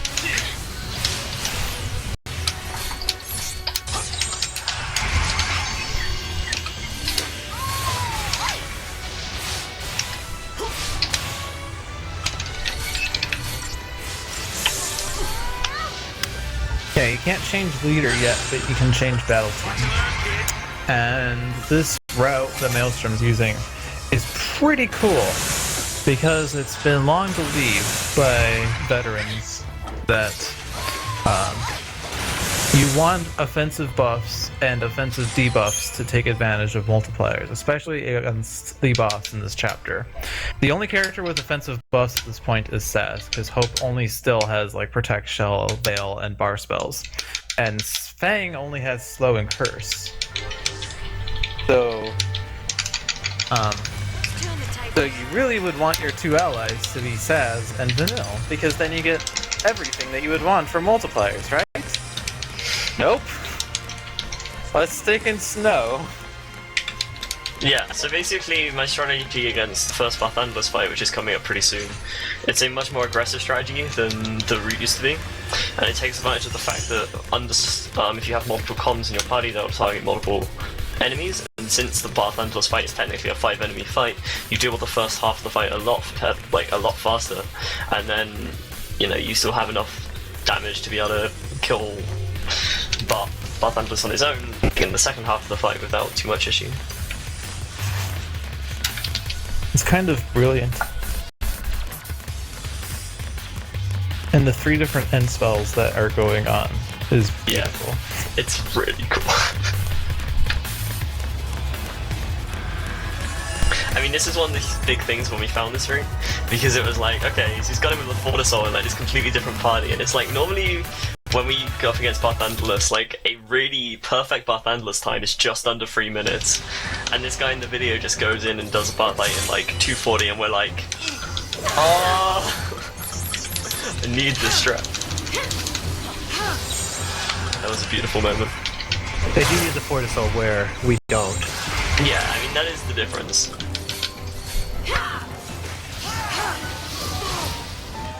The question is whether you would be able to do something similar without the Fortisol and wait on haste and then end spells. Maybe. He wouldn't have bravery. Right.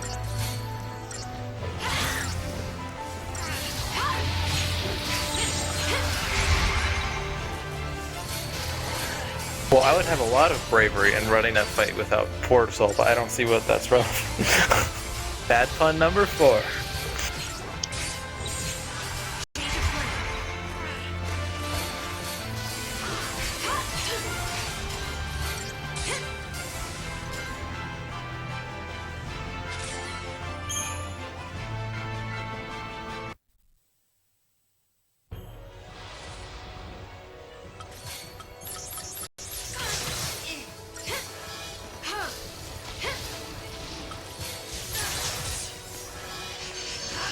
So, this route, this fight route is the same across all 3, where you jump to the side and fight something different as the second fight. If you watched older speedruns, we would just run straight down the bridge. We'd use the Decepticol on the second fight, but it turns out that it's faster to do that second fight to the side than it is to farm a Decepticol to do the second fight straight down. You also pick up the leap respect as well, don't you? Yeah. Well, I mean, the lever scope doesn't matter too much because there are other lever scopes you can get in places. Yeah, I don't... Yeah, but it's faster to get that one because it's right next to you than to run off somewhere. It takes 10 seconds to get somewhere. Well, yeah, I mean, if you weren't going that way to begin with, there's the one in there that you can pick up and stuff. Yeah. That was more what I was saying. And I think in our route, it's that Liber Scope is used on Bandersnatch, but by the time you get there, you could have bought one from the shop. Yeah. Especially with my guild route, which is a bit better now that I'm not upgrading the power wristband to Brother's wristband. So that was an interesting Kalavinka fight. I don't think I've ever done that before, but I somehow staggered him before he did the Hellstorm Bolt, so I never got to actually get hit by that. You can maintain his interruption once he has Curse, but it's really, really hard. So congrats. That's It like also impressive. happens if Feng has good, Well, really he good tried to debuff luck, you start get it, but extra because change. he was staggered, it got cancelled. Yeah, but I doesn't mean, matter. because you're keeping him interrupted until then because of curse. Like, I can't remember what triggers it exactly, but...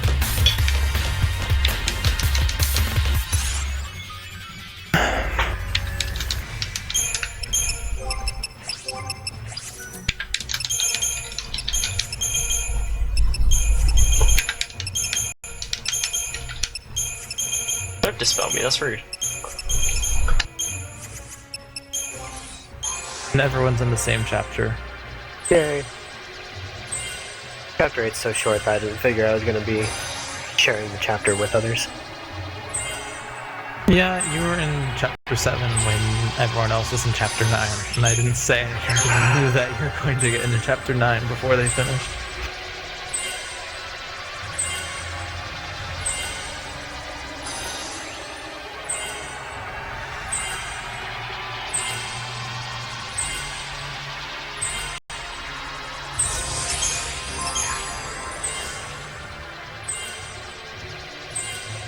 Still not sure what I'm doing with that fight.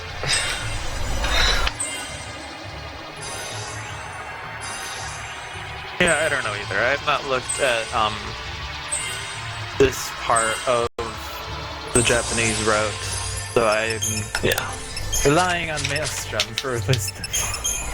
Yeah, but this is where things get cool, because now we're just doing a little bit of Crystarium and then we're onto the Barthandler strat, which is really awesome.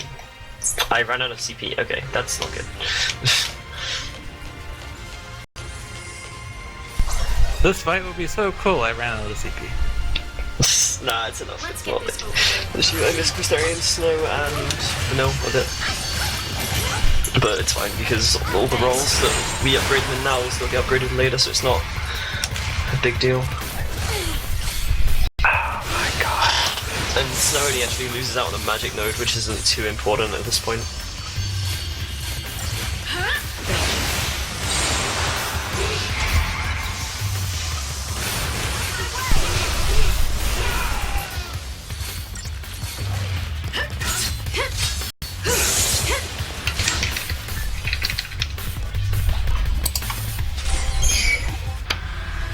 So I guess I'll try and roughly explain what's going on in this fight as it's happening.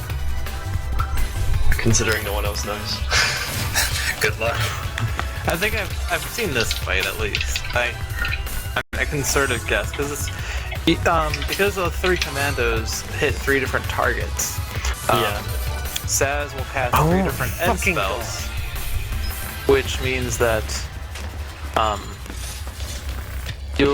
each one will be hitting a different target, and each one will be getting the end spell for the corresponding targets. They'll be doing twice damage to their respective targets, and it's really cool to have all this different actions going on. Yeah. So here I enchant the Libroscope, and that gives Sans the information to start casting the end spells. And then we're gonna go attack the right Pauldron while Snow is focusing on the currently the left ALR and Sans is just buffing. And I'm waiting for everyone to get Vigilance and an end spell before shifting into Cerberus. Okay, there we go. Now what's going to happen is I'm going to focus on the right Pauldron, Sans is going to focus on the right ALR, and Snow is going to kill the left ALR. And basically, by working all 3 heads down at the same time like this, it speeds up the intermediate parts of the fight when... Since we need to kill all the heads eventually, getting more damage on them earlier on is better. So there the left ALR died from Snow. And Snow's now going to target the right ALR, the left Pauldron even. I'm gonna wait for an end spell before continuing, so I want end warded for this head, there we go.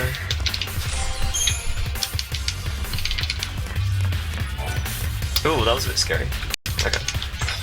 So once you start killing more of the heads, the spells the heads cast get stronger, and when you kill 3 heads, there's only 1 left, they start casting tier 3 spells, which gets really scary.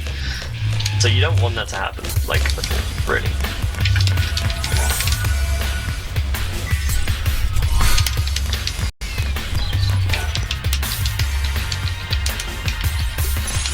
Whoops, that's not shit, don't worry.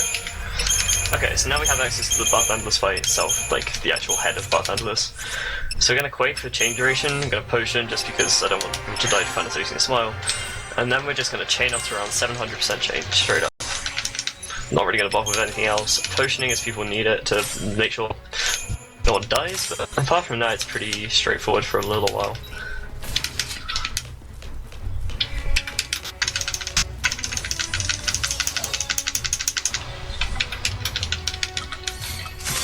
No hesitation. But the cool thing I'm going to try and get with this fight is that we talked about heat earlier, and you can actually, if you do it right, maybe. I might have good ATB for this.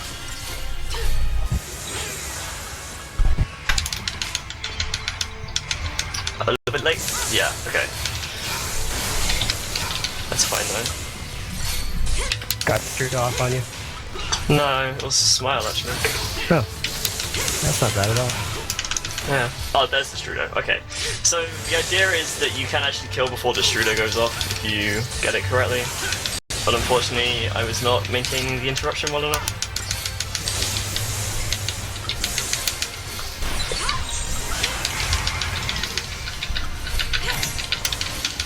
Take this. Be ready for the next fight. I'm actually waiting here a second so I can dodge the Strudo. Oh, come on! Please don't die. Okay, we're good.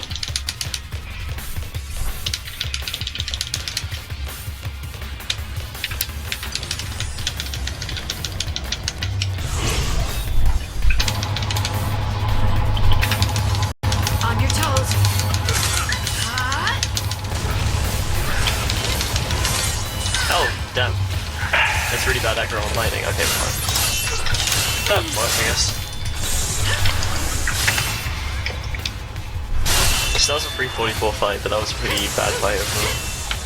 But even with, I mean, you know, if you get that kind of bad luck, and you get the Strudo off, even with the Ultra, you're gonna get like a 4-minute fight or something, sometimes. So if you want to see how that fight is done with my strat, or our Yeah, I'm coming up to it pretty soon. I'm doing the last fight before it right now. I think Maelstrom, like, quote-unquote, lost a little bit of time because he did Prosterium before Part 1, No time Yeah. to waste. but it's Prosterium that would have been Yeah, done that's right. after Part 1 anyway, so... Well, you need Endfire beforehand, so you do use those Stone at the same time.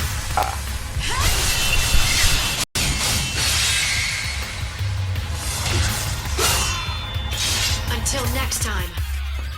I just got a Deceptisol. Nice. Which means I don't have to try for Mushusu, basically. Yay! This is one of the kind of hard manual preempts in the run that I will now not have to do manually. Yeah, whereas I only have 3 Decepticons, so I'm still gonna have to do it manually when it comes to it.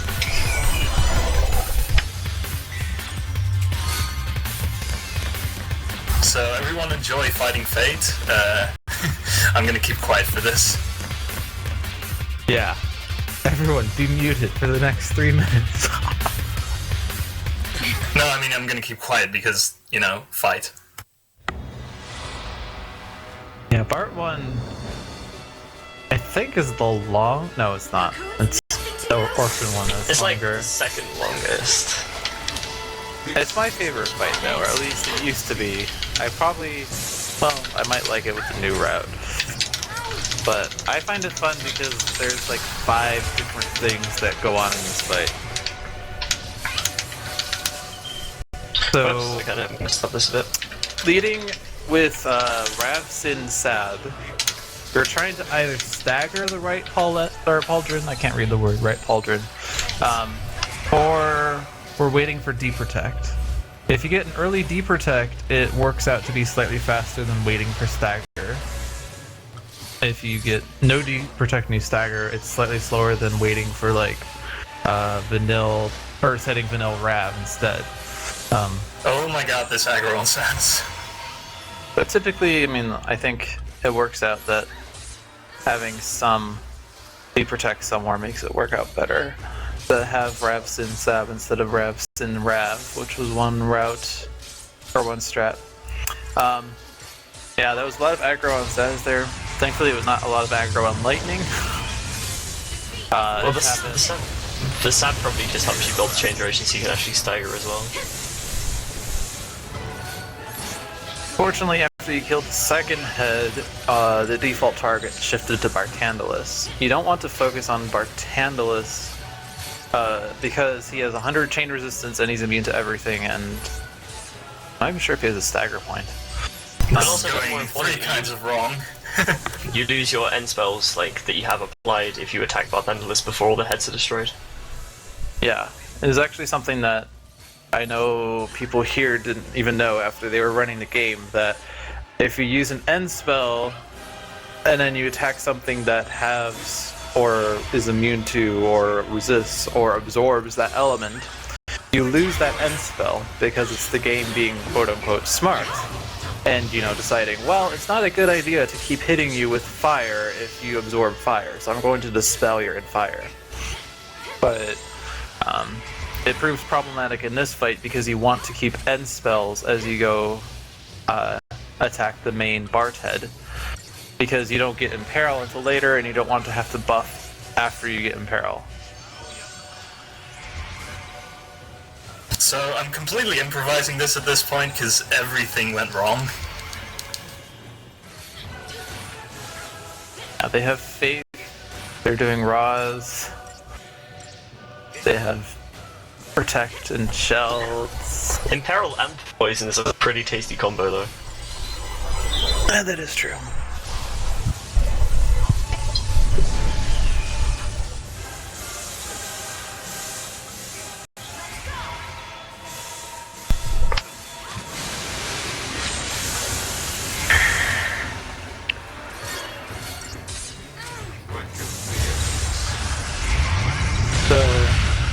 It took us a while, but we got there. Your shift to try disaster though made Saboteur and Thunder. I typically shift to Comps in mid so that no one will do anything to the main head, because it's not immediate that killing the 4 heads will drop Bart's resistances and chain and whatnot. It's actually like after he does his head roar and then sets the head on the ground that things change. So I delayed it by shifting to Composite Med and throwing a potion, and then I start this part of the fight at full health.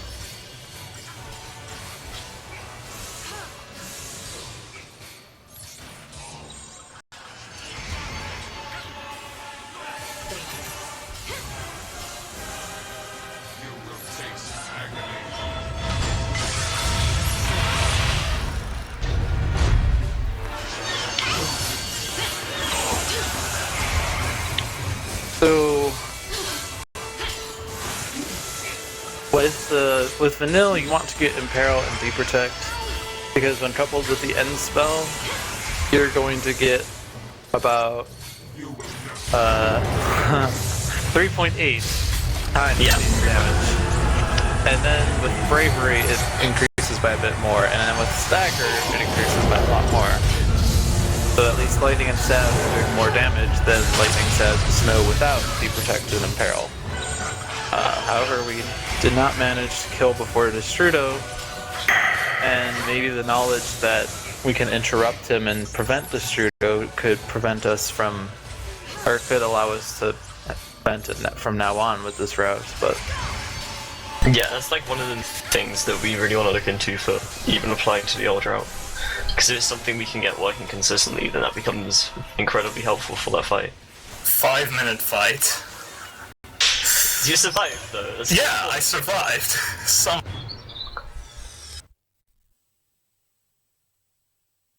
Vanilla Imperil. Oh god. There was one run where Maelstrom was waiting on Vanilla to inflict Imperil on something. I think it was Bart 2. It was Bart 2. And like he was staring at Vanilla because he didn't want to cast Rav spells because he didn't want to stagger early, although I don't think staggering early is a big deal. He was throwing potions or something, waiting for Vanilla to cast Imperil. He wasn't staring at the enemy, he was staring at Vanilla, and he didn't realize for about 20 seconds that the enemy already had Imperil. Yeah. So he was like going, Vanilla, Imperil, Vanilla, Imperil, Vanilla, Imperil, Vanilla, Imperil, Vanilla, Imperil, Vanilla, Imperil, Vanilla, Imperil. Oh, you already have Imperil. Yes. And we've made fun of him ever since. It's a good meme. Now this is one of the fights where the new route definitely shines in Sid, because in the route that Zwanzig and Tiornys is using, there's a slight RNG element to Sid that can basically make or break your ability to win the fight, but that isn't really present in this route because the difference in stats means we can always kill Sid no matter what happens. You'll always stagger before The thing? No, but even with the second shift, he will die anyway.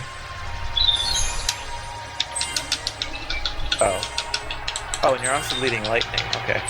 I thought that you were going to do the same strat. No, it's a slightly different strat. Okay. Yeah, I was hopeful for a second, like, oh, this guy used this strat because he realized how good it was. No.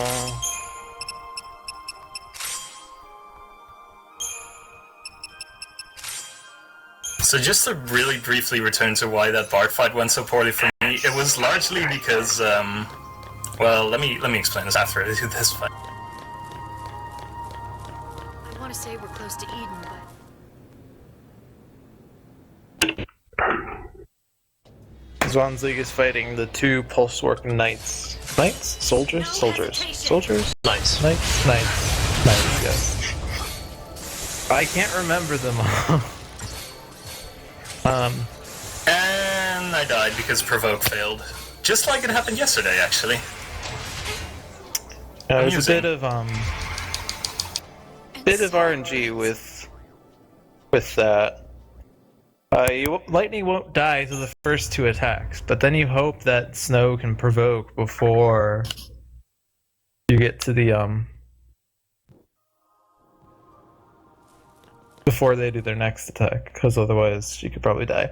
Also, this is a good thing, or this is a good note about positioning, because the frequent casting of Thundara backs up Lightning. So because their attacks are AoE, anyone that's close to Snow will get damage, but frequently Lightning will back up because of the constant Thundara. I messed up. I didn't shift to aggression before offensive shift, so you got an attack string off and metamorphosed. enemy off balance. Change of plan. I'm having the worst Chapter 9 dodging I have ever had.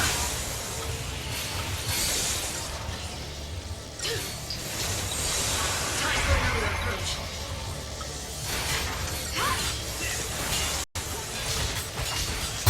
So basically, we're all having issues. I wasn't paying attention, but did you get hit by the Viking, and when you retried there were two Dragoons? I just decepted that, and I got hit with the Decepticol, and I almost got hit with the Decepticol the third time through. Yeah, it's hard to do it with the Decepticol because the Dragoons just keep... Yep. But that's not even... That's just a drop in the bucket. Yeah. So, we really are being trained to attack.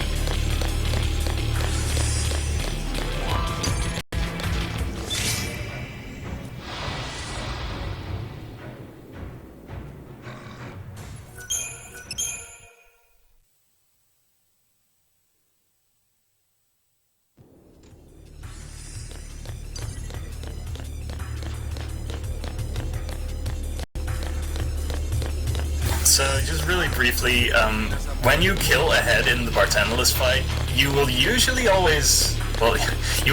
retarget to a consistent next target, but sometimes you retarget to something else, and that happened on my fight just now, and I didn't realize it for way too long, and basically the entire fight fell apart to that. And then all my buffs just started running out at times where I didn't expect it, and just, yeah. Bad things.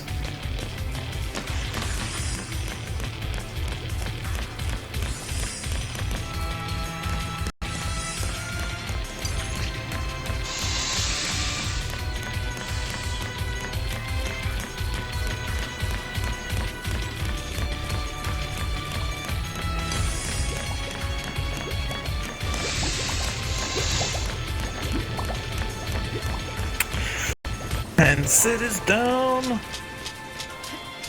201.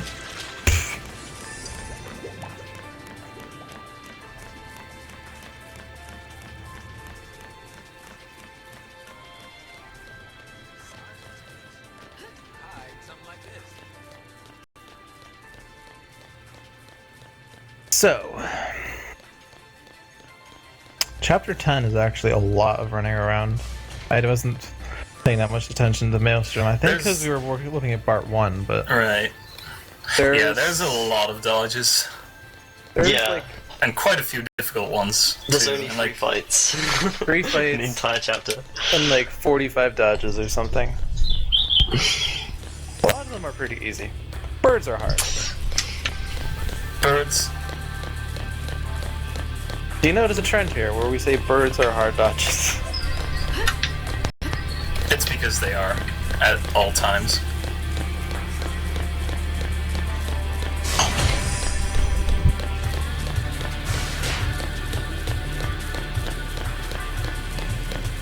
Yeah, the Sid juggling is... It's a great idea against Sid. Because if he goes below an HP threshold, he uses Metamorphosis, and... You will die. Well, no, he you spells everything, he which... Sunas himself, does a lot resets of the chain damage. gauge. Resets chain gauge, I think. And then he uses Seraphic Ray, which is the main one that inflicts a load of debuffs and does ridiculous damage Dispelled all your buffs. as well, yeah. That's the one, okay.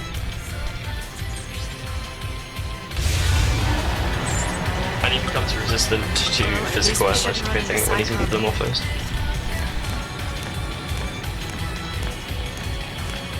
But if you juggled in the air, he doesn't do that. So, you explained about the defensive shift thing earlier, right? And how that's... Not really. Oh.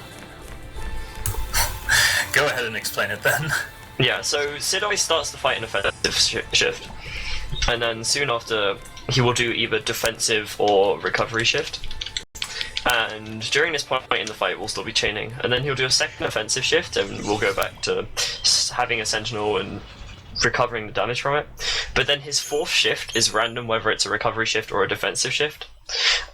The best case is recovery shift, because if he goes defensive shift, he becomes resistant to attacks, and he also uses guard, which prevents him from being launched. And since we want to, ideally keep him juggled so he doesn't go past the HP barrier for Metamorphos, that becomes an issue.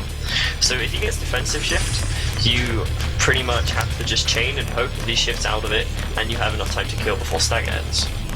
But if you get recovery shift, then you can just kill him outright. Now, a bonus Age Assault for that fight gives you enough conditional modifiers on your chaining so that you will always stagger before the fourth shift. So he'll always be in an offensive shift when you stagger him, and then you can always kill him. And lucky me, I have a bonus Age Assault. As do I, actually. I don't. I maybe should have used it on Sid. Well, if it cheers you up any, to be honest, I didn't have one either at the point where you are. I got it on bridge 4. Indeed. Whoops. Yeah, so with the Age Assault, the reason the Age Assault is good for Sid, and the reason that we're so happy to have an Age Assault for Sid, is because the 4 buffs it gives you, Protect, Shell, Veil, and Vigilance, coupled with the haste in either Bravery or Faith that we're going to cast in this fight, gives us 6 buffs. That gives us conditional modifiers, which I described in the Brunhilde fight. But in the Ravager roll, when you alternate abilities, you get a flat bonus to chain, if you have buffs on yourself. With 6 buffs, I think it's either adding 0.7 or 0.8 percentage points to chain for each alternated ability. And those 0.7 or 0.8 doesn't matter a lot when the enemy's chain resistance is 0, because it's like, well, I can have 10 or 10.7, what's the big deal? When the enemy's chain resistance is like 90, and you're doing 1% with each fire and thunder, 1 versus 1.7 is rather significant. I don't remember what Sid's chain resistance is, but it is actually pretty high. I think it's like 5, but it's pretty high. It is pretty high, and a significant part of this fight is devoted to chaining. So the conditional modifier bonus Does add up. and in fact, it allows It's you very to significant. stagger him pretty before his fourth shift. So you'll stagger in offensive stance, and you'll launch him. I guess it is shift. You'll launch him in offensive shift, launch him, and not have to deal with whether he's in recovery or defensive. If you try to stagger when he's in defensive, he has physical and magical, and he likes to guard. And he'll sometimes do a double guard for you.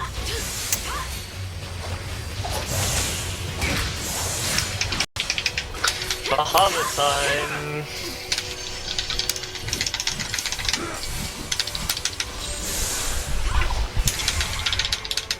Got it.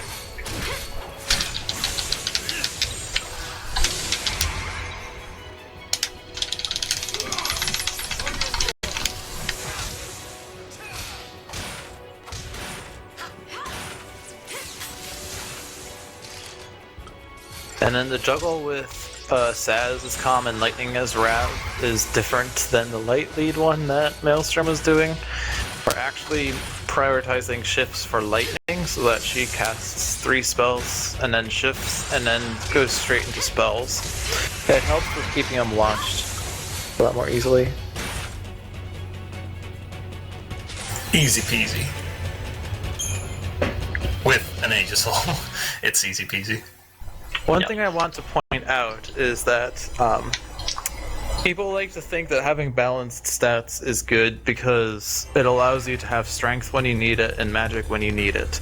But it's actually really bad to have balanced stats on a Ravager because they want to alternate abilities, and when they have balanced stats, they will alternate strikes with spells.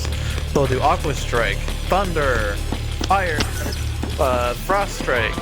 And each time they alternate between a spell and a strike or vice versa, it reinitializes their first casting animation or their first strike animation.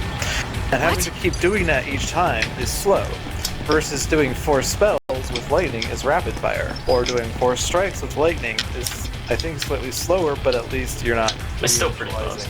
a spell. So it's pretty important to spec lightning and other characters in a single stat, and then Especially when you're not emphasize that controlling them. stat with either bravery or faith. Yeah, I mean, especially if the AI is controlling them. Obviously, if you have player control, you can choose what you want to do instead of using auto chain. In fact, we have status strength spec, and we'll use Fire Thunder because that's faster than Flame Strike, Spark Strike for him. Yes. We also don't get his Spark Strike.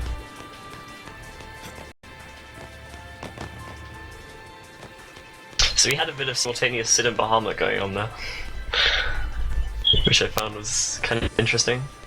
But at least, people have, there's still 2 more chances to watch the Bahamut fight, guys, so don't worry. Yeah.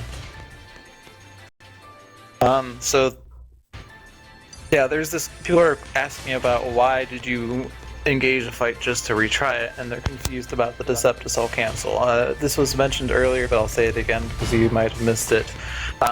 We use the Decepticol. When you use a Decepticol, you become invisible to enemies, and that allows you to dodge mobs that are otherwise hard to dodge, like for instance the birds in Chapter 9. But if you just use the Decepticol and then let it expire, you lose the Decepticol. But if you start a fight while the Decepticol is active and then retry the fight, you get the Decepticol back in your inventory, which allows you to do dodges that are otherwise more difficult without having to farm additional Decepticols for each one. Do you want to explain Alex, by the way? Okay. So Alex is the same as every Eidolon fight, except you need to make sure that every one of his attacks hits Fang and not Hope. Anything that hits Hope or even Lightning will kill them. And the opening of this fight is a bit... it looks sketchy, I think, but it's not that hard. You're just basically getting Fang to run forward And then shifting to her Sen so that she challenges Alex before he starts attacking. And that way, because all of his attacks are AoE, the fists will hit Fang but not Hope or Lightning. keeping all of the damage focused on one character is beneficial. Yeah, I messed up slightly, but it worked out okay because he targeted lightning and not hope. But basically, put her at 1 HP by the way. yeah. The potion saves her from fall damage and death. Oh, that was stupid. Okay, I'm doing really simple. So now currently, because Alex walked forward, Maelstrom actually has really good positioning now with Alex. It's unfortunate when he goes to attack someone else, but it works out well because he starts putting himself between Fang and the others. Guessing that he died though. I feel like I have a more delay than I should. Yeah. Fang provoked just as Blast Punch died, so I didn't survive it because it targeted Hope directly. Did you switch to Relentless early, meaning that Fang died? Yeah. Yeah, so then he became unprovoked, so... Yeah, but like, Fang provoked Fang him died just in as the Blast middle Punch of it. started. Yeah. So... It's fine. Yeah, but if you didn't have to spend time reviving her, she would have been able to provoke early.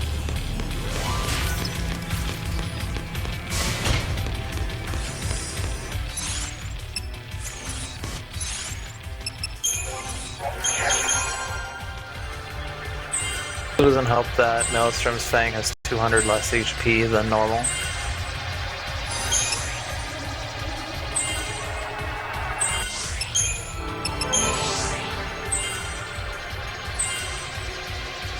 Yeah, so Fang is only really doing things as a Sen. She's adding to chain duration as a comm, but usually like you don't need that much. It's Hope and Lightning that are contributing to the gas salt in this fight. And typically, like, so in these Eidolon fights, we usually run with the paradigms we're given, even though they're kind of crappy, because it takes more time to retry the fight and then reset paradigms and then do the fight than it would be to do the fight with the inferior paradigms. In the case that you die, however, I do recommend changing paradigms. I'm not sure how well it would work with Maelstrom setup, but I would want to say have like a Rav Sen somewhere, because Lightning's only Rav is in Relentless Assault. If you can get Rav Sen, you can have Fang as Sen and have 2 chainers. However, you do have to worry about chain duration, and you have to worry about Fang not dying. But having 2 different people contributing to the chain versus 1 should work out better. But you have to menu in effectively, and I don't think anyone's really like figured out like this is what you do if you retry. Go to menu, change paradigm 2 to Lightning Rav, continue or something. One thing I investigated with at some point, but never really found anything that worked significantly better.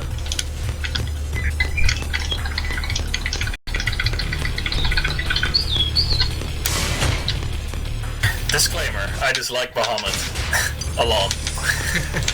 This fight is terrible. Yeah, and the Bahamut fight, which I didn't mention.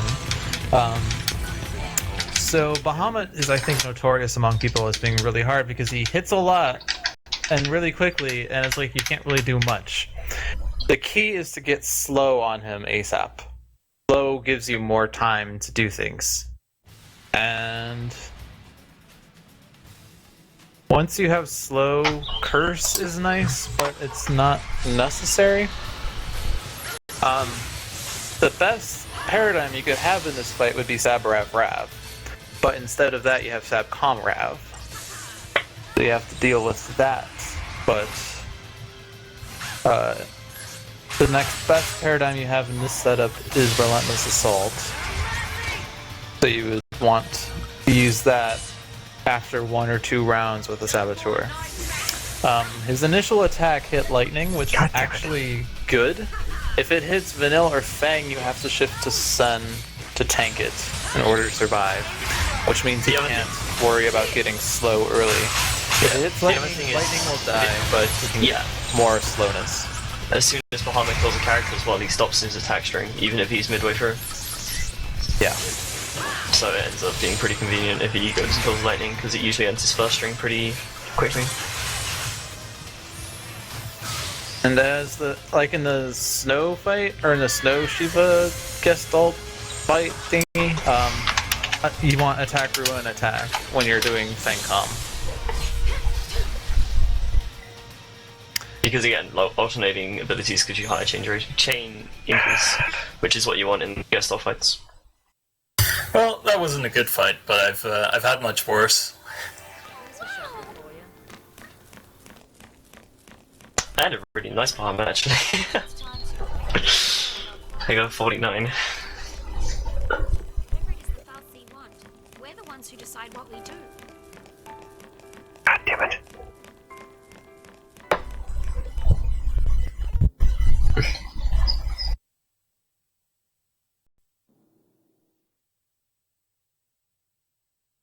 What were your legs doing, Mexitherian? What the hell?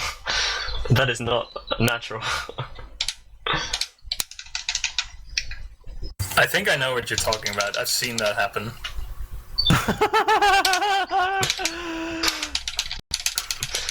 That pretty much sums it up. He was running his legs up the wall. Yeah. Yeah, I've seen that. That's happened to me before. It's quite hilarious. I agree. So a lot of people agree that Behemoth King of MlSTRM is the best fight to farm CP from, but a lot of people disagree in how the best method of farming it is, and by disagree I mean they don't do a good job of fighting it. Maelstrom's setup is pretty good for what he has available to him, and it's faster than attempts I've seen. Yeah, I mean, this route kills it once just to guarantee Vanill's 4th ATB segment before Hackathon, which is something that isn't done in the route that the other guys are using, but I think it was done at one point. I had looked into it. I calculated that you could afford to get Vanill's ATB with one grind if I stopped her sab at Imperil instead of getting accessory, which meant you wouldn't have either the Tungsten Bangle or the Doctor's Code for Hackathon. Yeah. So it's risky. Yeah, like there's a little bit of fluidity in the kind of Crystarium around this kind of section, because there isn't really a major fight until Dahaka or even like Bart 2, but there's like lots of little kind of optimizations that we do just to make the fights that we have faster and safer.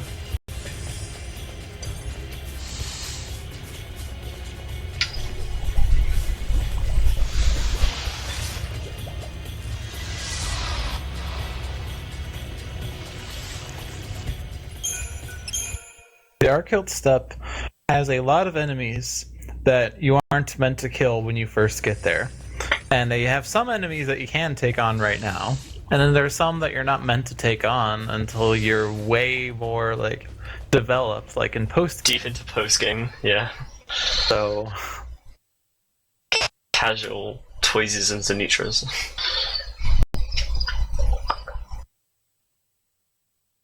Like, the Archilt step is a wake-up call to the fact that, like... that there is a lot more to this game.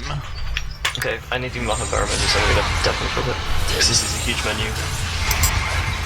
I'll deal with you.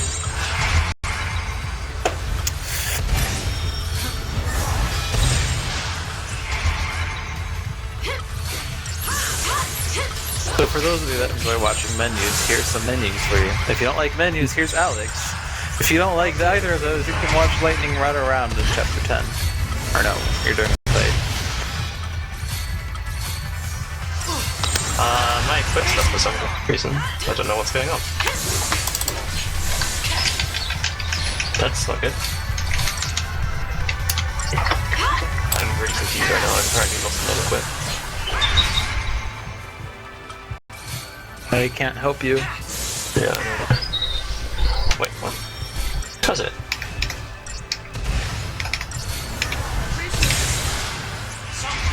Lightning has it. She's not gonna have anything, I don't think. Okay, this is going badly.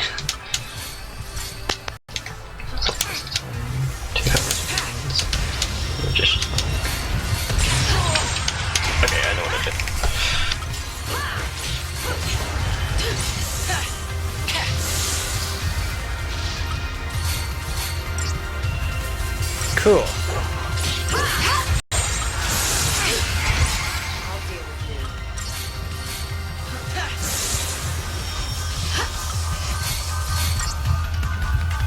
So, if you're wondering what the Doom counter is, like, it looks like it's going a lot faster than seconds, but that's because if you put a decimal point, or comma, depending on your delimiter, between the two rightmost digits, that's giving you number of seconds remaining. Doom counter starts at 1800, because that means 180 seconds, that's 3 minutes. What he means is the counter is 10 times. 10 times the the number actual of seconds is, yeah. Sure, yes. What he means to say. I don't know. I find my explanation more intuitive. Counter shows tenths of seconds.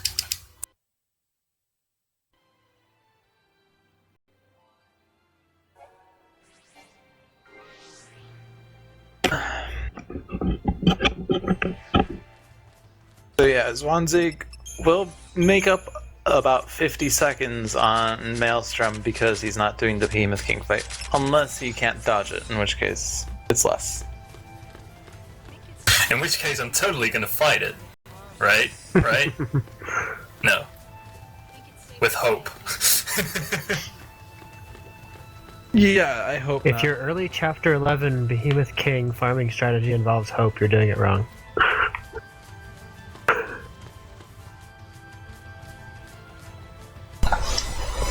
I think I agree with Tiornys here. Yeah, apparently I just misequipped lightning at some point, and everything worked out fine in the end.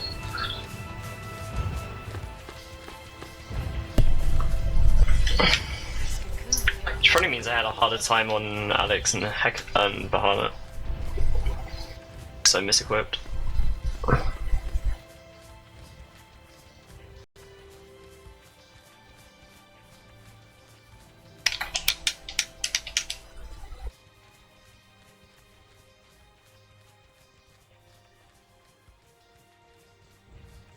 Enjoy the Arkilt step theme. Oh hey there, handsome. What is it that Snow says in that video? Something to that effect, yeah. Like, what should we fight next? Oh hey there, handsome. Shoot. For Okay, those of you who haven't seen that, there's a comedy sketch little video where the voice actors kind of was that improv? I don't know. It's hard to say whether it was improv or if they had talked about beforehand. They did some kind of comedy sketch while talking over some random gameplay footage. It's kind of funny. Steel God! And then Lightning was like, Hope, hang in there. Snow, do something. Steel Guard!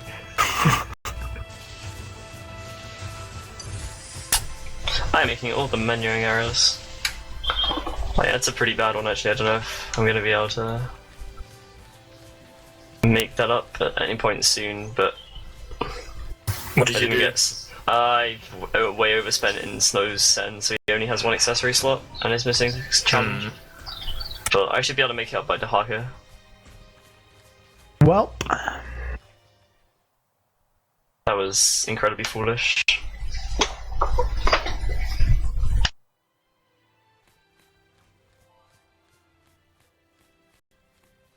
and then when they got to the game over screen, that Lightning and Snow were still like arguing with each other, and then like Lightning's like, "Good job, Snow, game over," and Snow's like, "Well, it's not really game over because there's still the retry button over there." Yeah.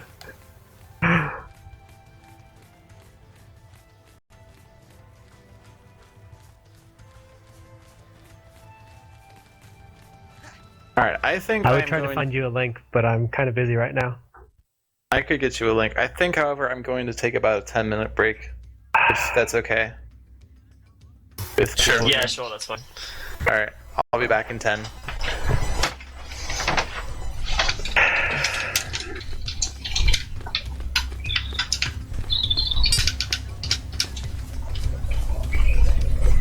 Kinda like places like this.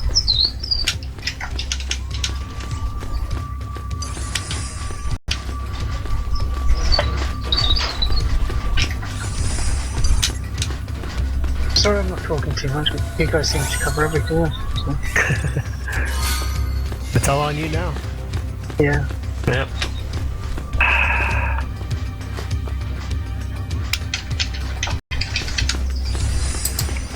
You don't get CP from Hackathon, right?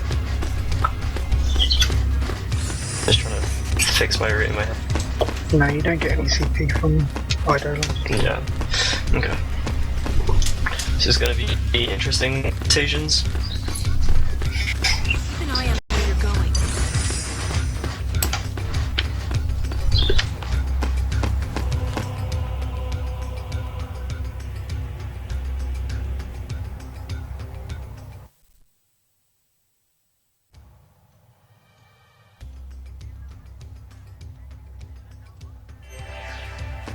Don't think we were ever meant to be here.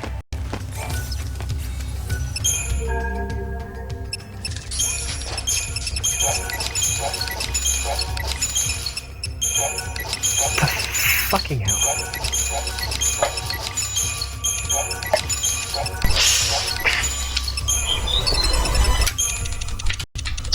Right.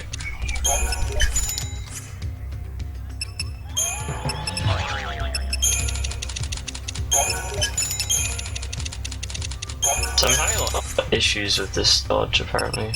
But the general idea here is to make a gap, and then you can, with this kind of enemy, you can make them turn around, and then because they're very wide, you can just walk straight past them. Currently we have Tiornys is in the Sid fight, and MrZwanzig is doing the menu in Mahabara, which is, like I said earlier, it's a pretty significant menu. It's mainly upgrading some of the weapons and strength accessories for the next, well, I guess until most of the way through chapter 12 now. Well, no, I guess there's an upgrade at the end of Tajans that we do as well for the strength accessories. But this at least sets it up for the next few fights.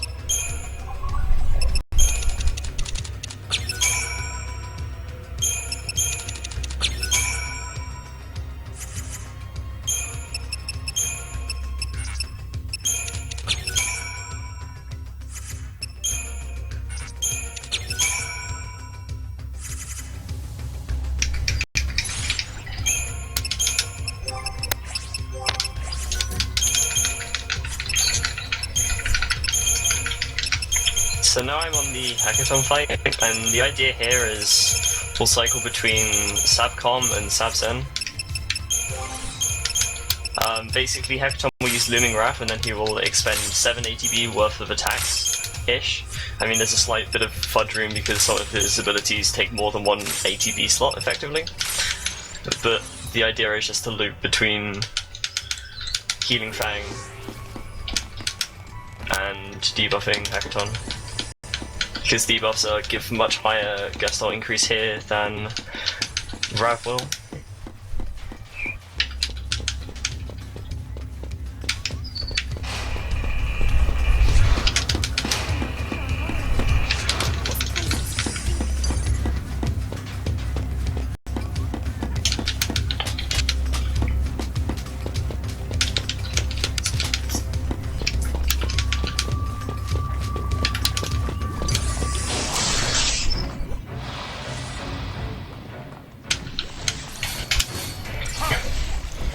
That is in fact the reason we use Snow for Sid fight, is because Steel Guard is incredibly effective against Sid. Yes, indeed.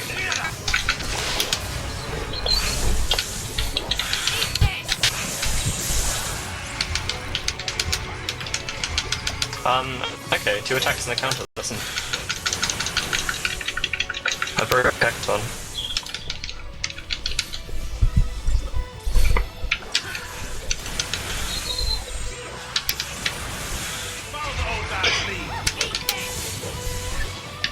And I was just getting started.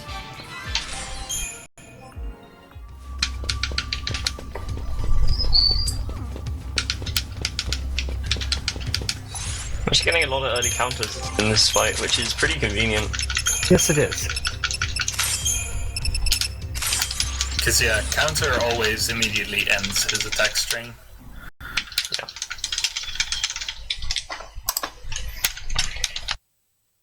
And you still got good distance from Vanille as well. Yeah, well, counter always makes him back up and reset his position as well. Which means that every time he uses counter, we don't have to worry about the positioning. With early counters, Hikiton's damage output is like half of what it can be. Yeah. It's incredibly convenient. Obviously makes the fight a lot easier.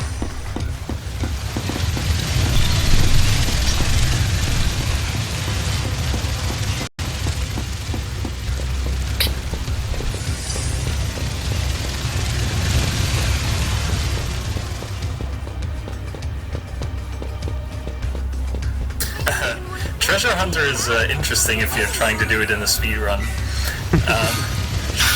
So we have a route for getting Platinum Trophy, which includes getting Treasure Hunter at the very end, and the menu for doing that is like 20 minutes. With significant practice, it's like 20 minutes. So yeah. Yeah, we just do a massive menu at the end of the game to buy, upgrade, and sell all the components that we hadn't done left. But yeah, basically, you can always obtain Treasure Hunter as long as you, once you get to Pulse, you can miss chests in chapters 1 to 9, it doesn't matter. Well, even chapter 10, and it doesn't matter, there's nothing missable. But then, once you're on Grand Pulse, as long as you don't sell accessories, you should always be fine.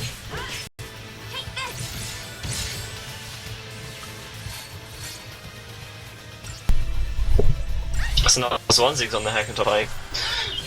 And his fight, in theory, is going to run a little slower than mine just because he doesn't have Vanille's 4th ATB, but he obviously didn't spend the time to get Vanille's 4th ATB.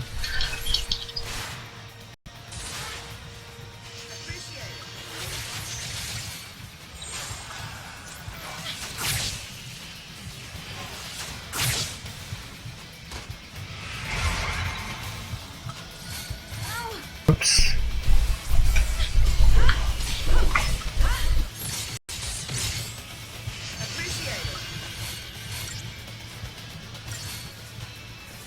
No, this isn't 80% relay race, this isn't a flat percent relay race. That would be XIII.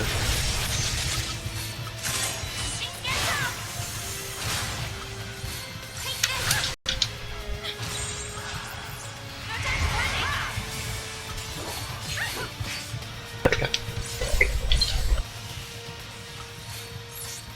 Oh yeah, when you get to Ass, you might want to warn people about the loud noise.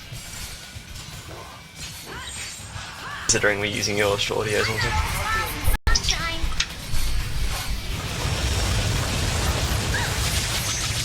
So now, after Hackathon, there isn't really anything until we get to Tation's Tower. There's just a lot of kind of running around and proceeding through the level. The world, I guess. Yeah, there's so much on Pulse to be explored now, and you just run straight past all of it. Yeah. So, Tiornys is coming up to the Bahamut fight very soon. Yeah. And although there is a little bit of menu beforehand, he'll probably get to that before anyone else gets to any kind of fight, so that'll be the next kind of thing to watch. Also, I don't know if we mentioned it, but the bridge that he's crossing now with a load of birds on it, with the Deceptizol, that's kind of a fairly infamous bridge in terms of getting through, but I think people have done it without the Deceps now, right?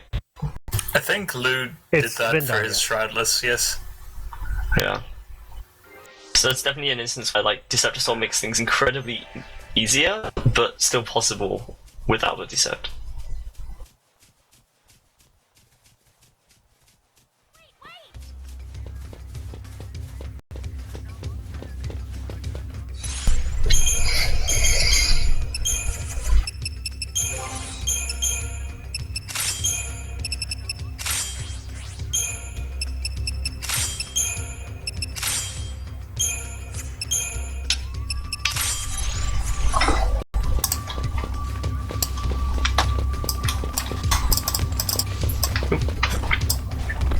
I just noticed we actually have the Vanille bot present. Nice. Yes. Let's take this nice and slow.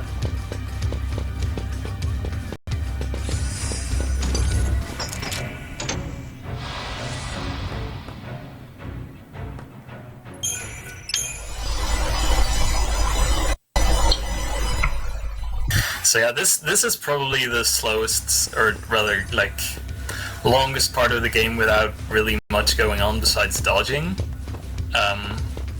Yeah. We have to run through the rest of Mariobutch, which MLSTRM has finished, but I'm guessing you're nearing the second stages? I just hit Palisades cutscene. Right.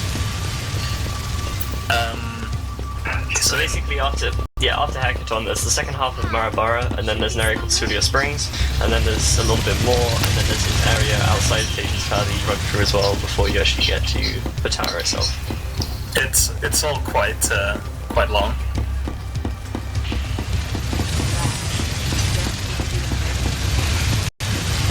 Although some of these dodges are definitely pretty tricky, because there's bombs and later on Monogamers. Yes, Monogamers have quite a reputation.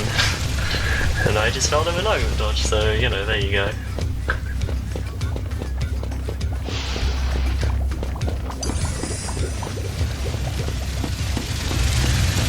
There's the Wyvern, there he is. Yeah, I am very bad at paying attention to other things while I'm running. It's actually a miracle I've been able to talk as much as I have been. I actually expected that I would have been pretty much quiet for the entirety of this run. So here I'm gonna have to double cancel this Deceptive Soul just because I had to activate it really early. But basically trying to dodge Wyverns without Deceptive Soul pretty much is not going to happen.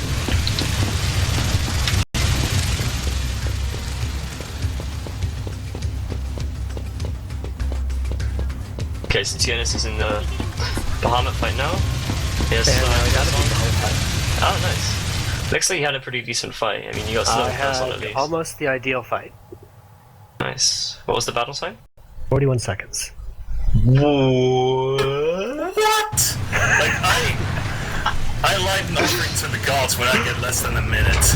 Like, I hate that fight so much. Holy shit, man, that's nice. Like I say, almost optimal fight. Like, yeah, that is a ridiculous Bahamut. Lightning surviving the initial attack string that hits her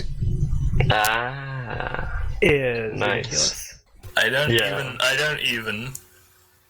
I need to rewatch this later and, like, steal these strats and this luck. Pure RNG, man. I mean, please excuse me while I pick my bottom jaw off the floor. I mean, I capitalized on it nicely, so you can see how to capitalize on it if you happen to get lucky enough for it to happen, but... Right. Yeah. So now everybody's on pulse. Hooray. I didn't even toss a renew. Nice. At least you had the option of tossing a renew. Yeah.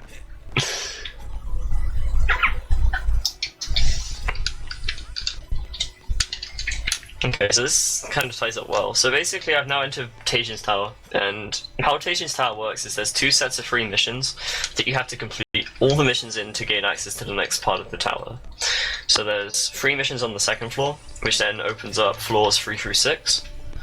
Then there's another 3 missions there, and then completing those 3 gives you access to the apex where the boss of the tower is Dahaka. He's waiting, you beat him, and then you continue on with where you're going. And these fights are all pretty fast fights, and they're all pretty kind of interesting. The fights are definitely pretty fun, yeah. Yeah, they're pretty fun fights to do, and they use quite a lot of different strategies in terms of battle system, at least. And although there's a difference between the routes for some of them, overall we're still getting quite a variation in how the fights work. And we're basically going to be preempting all of them except one. Yeah, so the important part about the tower is preempts. Okay, so I got the first preempt pretty nicely on Jolly Titan. You have to kind of lure him to the edge of his battle zone and then he'll turn around. You have to hope that he just doesn't see you. I started in the wrong What? My paradigm changed. Okay, what? I'm so confused.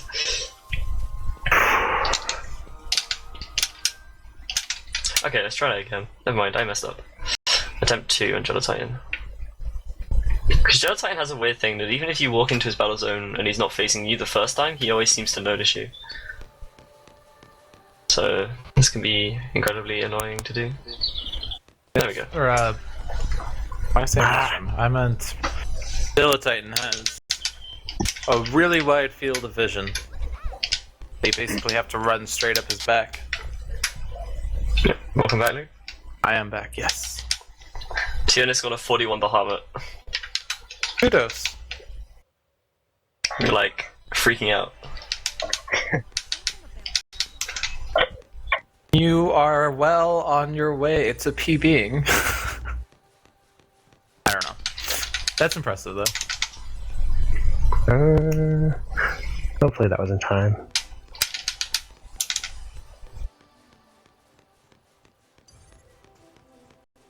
So yeah, the idea of Gel Titan is apply buffs, stagger him, and then juggle. Well, the juggle is not necessarily needed, but it's kind of helpful. Yeah.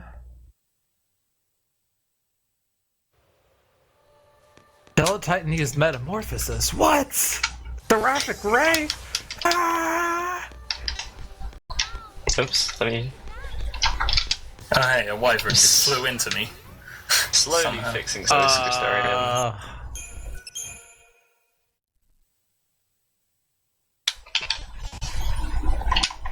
I've almost fixed my mistake from earlier.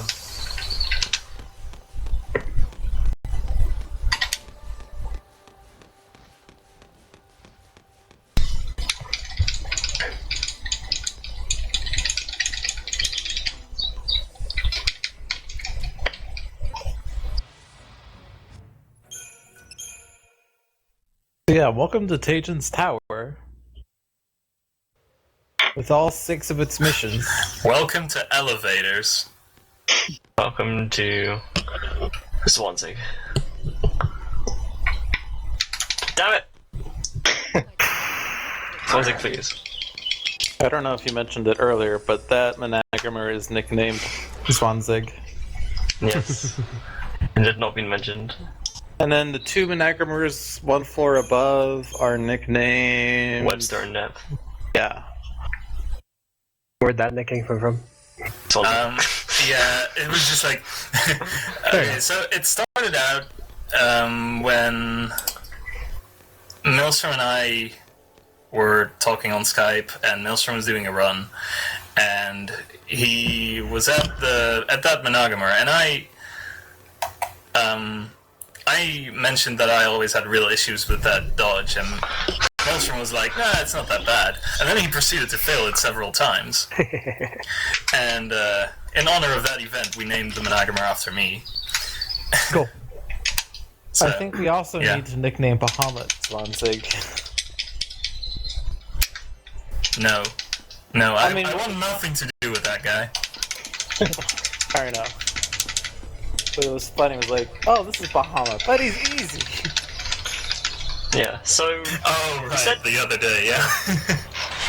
So we said earlier that summon, like, Santa Azukin isn't very good as a finisher, like, compared to other Eidolons, and this is the first example of using Hackathon. Getsuken can Luckily, have my more stream reach doesn't have than the other audio, finishers, so... You'll be able to Hackathon's hear it on my finisher stream. is... Yes. Hackathons is pretty... crazy. And pretty strong, too. Yeah. Breagasm. Hackathon's definitely better anywhere below 800, 900% chain. Somewhere in that range, Santetsu can do better.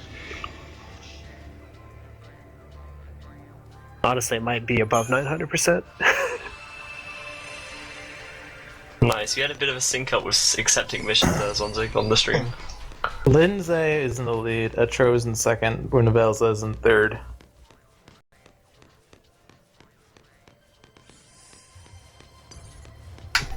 Successfully dodged my alter ego. I had a much Nice. better Chapter 10 after a pretty terrible Chapter 9.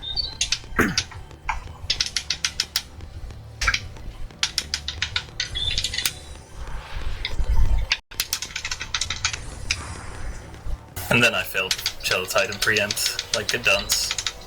Zwanzig, it's so easy, you just dodge from the stairs and you get him every time. Shut up. So we all are. Blah, blah, blah. I always preempted from the other side because I figured that there would be more degrees in which you can run into preempt him. And Zwanzig always, whenever I would do a run and got to this point, he would be like, "Wait, you don't dodge from the stairs? Am I the only one that does that? Or not dodge? Yeah, but Zwanzig had a history of explaining this very badly and just said, you just dodge from the stairs, never telling us exactly how to do it. And so everyone would try it and would be like, Zwanzig, this doesn't work, what's wrong with your game? It's like, I don't know. And then he does this video, he's like, so you just like lure him out and then you like preempt him. And then we're like, well, that's how not what you helpful.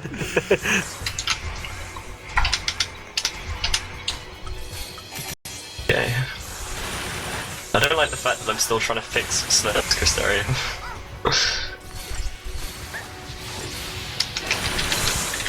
But it's gonna work out, I think. It should equal out by the time I get to the Dahaka, so I think I'm okay. Ooh, no, come on. Webster, please. You leveled the wrong roll or something? Yeah, I over-leveled his rat instead of his son, so I didn't have accessory or challenge. I've got accessory and challenge now. Like, I'm making it back, like I'm almost to the end of level 6, but I need to get up to stage 8 at some point soon. I think it was only like 8k CP misspent, which isn't too terrible. Oh no. Alright, made it. Yes, trapezohedron farming is fun. Just ask Maelstrom.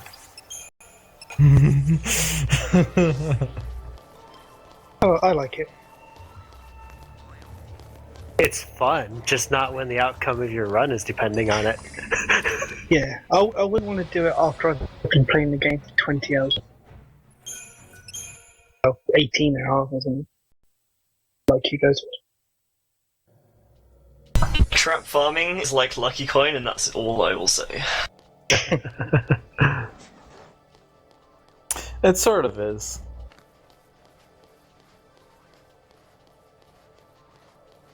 And the last plat race was fun.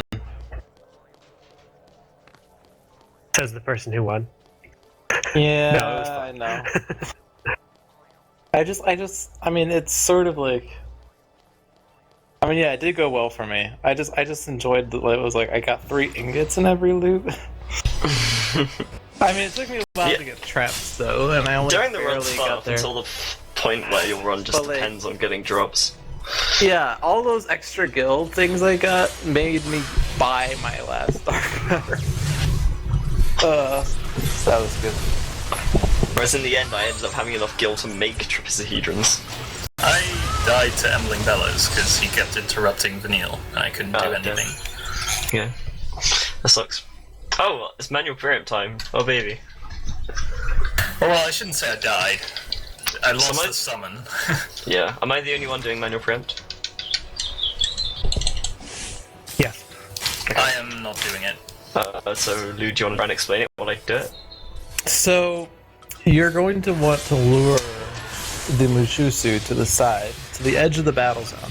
You can't lure him outside the battle zone, because you can only preempt when you're inside a battle zone. But, so you want to lure the Managamur to the edge.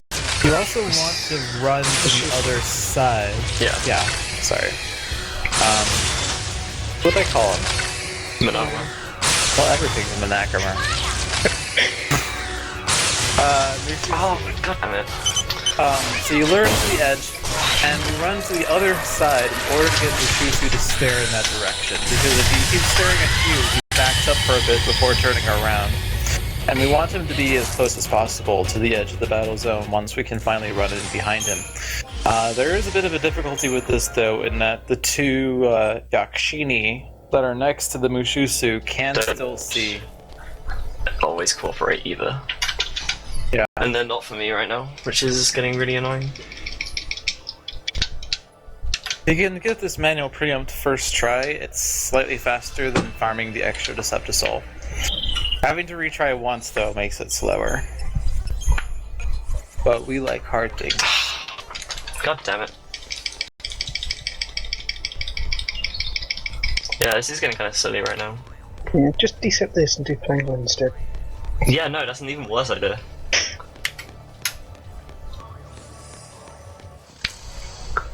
If it was lightning, maybe, but especially not with Vanille.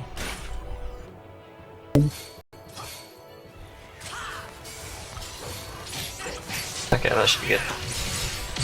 Oh, what? Come on! Please.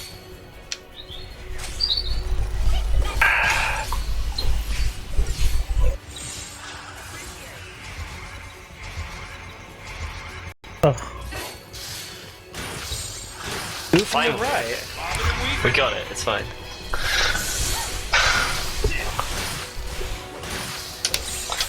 So that's why people don't like doing that strat if they can avoid it.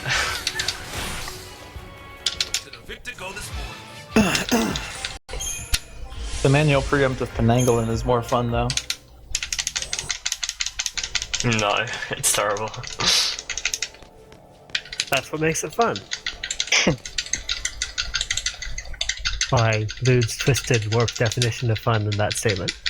I mean, you know, I got the PC version and I didn't have a gamepad, so I played with keyboard for a little bit, trying to do the dodges on keyboard. Remember that? I found that fun. I have also attempted to do dodges on PC. And then I got a gamepad and I realized getting frame rate problems. One of these days I'll have enough money to buy an awesome PC.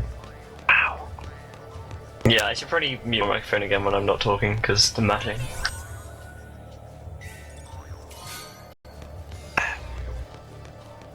We like those button inputs.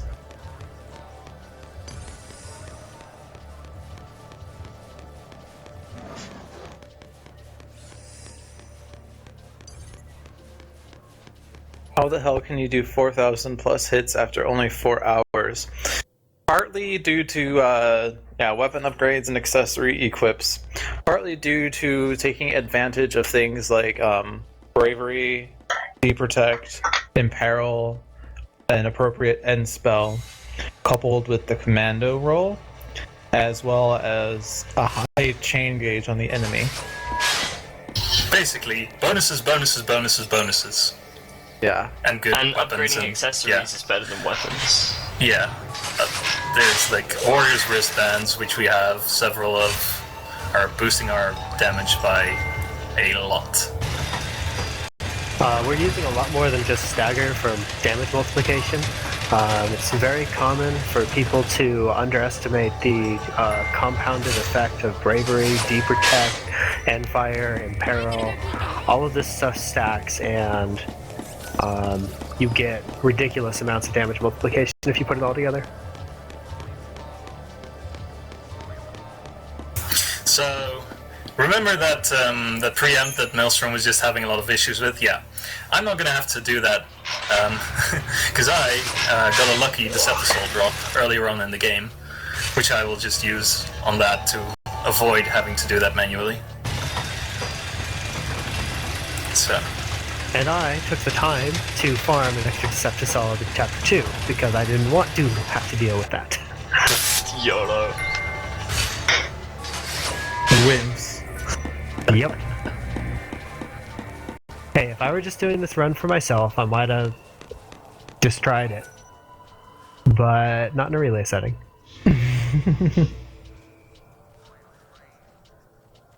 I can't wait for someone in Lightning Returns to be like, oh, I can't get Imperil. I'm just going to reset and start over. Oh, wait. Zwazig, restart 13! This run is bad, so I should definitely reset. Sub 12 or bust.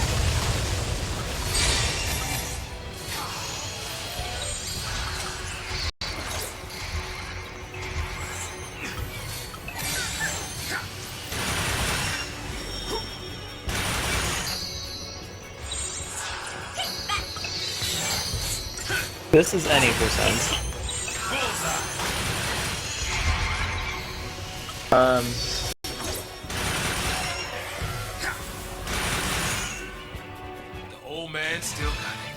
$8.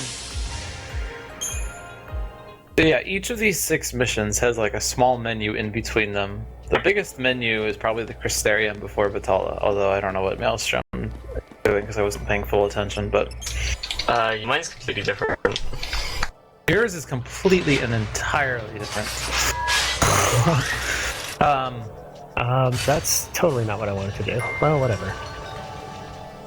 Mission 21, you default as in Sin Sabcom. In Mission 22, you lead Vanille and Ravcom. In 23, you lead Saz and Sin Sabcom. And then you set up a bunch of Sun Paradigms. And then you take on Mushusu. And then you do Crystarium. And you do 25. And then you change leader again and you do 26.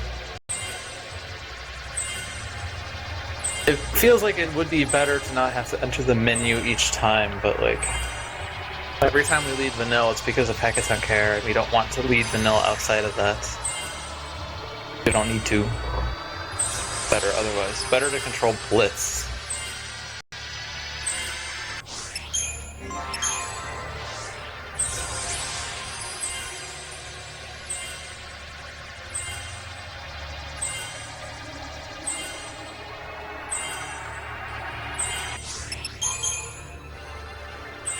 This looks like a fascinating strat. Vitala. I can only say, because I haven't actually seen this, this is the route that we found earlier this week on Monday, and Maelstrom had tinkered with in the past 5 days. Hanging on snow is probably a bad idea.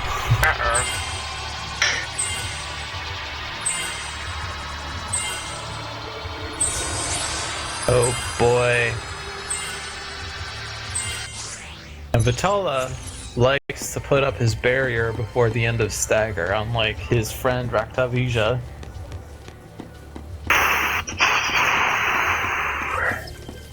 So Vitala is now pretty much my 3rd favorite place to use a bonus D set. It's quite a lot faster. I did it yesterday in my run, because I got 3 bonus D sets. Cool. Yeah, what time was it? Like 26 seconds, I think. Sorry, what? What time did you get for Vitala? 28 seconds, something like that. Oh, wow, that was interesting.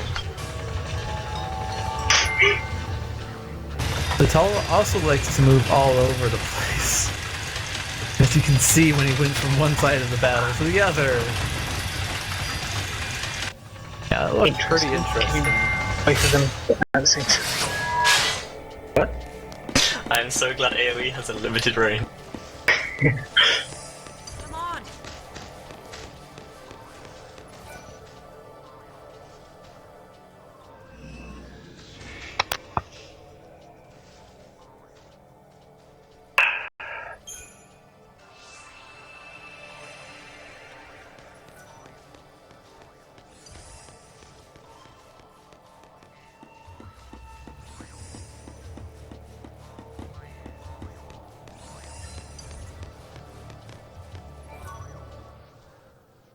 That evil machine guy with the owl. This is now my favorite description of Bartendalus. Blymark. Okay, 2nd favorite. Mark, your first favorite? Of course.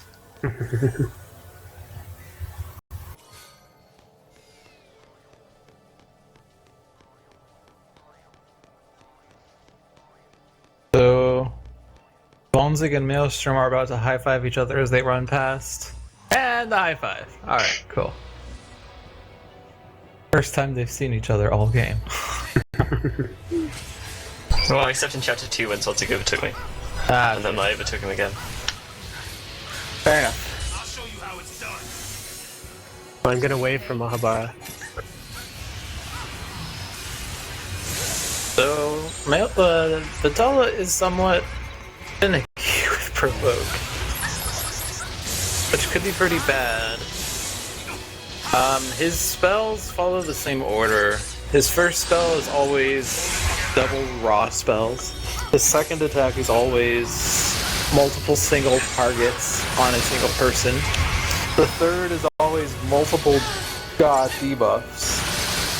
And then it recycles back to the beginning. This is an important thing for like MCU when you're taking him on, because you want to deal damage to him when he's about to do the god debuffs, because I think that's the most non-lethal of it.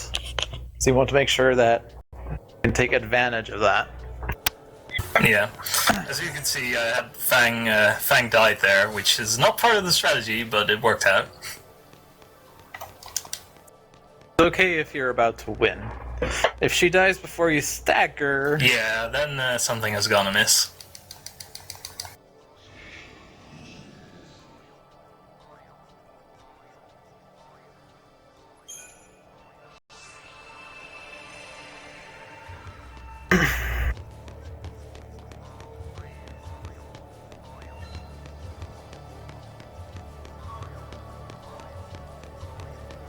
And they're about to high-five each other again. Oh, right. There's a lot of back and forth running. Yeah. Yeah, there's a lot of repeated areas and mutations.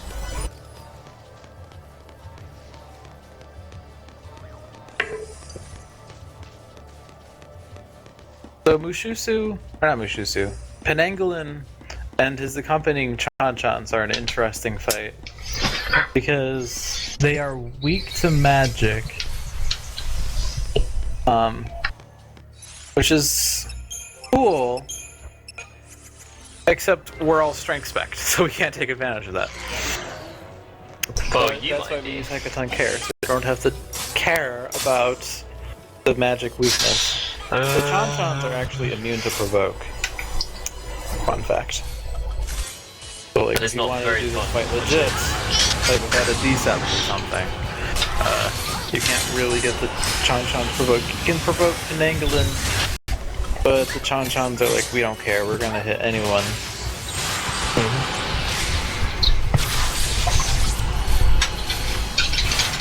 The Penangolin actually has a very scary Eroga that will kill if it goes up any percent.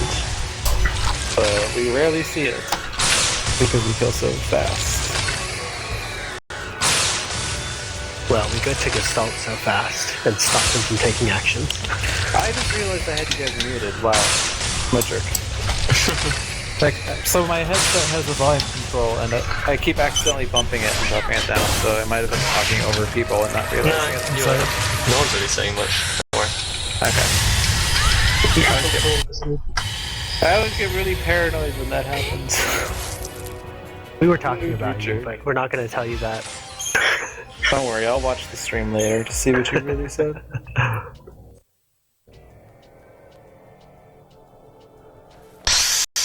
Ah, birds are jerks. Birds. RPG jerk bird.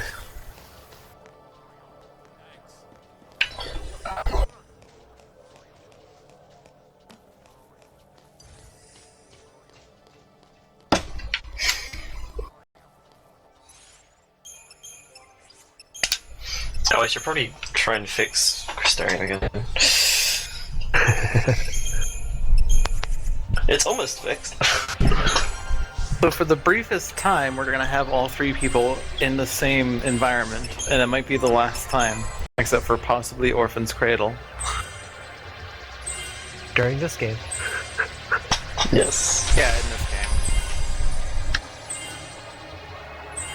Well, Eden is pretty long, I guess. True, yeah. Yeah. Unless PC just really starts zipping. Waiting to see how this mysterious snow strat is faster, Kappa. Ah, jeez.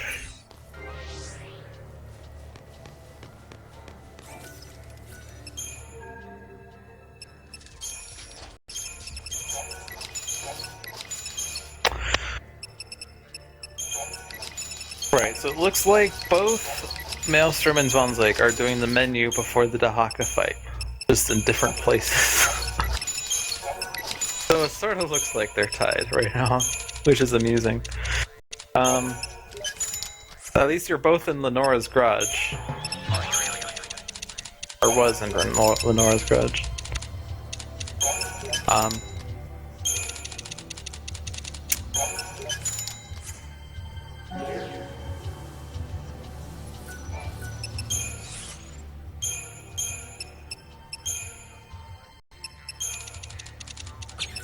A reminder that the best organics that you can buy are sturdy bones, barbed tails, and vibrant oozes.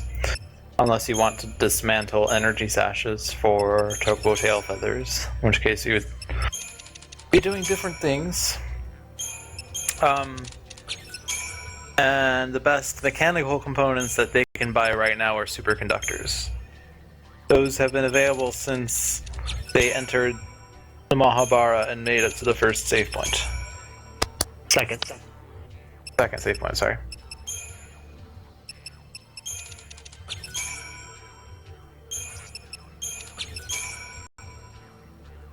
So, if you really, really wanted to optimize the experience you get from the organics, you would do the sturdy bones or its equivalents in the order 4, 4, 7, 3, 18.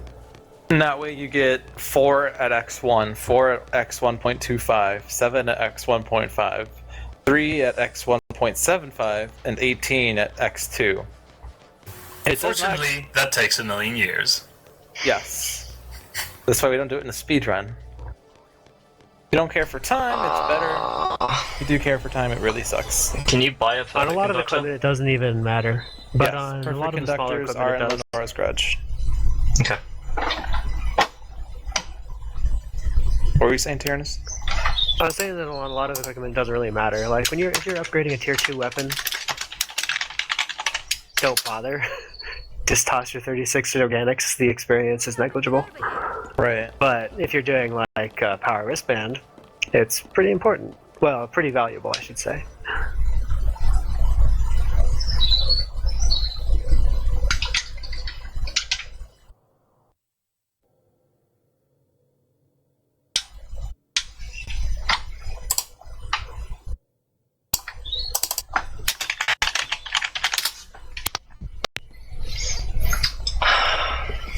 Oh dear. This has been a terrible Tasians overall. Yeah, I noticed. They've been making up a lot of time.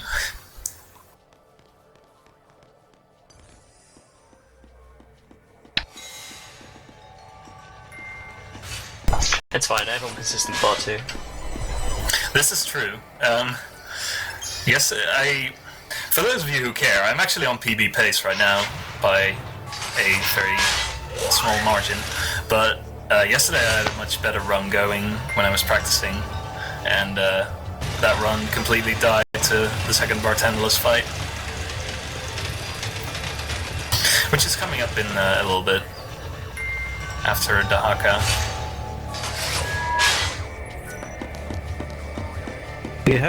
Are you running splits on your end, or?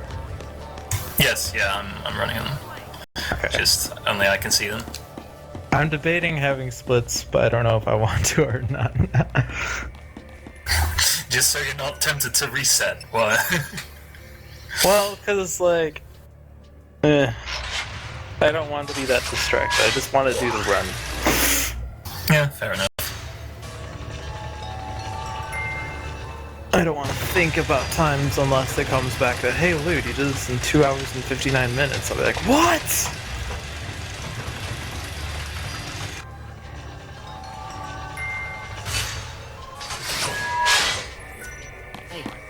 So yeah, welcome to Dahaka.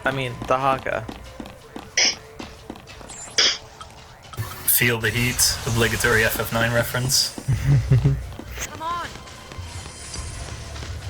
Which is actually a Kingdom Hearts 2 reference. Funny how that works. Feel the heat! Feel the heat.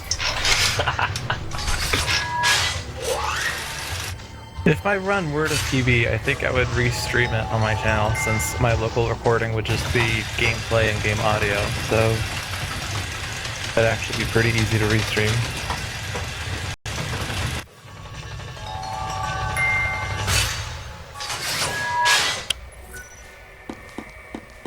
So you want to explain Dahaka? Dahaka is fun. I should have been explaining him a while ago. I'm bad at this commentating thing. So casual gamers probably were walled at Dahaka. The secret to him, though, is Imperil. That opens up an elemental weakness that you can exploit with an appropriate end spell. He has physical and is normal to magic, which would normally mean magic is better, but he is immune to D-Shell, but not D-Protect. So D-Protect basically makes strength about equal to magic. And so your Fang and Saz or Strength Spectre are still good. You don't want him to do Fulminous Firestorm, because that will kill your team. If he does pull it off, that also changes his elemental resistances, which would mean that, like, instead of being normal to everything, he's like either resist or immune to fire and thunder, but the opposite to blizzard and arrow, or blizzard and water, sorry. Which would be bad for Saz, who only has fire and thunder. But we don't worry about that in the speedrun because we try to stagger him before that point. His attacks are pretty hard hitting, considering we didn't do any grinding whatsoever, so our HP is a lot lower than is otherwise expected. That's why we have to have Fang Sen out.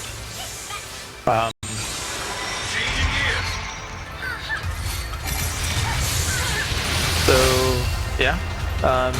One thing to worry about, though, is that you can try to do like vanilla Sab early. Like we start with her as a Ravager until she gets to about 200% chain, and then we inflict Imperil and Protect, or start trying to. If we inflict like those early, it's bad because of the mechanic that I don't think it's that in the game. But another thing of the chain gauge effect, other than damage, is debuff durations. And if you inflict a debuff like at 100% chain, it will last for its base duration, which for Deprotect and Imperil is 60 seconds. If you inflict it at 200% chain, it gets doubled and will last for 120 seconds. And so it's important in this fight to not inflict Imperil and Deprotect immediately, because it will last for only 60 seconds, but the fight takes about 1 minute and 50, I think. So getting Imperil and Deprotect at 200% chain makes it last for 2 minutes, which will certainly last for the remainder of the fight. And then you're good to go. It would last for longer than 1 minute if you got it immediately, because magic also plays a role, but it still wouldn't last out the fight, and having it drop right in the middle of stagger is terrible. Snowy Ace, give us some credit. Yeah, we finished it in less than 2 minutes, come on. I think that, like, Vanille's magic is like 100 or 200 or so it's only like an extra second or two. Okay. But at 200% chain, it'd be 3 or 4 seconds, so, okay.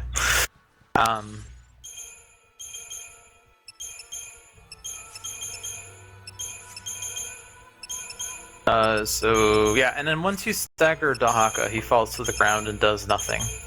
So you can safely wail on him without having to keep him interrupted like other bosses, or having to deal about damage. And his hitbox is really big. Cool dodge, by the way. Pizza. The nice thing about most of the bosses in 13 is that they are really big, which means that Saz's Blitz will hit for a lot. Or most of his bullets will hit, rather.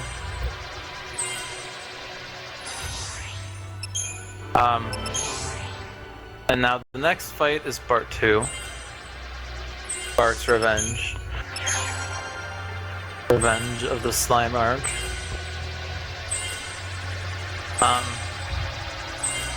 This fight's fun. Everyone loves this fight. It's probably the hardest and most dangerous fight. It's a definite run killer. I can say I enjoy it a lot more now. It definitely killed my run yesterday. Let's put it that way. I was about 2.5 minutes ahead and 1.5 minutes behind after it. So.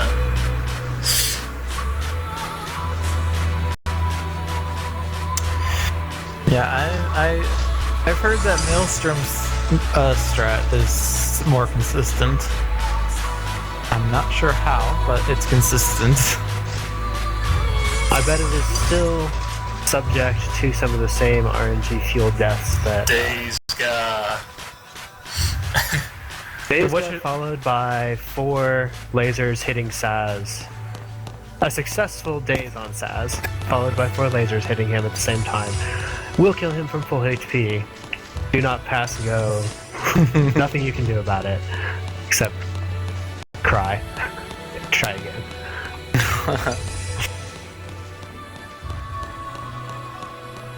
Pretty low percent chance that it happens, thankfully. Indeed. So Bart 2 casts a lot of debuffs, like Dazka for instance, and what Daze does is it prevents you from doing anything, and the next attack that hits you will hit for double damage. And then it dispels Daze, and then you can do things, but the double damage sucks. It does sort of have a benefit in that healing will be for double, namely Renew will put you at full health, and potions will have a 310 Doctor's Code effect. But other than that, it's awful. You can also do Poison Go, which gives you poison, but that's... I mean, it adds up over time, but... It's the least of your worries. And then Curse Go, which removes your vigilance, and then the second time will give you Curse, and Curse actually will interrupt your actions. False alarm, guys, I'm not doing the fight just yet, I Deceptisold. Curse means that all of the stuff in the fight interrupts everything you're trying to do. So, Curse reduces your cut and keep by 20, which means you're more susceptible to interruptions, and you're less likely to interrupt. But in this fight, that last part isn't so relevant, because you cannot interrupt Spartanulus, unlike Bart 1.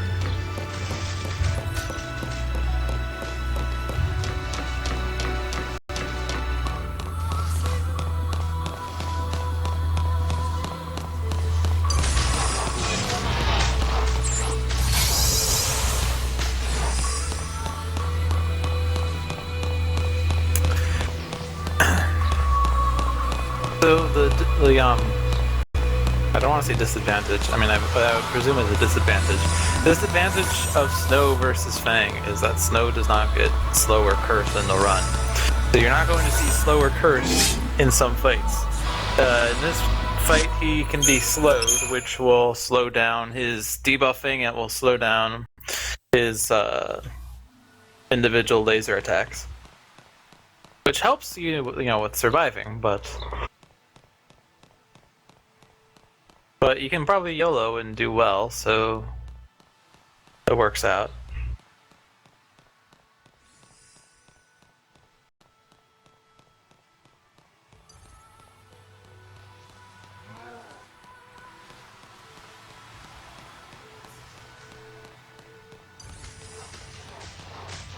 How well is the new route going for you, Maelstrom? The split's terrible. I was doing 5 until like chapter 8, and then since then I've been pretty bad. But it's going okay.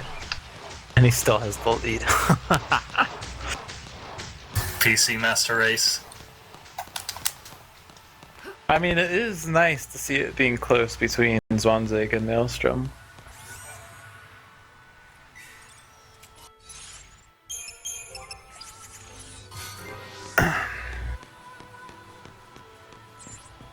Actually, it's the first time I think...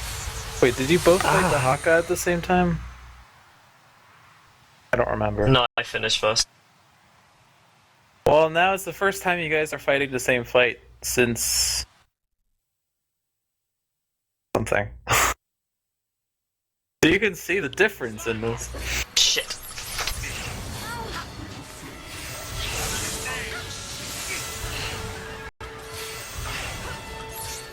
That sound means something Now you're bad definitely gonna see happened. the difference. Well, Zwanzig has the lead. I got stuck with Holy Waters.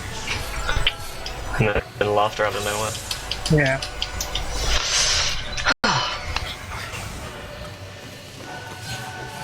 Here we go, guys. Now you know why we make fun of Vanille, because she's not getting Imperil.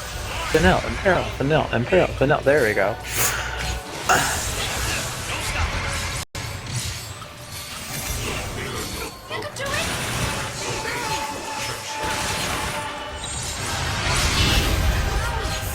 So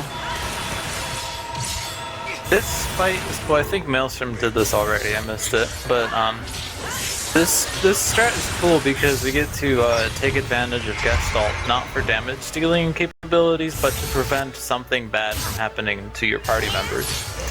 And that something bad is Apoptosis. What Apoptosis is supposed to do is Isuna away all of Bartandalos' debuffs, dispel all of your buffs, and yes, it does some damage, but It does look damage, that's not really what it's doing. yeah. So it's supposed to get rid of all the good things in this fight, but you can prevent it from getting rid of your buffs by having it hit when you're in the Gestalt, like it just happened to Zwanzig here. By summoning, we'll always miss Fang and Vanille, but by Gestalting, we'll also miss Saz, and you get to keep your shrouds through that part of the fight.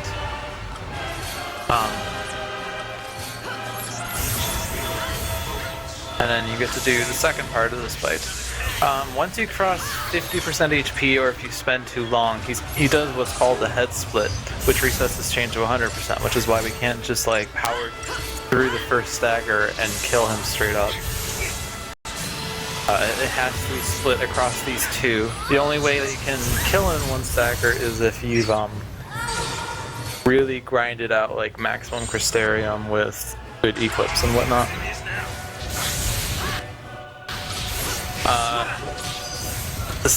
Once he's done the head split, he becomes a lot more aggressive, though.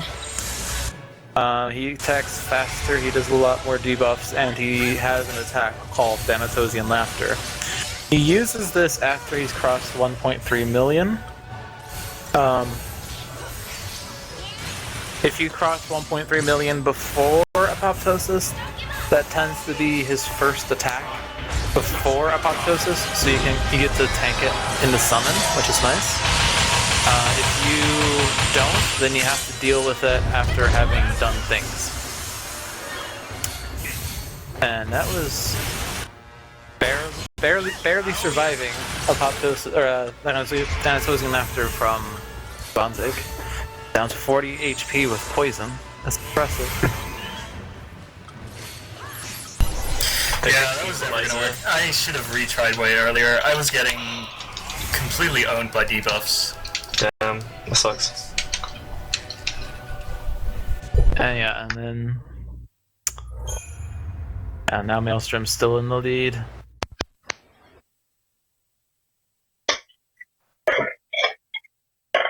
Did they both die? So yeah, this is why this boss kills runs. His debuffs can just completely destroy you. I think Saz got Daze or Fog like 3 times in that battle. And also an interesting thing happened in that you got poisoned and fogged, I think, which gave you 9 buffs and debuffs in total. But you can only have a maximum of 8. So it took away the oldest one, which was Protect. That is not nice. Which certainly doesn't help. Guys, don't worry. Zwanzig can still completely destroy me, because I am pretty bad at final bosses with this ring.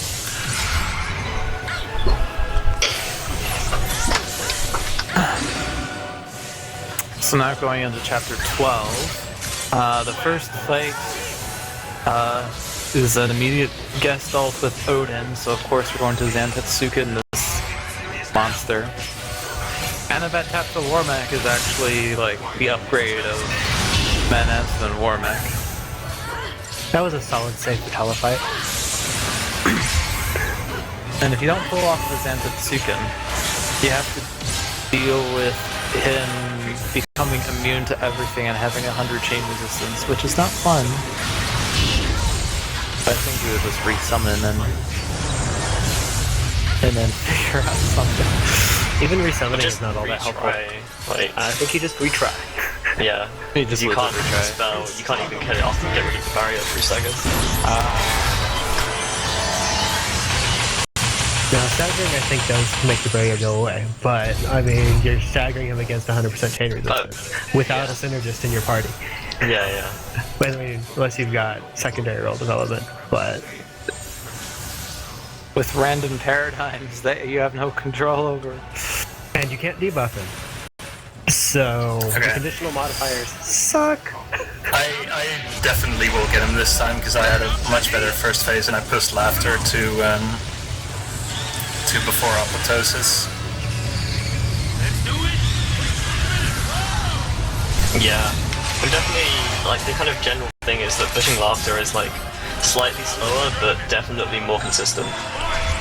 Yep. Because getting laughter when the sub's out is really good, because Brunhilde has Dahaka, and then it also means you can use your renews whenever you want to in the second phase without risk of laughter killing you for afterwards. Yeah. Which is very good. It's pretty important to have to renew during Thanatosian Laughter with these stats. I think at full HP, you will probably survive. I think you will survive, because that's what happens when you do it with Brunhilde out. But you'll have, like, very little HP, and then there's a chance that, like, you'll get lasered or something before you can pull the renew off.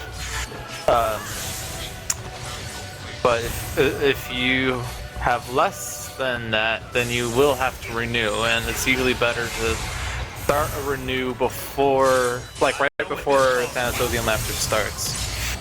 So it will just, like, it will renew some of the damage done by Thanatosian Laughter, especially if you're closer to max HP. But typically, like, you'll want to do either 2 renews, like renew during laughter and then renew just after it. Or an elixir if you haven't thrown it yet. We have 2 elixirs, and one is typically thrown in Bart 2, unless you are just, like, so extremely fortunate to not need it. Yeah, The second one should be like fallback for PC2. But it's better to use it on Orphan 1 if you can.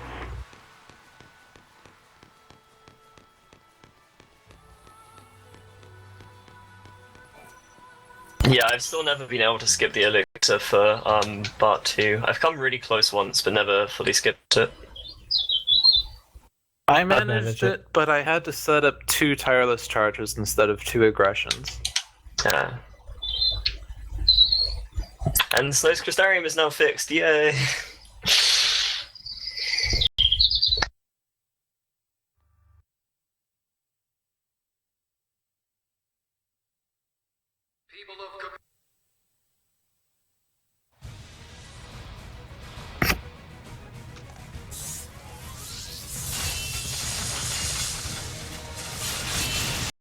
And we get to see repeat performance of Anabat Tapto Wamek.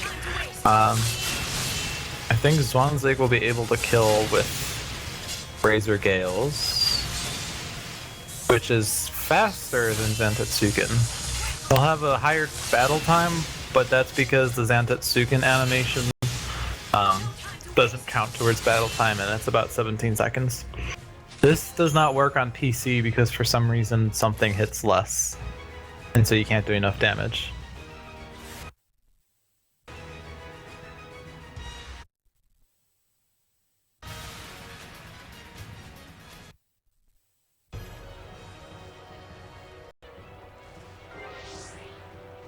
It's not that it hits less, it's that you get slightly less chain bonus. So you don't stagger as early as you would. Okay. Isn't it kind of a mix of both?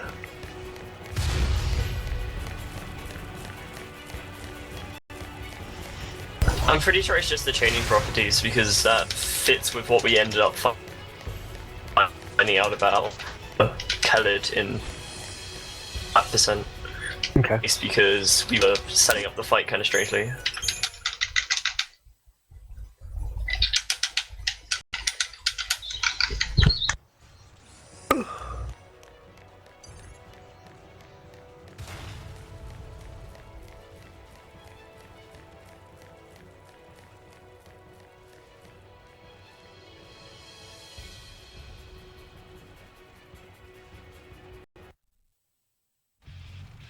So the menu before Behemoth King is typically like, I feel like it's one of the longest menus. Because you have a lot of CP you get from Bart 2. I think it's like 100,000 CP and you're spending a lot of it. Then you change paradigms, and then change equipment, and then you run in, skip cutscenes, and then it's like, oh, finally, here's Behemoth King. God damn it, Pearl is away.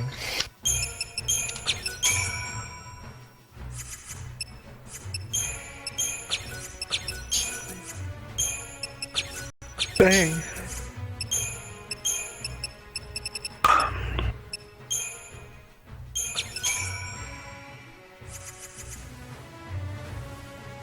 we gonna fight?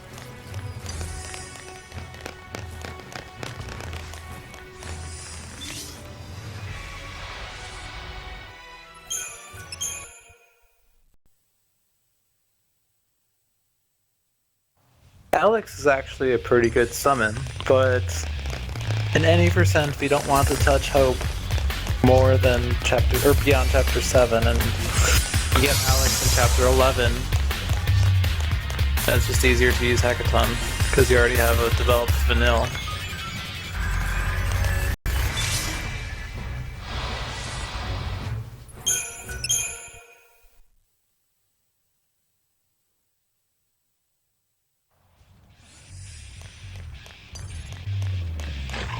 I'm getting really lucky with these damage ranges today.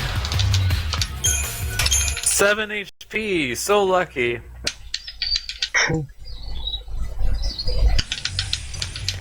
I'm not getting lucky with debuffs though. Vanilla, come on. This is not good. Vanilla in peril, Vanilla in peril, I had Vanilla. to peril, it was deep protect that I needed.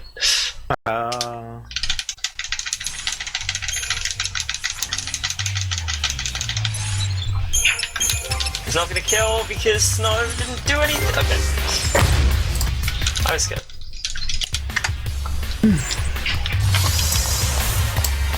When Behemoth King reaches half health, he'll transform, which you can see happening. He'll attempt to transform. Yeah, he'll attempt to. And then after doing that, he'll become stronger and go back to full health, full HP. And dispel all the debuffs. As well as that.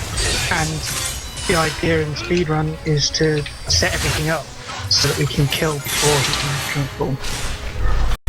Yeah, so you'll see the other guys using curse, which makes them a lot easier for interruption. But I have Provided you land a curse. yeah, whereas Shroud I uses slightly more setup to just melt his HP away in Cerberus before he gets a chance to get up. Because it's not an instant thing, like there's a timeline. There's like a timing on it. So you have like time. Yeah, you know what I'm trying to do. There is time to kill before the animation, because the animation always takes the same amount of time. That's So, you might notice I get Vanille's commando here. You guys want to talk a little bit about that? oh yeah, I guess same as well. So yeah, I kind of just glossed over that. Yeah. We get Vanilla's commando so that we can have a third commando. I don't really know what this is. I mean, because I think she contributes more as a commando than as a Ravager in the 2 Proudclad fights. Because now that we're in chapter 12, we have access to stage 9 of the Crystarium. Having access to stage 9 of the Crystarium means we have access to Sez's Cold Blood. And Cold Blood, as well as Army of One and Last Resort, are conditional abilities which post-stagger adds a tremendous amount to the enemy's chain gauge. And this will be put into play for most of the big fights from now on because of the boost to chain as the result. And it's sort of like their limit breaks, which is cool. Except you can control it, which is nice. And it's really essential for PC1 and PC2 because I think they have elements. Yep, they have all elements. It's the Rav chaining to them gets halved as well. So even post stagger, you'll have halved chaining from the Ravagers. So Cold Blood's effectiveness gets doubled in that kind of situation. So you'll see 2 Cold Bloods against PC1, and about 6 Cold Bloods against PC2. The Cold 3 Blood for is each already stagger. about twice as good as just throwing Ravager spells. When you add in that the Ravager spells are getting halved, it's 4 times as effective, and that's pretty ridiculous. If we could just level everyone without like worrying about time, I think we would replace the nil with maybe Hope, or probably Lightning or something. But we're stuck with a team of 3 because spending time leveling a 4th person is too slow. We once experimented with a hybrid route, where we replaced Vanille with Lightning in this chapter. But you lose about a minute trying to get that working, even when you just like try to do bare bones Crystarium. Like just grab ATB and accessory for both, basically, I think.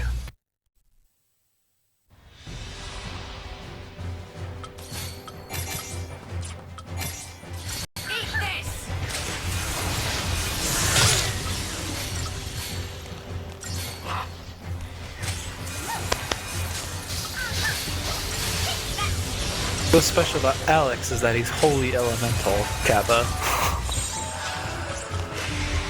No, there's no holy element. I don't know. He kind of is wholly elemental. He capitalizes on any elemental weakness, and as well as the presence of D-Protect and/or D-Shell. Yeah. Other Eidolons ignore that, at least in Gustall, right? That was a really smooth. Correct. And Finisher. I mean, the elemental Eidolons can benefit from the correct elemental weakness. And they ignore it if it's like less than normal.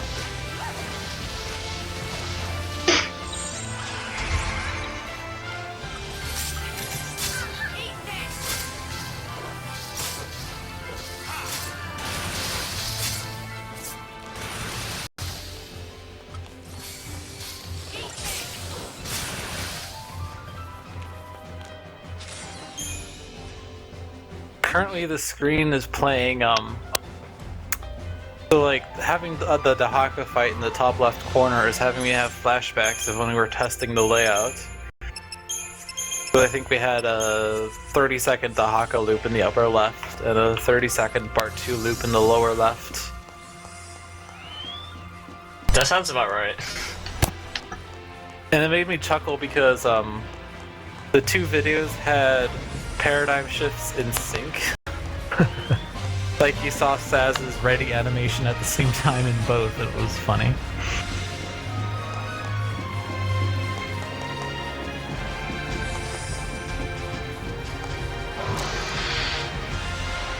So I'm assuming you're already done with PC1, Maelstrom.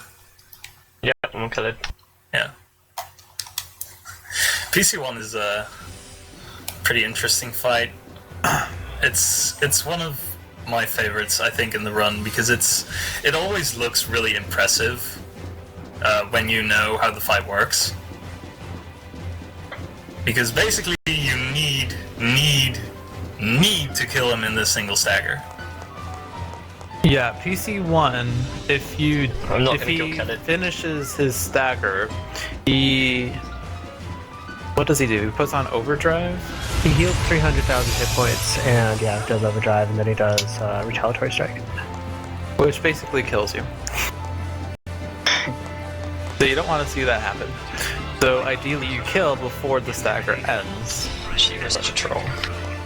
And at least in my case, it's always very, very close. In casual play, I would sometimes recommend to front load damage before you stagger so that you can guarantee you kill before stagger.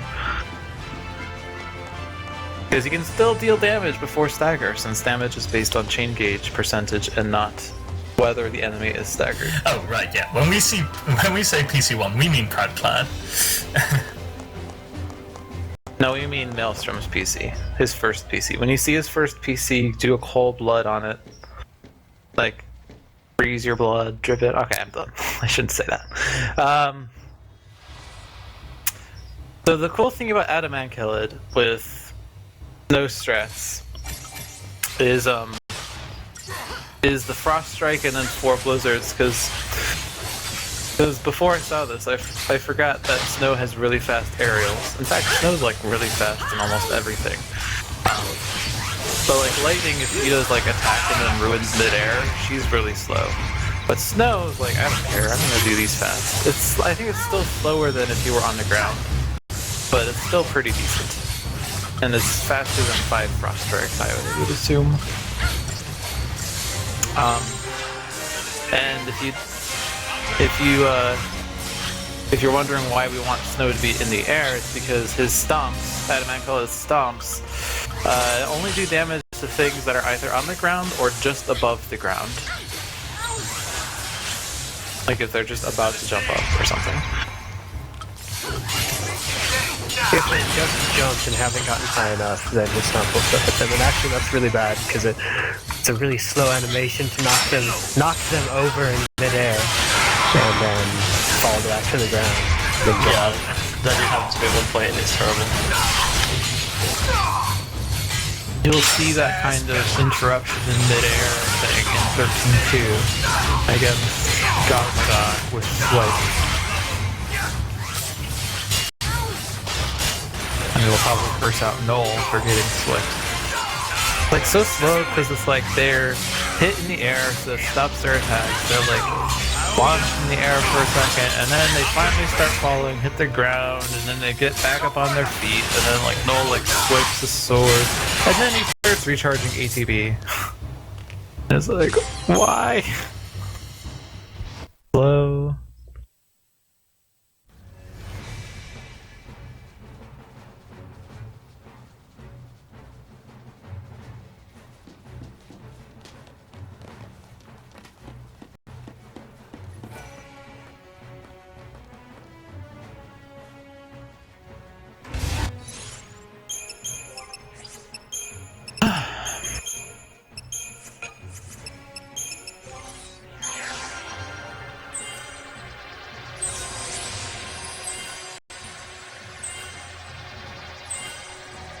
Birds. Close. So many birds. This area is obnoxious with its birds. I assume it's harder. Well, it probably is harder to do it snow. This section of Chapter 12 brought to you by Alfred Hitchcock. That was like 6 feet 6 inches or something ridiculous. I've wondered whether dodging with Hope would be better because of his height. Because they're like flying and hitting you from the top. I'm having like ridiculous issues with this again though. Oh my god. Stop. But a basically perfect airboat bridge dodge, that was nice. Birds, please just let me pass. So meanwhile, ZwanZig's going to do the vanilla route for this fight. So because of our development on vanilla, she actually lacks Blizzard. But that's okay, Fire Thunder's good enough. This song pattern, though. Yeah, Adamankelid does what Adamankelid wants to do. Adamankelid is really good at being like, I'm slowed? Well, stomp, stomp, stomp. Or he's also really good at, oh wait, am I doing something now? Oh. Stomp. But he got the fast stomp pattern, so he had to deal with it. So he summoned in order to cancel Quake's damage. And now the hope is to stagger him before he gets to Bay. Having slow on him helps. Curse would also help because it would prevent Vanille from getting interrupted. But once he gets to stagger, he can just Gestalt. Because all he needs to do is do all Force Blasters and then die in salvo and he will kill. It just so works out that all you need to do really is to stagger and have level 3 guy in salvo and this will work. If you try to do this like just before stagger, it's not enough damage. And if you were so lucky to get like an immediate slow and curse from Fang, you can also try to immediately summon and try to race against Quake instead of Bay. But sometimes I think I've done like once, but it's kind of dangerous. I did it once, where like I had slow and curse after the first stomp, and then I summoned, and then he did like 4 straight stomps, and I was upset. Like he'll always do 5 stomps before he gets to Quake, and our timing is to renew after the 2nd stomp, potion after the 4th stomp, and then summon to cancel the Quake. So I assume it's about time to start explaining this insane dodge that Maelstrom's gonna do. Oh yeah, we are there. So what Maelstrom's trying to do now is to dodge these 2 enemies that are taking the entire width of the corridor, and they do not move unless a character, one of your allies, walks next to them, in which case they will back up a bit. And you can try to sort of push them into the Vernal Harvester, but that takes a while to have set up. So instead, what we're trying to do is to have it just so happen that they walk into the Vernal Harvester. It seems like it's somewhat random, though, whether they will cooperate or not. But if done right, there will be enough space between the wall and the Vernal Harvester to dodge just like that. And that skips the fight entirely. The fight itself with Fang is not that slow. It's like a minute total, I want to say, to do that entire fight. If you include like the battle transitions and everything, yeah, probably it's a little under a minute for the fight itself. Yeah, and having to do some paradigm changes is probably like a minute Right, 5, yeah. minute 10. But if it takes a while to get the manipulation set up, you know, obviously it's slower, but it seems like we can get it working somewhat consistently. For the record, Maelstrom is the only one who you're going to see do that, because yeah, we never used to do that dodge. We knew it was possible, but we thought the setup for it was so slow as to not be worth it. So that's something we discovered when we saw that new route, that apparently there is kind of a setup for it. But yeah, Tiornys and I are not going to do that. I will also not be doing it because I am not running. Very good. It also like breaks the CP route with the old route. Yeah, I guess it would. This is Perd Happily commenting on the Final Fantasy XIII Trilogy Relay, a race of the Final Fantasy XIII games, with your host, Perd Happily. I am here to commentate on this run of which I am commenting on.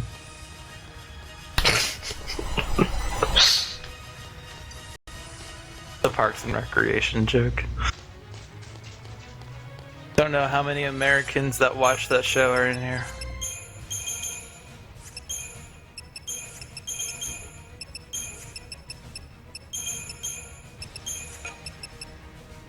So here's the fight when you actually fight it. Excuse me.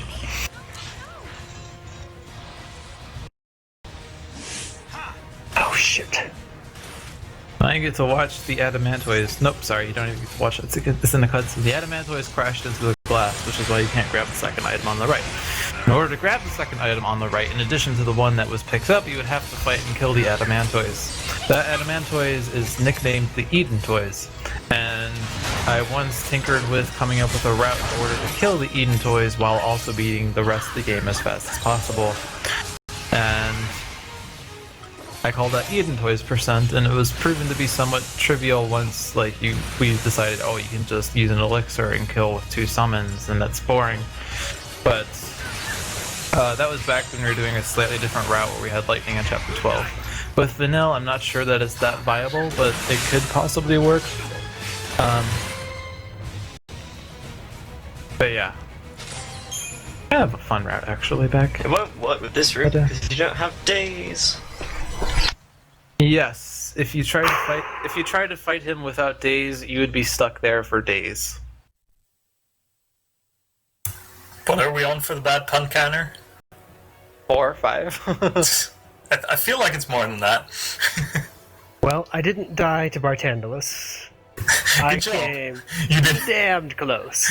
You did better than both of us. I did actually have to retry after like 20 seconds in the first time around because Fang died. That's still faster than the other us. Right. The rest of us. Yeah, because I died like 3 minutes in or whatever. My best heard quote is when he was like doing a thing on debates, and he's like, "You have 1 minute left," and then the person started talking, and then 5 seconds later, he's like, "I am here to inform you that the amount of time that you have left to speak is now less than 10 seconds." And then the person's like, "Does that mean that amount of time?" He said, "When I started speaking, you still had time, but now that time has run out."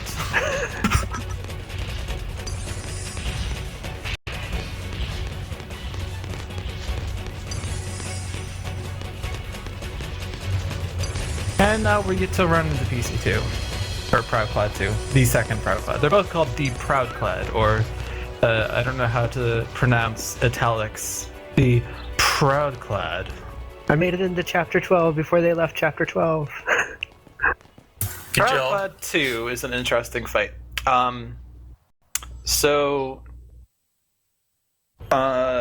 He has two phases, or phases? Modes. Two modes, ground mode and aerial mode. I guess they are phases, I don't know. Ground mode can be launched, aerial mode cannot. Ground mode does more damage, aerial mode does less damage, but faster. I'm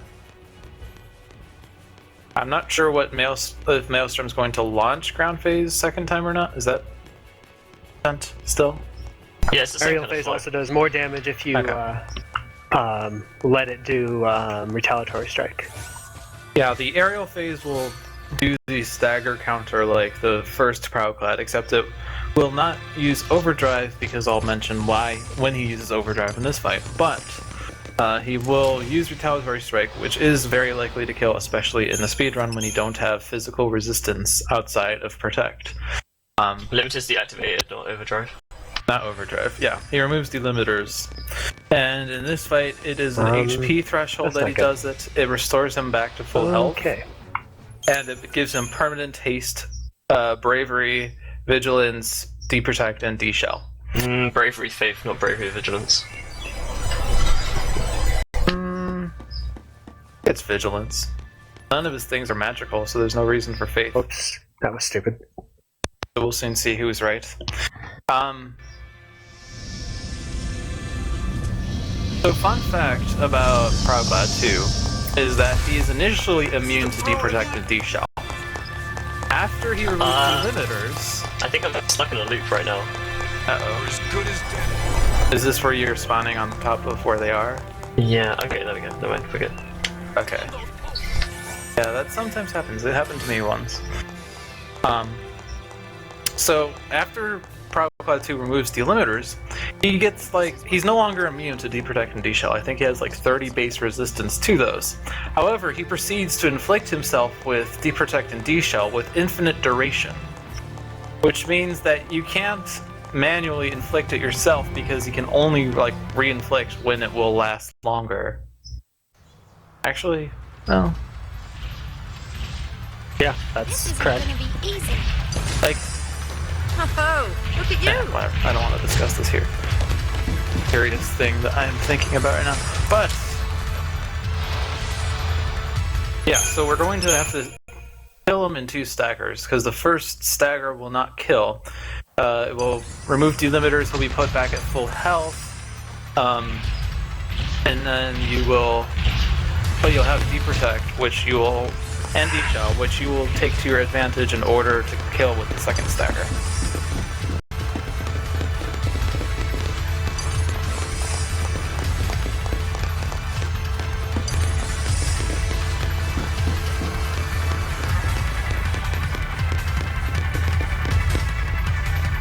If you're wondering why Maelstrom did a single arrow there, it's because arrow has a special effect that keeps the target in the air for a slightly longer period of time than anything else. I would say significantly longer.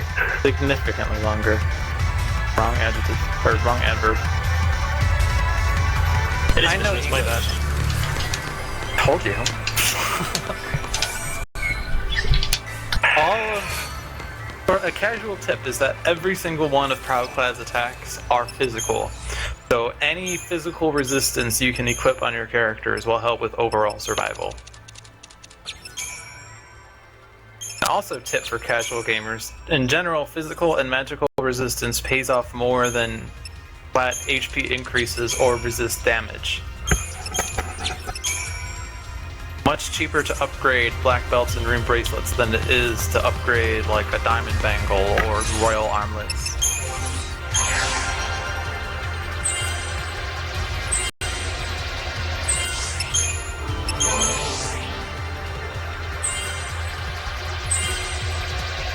So trying to get the second stagger in on ground mode is much better than trying to do on aerial for two reasons. One is that Proudclad will not bother attacking you when he's launched, versus aerial mode, he can't be launched and it will still do damage to you. And the second is that after stagger, if you don't get the kill in, you can still do things afterwards in order to kill him, versus aerial mode, where he will most likely use retaliatory strike and kill you. If you don't, there's a very small chance instead of retaliatory strike he will just go straight to ground phase, in which case you would probably want to tank it and extend roll for about a minute until you can deal with, or get back to aerial phase, and then you can deal with that aerial phase. This will most likely be at low HP, but then you don't want to have to deal with ground phase shenanigans as gamers.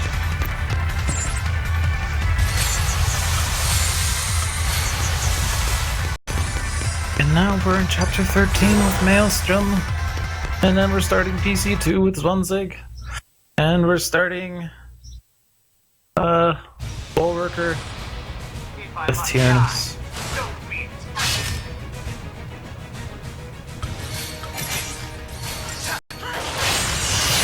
So it did look like the snow strat is pretty similar to the Fang strat. Yeah, it's pretty similar.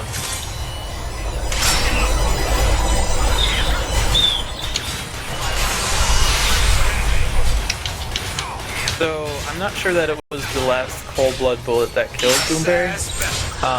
The thing about Cold Blood, and the reason that we're using it, is that it's giving us a slightly longer stagger. Stagger will not end during Cold Blood's animation, so it allows your two allies to do more attacks during that small period of time that stagger is not ending. The enemy will stay alive until it finishes as well. Yes. In fact, I've had some fights where, back when we were still staggering the aerial phase, that I got the stagger extend on the aerial phase and did enough damage to kill him, but before our Cold Blood ended, he killed Saz, and I game over. Damn. Which is why I much prefer staggering and killing ground states.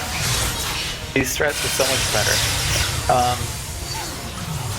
Yeah, PC2 used to be like you had to do this exactly correctly, otherwise you die.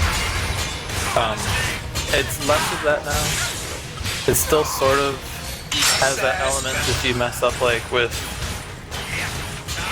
getting the first delimiters removed, or if you mess up in keeping him launched second phase and then he proceeds to go to aerial phase mid-stagger, so your first stagger didn't do that much, but it's a lot nicer than it used to be.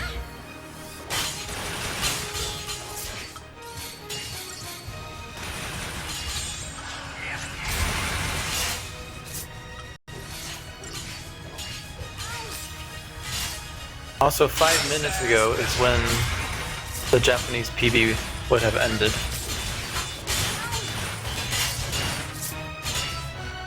But, I mean, it's a relay, so not that big of a concern.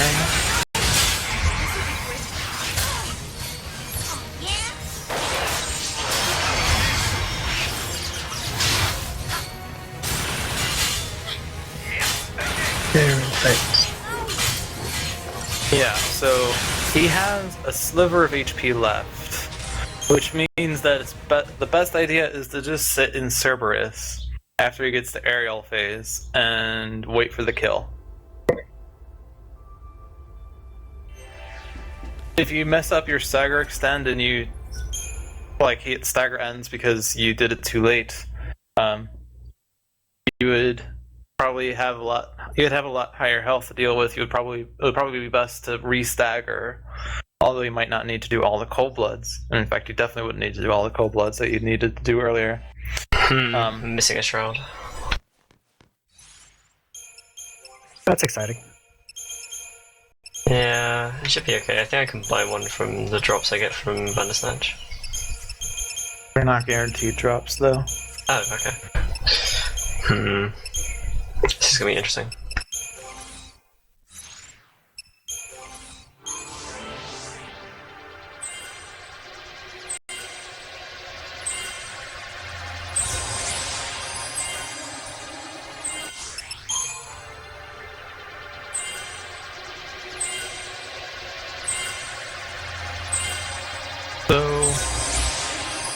Once you get to Chapter 13, you unlock Eden Pharmaceuticals. Actually, I think that's obtained from Proudclad, so you can technically have it at the end of Chapter 12. But Eden Pharmaceuticals allows you to purchase Libroscopes, Fortisouls, Aegisouls, and Deceptisouls directly from the shop. And we are going to proceed to do that and use all of them when possible. So from now on, we'll be using Fortisoul and Aegisoul in every relevant fight, and we'll be using Deceptisoul on none of the fights, but all of the dodges. And we'll be starting to burn Deceptisouls because you have enough skill to just go ahead and buy one and burn it as opposed to canceling it.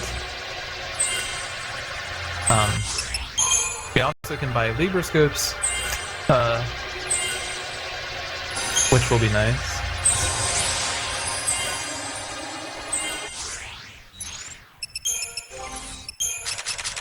So the interesting quirk about Bandersnatch and Jabberwocky is that Bandersnatch is immune to physicals, Jabberwocky is immune to magic. Or it's I'm not sure if it's immune or just resists. I know that Bandersnatch resists magic. Bandersnatch either halves or is normal too. So the fact that Bandersnatch is immune to physicals but resists magic would normally mean that we can't really do that much damage to him even when we stagger because he's taking 10% damage. But thankfully Eidolons ignore damage resistances, and we can use that to bypass that resist magic in order to kill him. And then we can focus on the Jabberwocky. The Jabberwocky I think hits a bit harder than Bandersnatch and has Breath of the Beast, which is a pretty scary attack. But in casual play, you can also use High Wind, Sovereign Fist, Army of One is not bad, Death, even Last Resort if you killed Jabberwocky first. Indeed. Cold Blood is not so effective. Yeah, Cold Blood doesn't do that much damage anyway. Like 0.1 per bullet. There's Breath of the Beast. Fight is Sazless. Saz with it.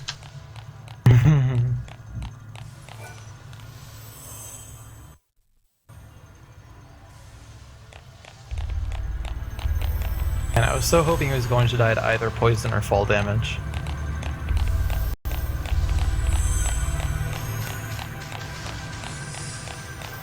And now the section that Maelstrom is running into is actually possible to do Deceptless, but I'm pretty sure he's not going to do that. Beast startled Blossom Seed. No, I'm not. 13,000 gil. Don't have a problem anymore. Nice.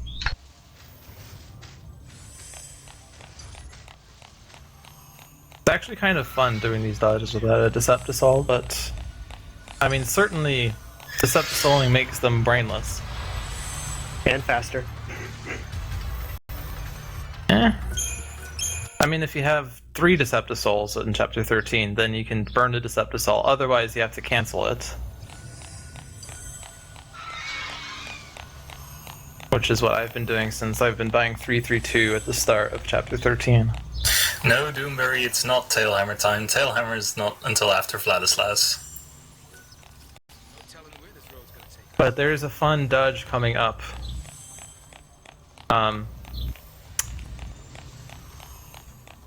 For those of you that like things between legs, we're about to run in between legs.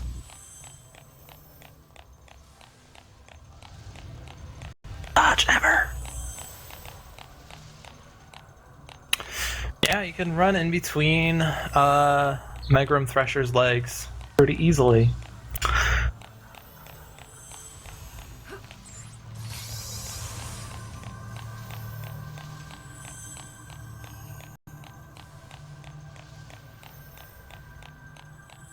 And now in plat percent, we would now be doing about 3 or 4 hours of Ladislaus grinding. Or actually, it's 2 hours and change.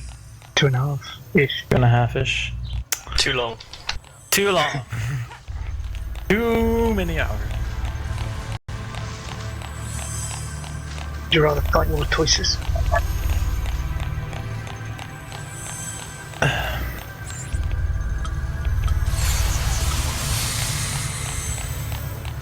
So Ladislaus, by default, is weak to all elements, so casting end spells is good. But you have to Libra for that in order for AI Taz to do that.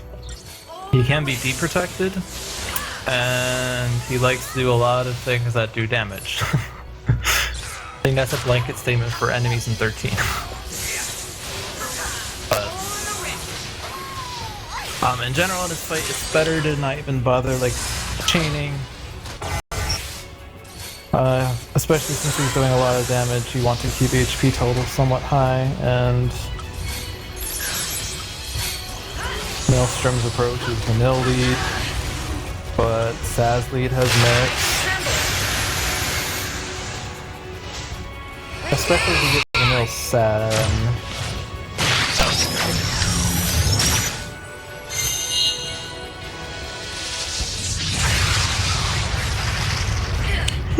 Enjoy yourself? True that both of your allies got killed as opposed to vanilla either of those times.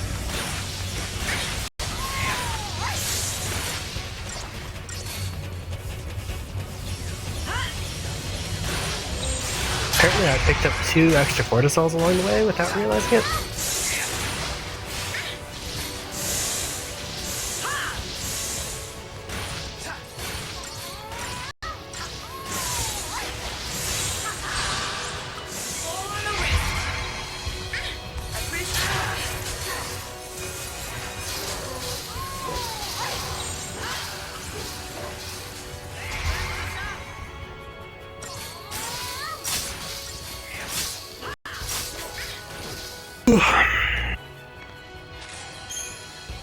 Oh hey, I got a Star Blossom seed.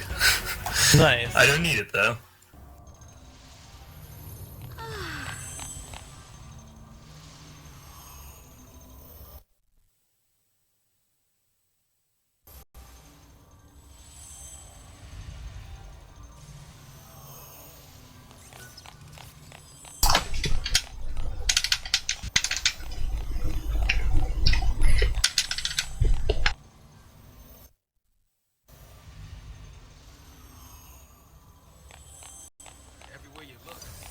Now we're at Ushu 3. Don't you mean Ushu 5? I say Ushu 3, I meant PC 3, and then, yeah, Ushu 5. They're all the same models. The Tiamat Eliminator. This guy can troll sometimes. He likes to do things that either dispel your haste or replace it with slow, as well as an attack called Tailhammer, which will cast Imperil on everyone as well as launching everyone 3 miles into the air. Kind of annoying, especially when he hits you with one set of ice grenades that both dispels your haste and casts slow. Well, I shouldn't say dispels haste, rather it procced slow twice.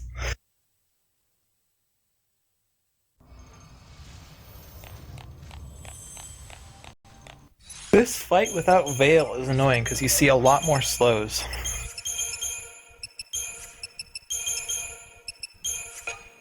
And if you don't stagger him quickly enough, he goes into overdrive, which gives him at least protect and probably also like haste and stuff, which makes it hard to deal damage to him. But I don't quite remember the mechanics of this fight, but I think that you can't get him to ground phase until you've staggered him when he wasn't overdriven. Regardless, the aerial phase is immune to all debuffs. Ground phase is not, which isn't made obvious until you start trying to do sab or check intel or something. And so his ground phase, however, all of his attacks will dispel buffs, which is how we've lost everything. But he can inflict de-protect and imperil and poison and de-shell and daze. So that won't happen in the speedrun. Yeah, there's a really fun video where someone just inflicts poison, staggers, gets to 900% chain, inflicts daze, and then stares at Tiamat as he dies poison damage and can't do anything. He does re-inflict poison at high chain to make sure it lasts. Yeah.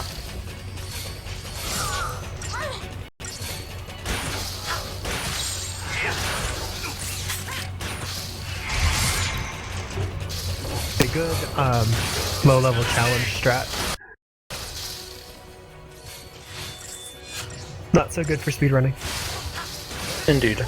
The mechanic you're looking for, you have to stagger him, after which he will descend. However, if you stagger him while he is doing overdrive, then it doesn't wind up working out. So you may have missed this, but the end of my last fight, yeah. That was about let's see, wrecking ball levels of awesomeness.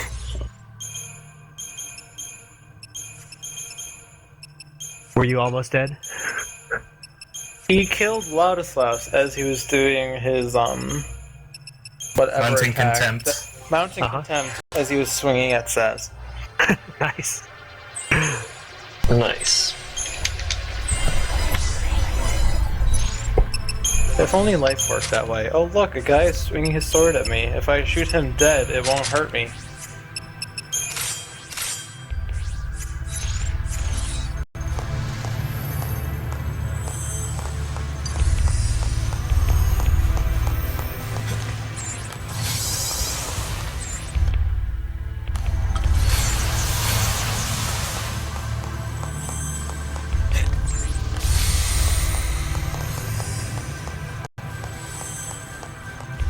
So are the 13 runners getting ready?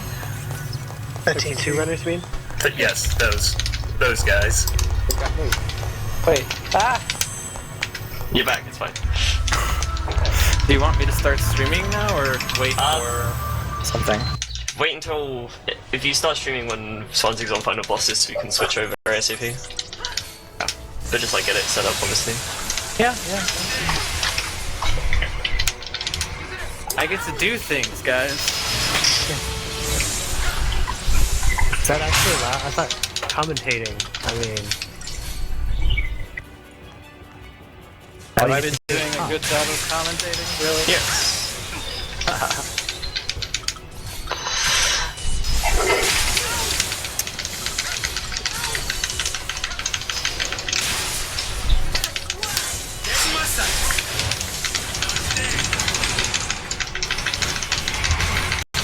Oh, that's really bad.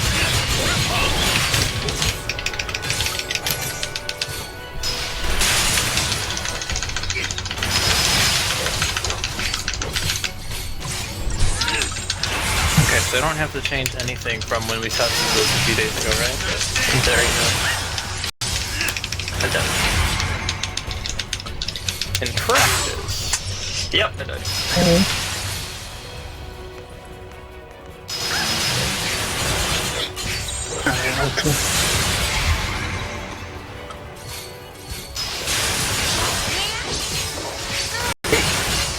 Alright, yeah, all looks good.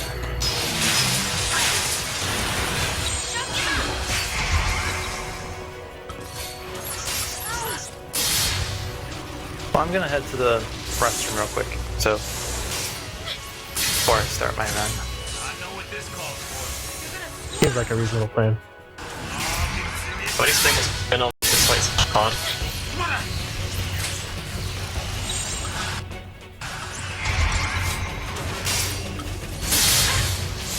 Sorry? I said I would explain what I'm doing in this fight, but it's like hard. Oh. Which fight are you doing? Right.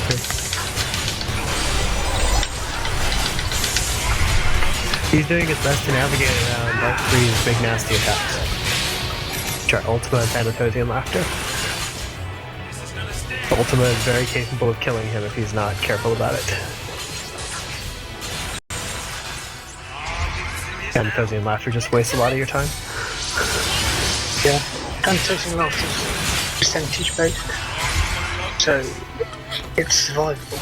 But if he does Ultima soon afterwards, then screwed.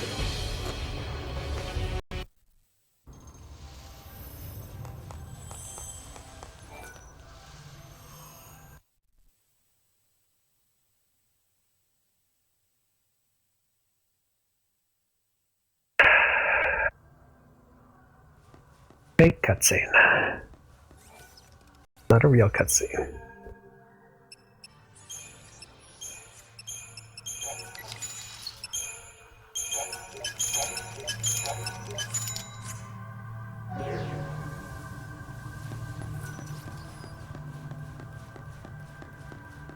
So, Bark 3 is my least favorite fight in the speedrun for the simple fact that you have to rely a lot on getting debuff luck and getting it fast. You don't have to. It just makes things a lot more difficult if you don't get it. Well, yeah. It's still possible to save the fight. Most importantly, slow.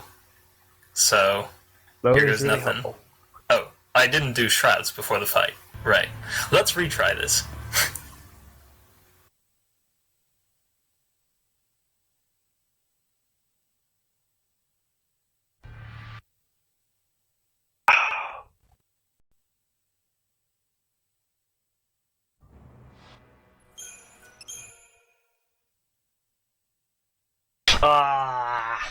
This is so impossible.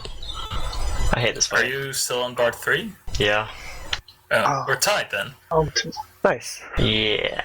I knew this was gonna happen. Dude. That's so annoying. You're so close to killing him as well.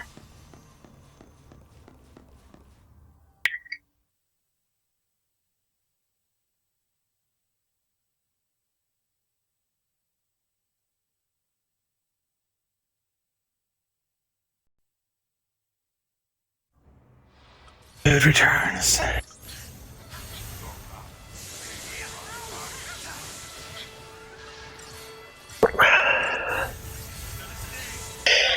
So this is even closer now. Both of you playing Part 3.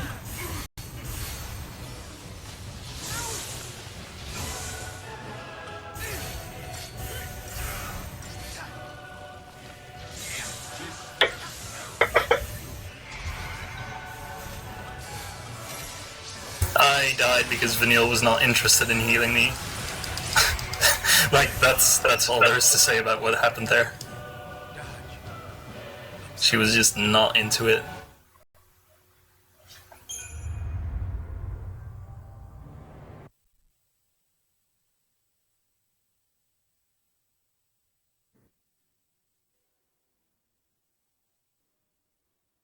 Just Bart has been, throughout this relay, just an absolute jerk to everyone. Slimark!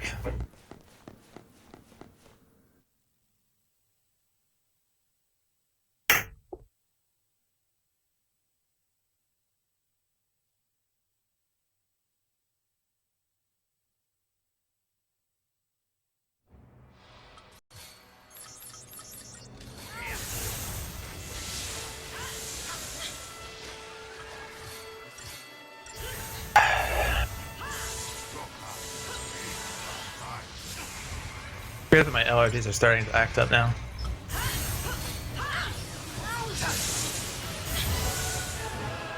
bar, please. Oh boy! Oh shit, man. It's all even! Me and ZwanzIg both getting walled. Yeah, both stuck on the Barcandulus.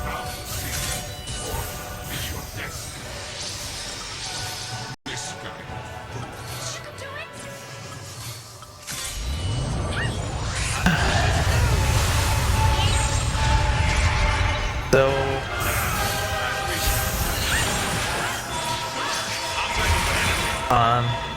we use Libroscope on Orphan 1.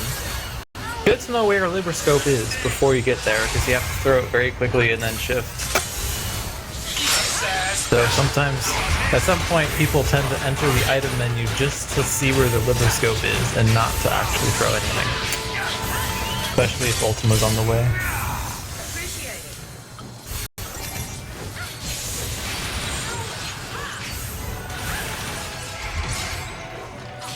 So now ZwanzIg should be good.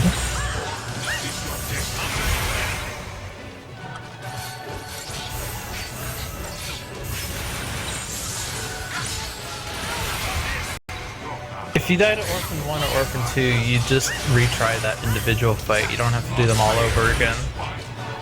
Thankfully. Killing during Thanatos and after is nice.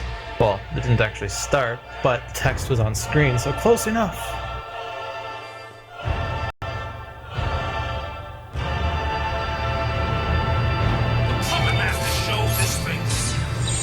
So should I start streaming to the server now? Probably. Okay.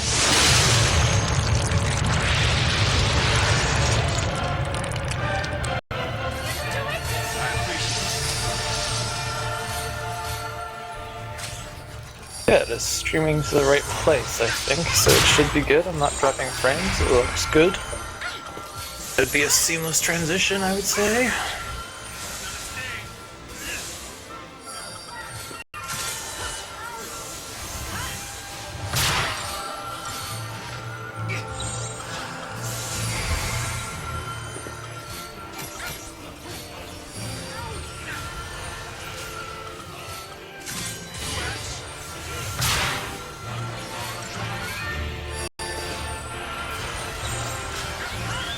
So, Merciless Judgment does like 99% of your current HP damage to everyone. Trying to heal before Merciless Judgment is useless. Healing after Merciless Judgment is the better idea. He has an attack called Progenitorial Wrath that is notorious for being the instant death attack. It has a 50% chance of instant death, and if it of course targets the leader and the leader dies, it's instant game over. But its first usage will always be on a sentinel or medic if they are in the party, so we will sacrifice Vanille to the Wrath.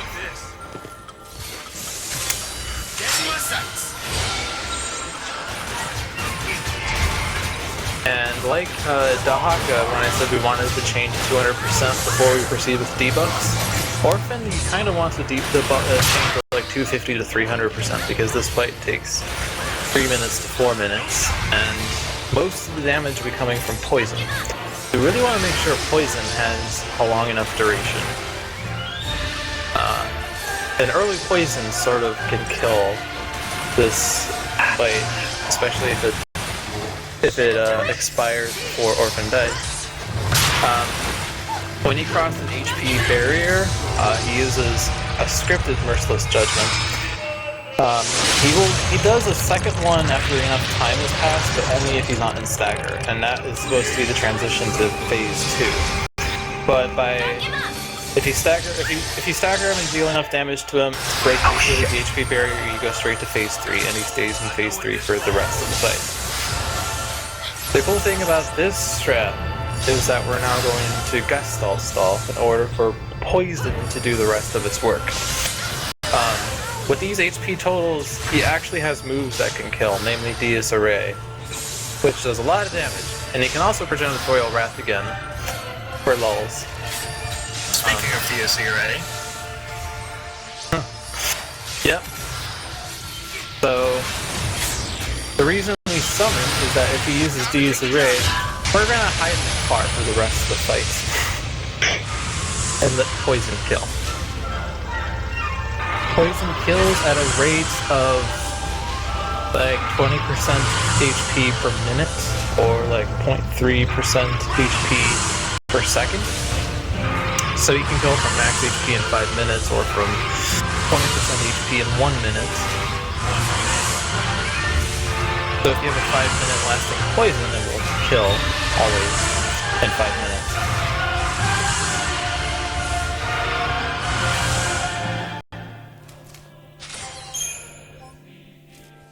And that's how you do the Gestalt stall.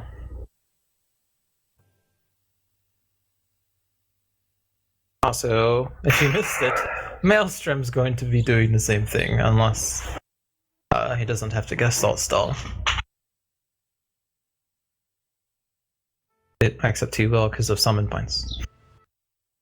So now we're brought to Orphan 2, who is probably the easiest, well, is the easiest of the 3 fights. The secret to this fight is the stagger. Once you stagger, you can basically win, provided you don't die. And provided that, you play smartly. Imperil gives him elemental weaknesses, Deep Protect is good, Bravery is good, and spells are good. We don't bother putting Bravery on Fang, because he does enough damage without it. But might as well throw it on Saz, because let's Power Blitz some more. And then he does have some annoying attacks that he can use before he stackers, though. Don't lose, you win. I meant if you die, then you don't win. Gestall. I like that. I think I will start using that expression. Gestall.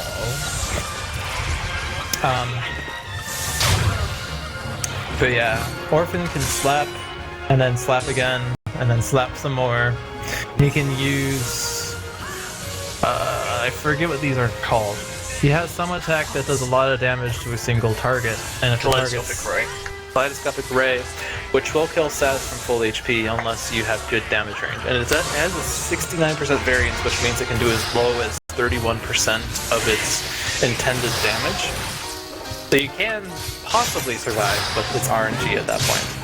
You can induce Orphan to target Fang by shifting to Sen and having her provoke it. Alright, I killed him, so I'll just tell you when to start, I guess? I will just say the mumble. Will it be an instant, switching of streams? Well, I don't know. MLSTRM is behind the tech, kind of, and he's running at the moment. Yeah. I think we more or less expected him to finish first. So just start running when I say go, which will be in a few seconds, so get ready. Okay.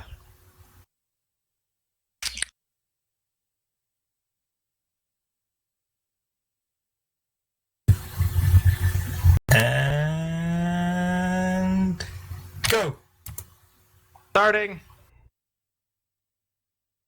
Congrats, MrZwanzig. Thank you.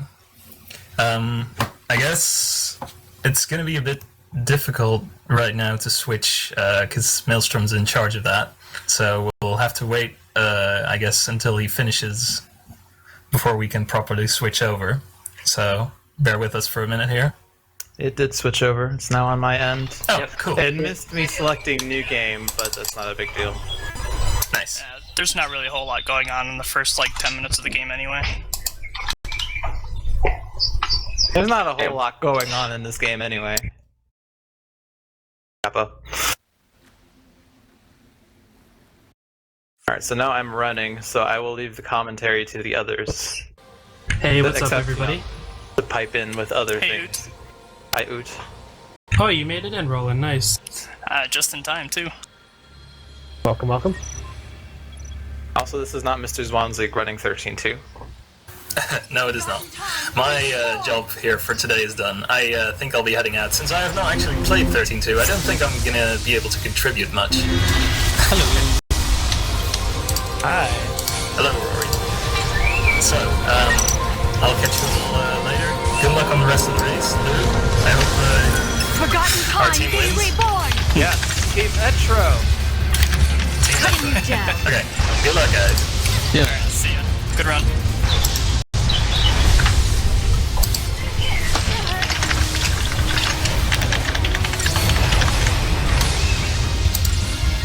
Okay, everything should be fully switched over.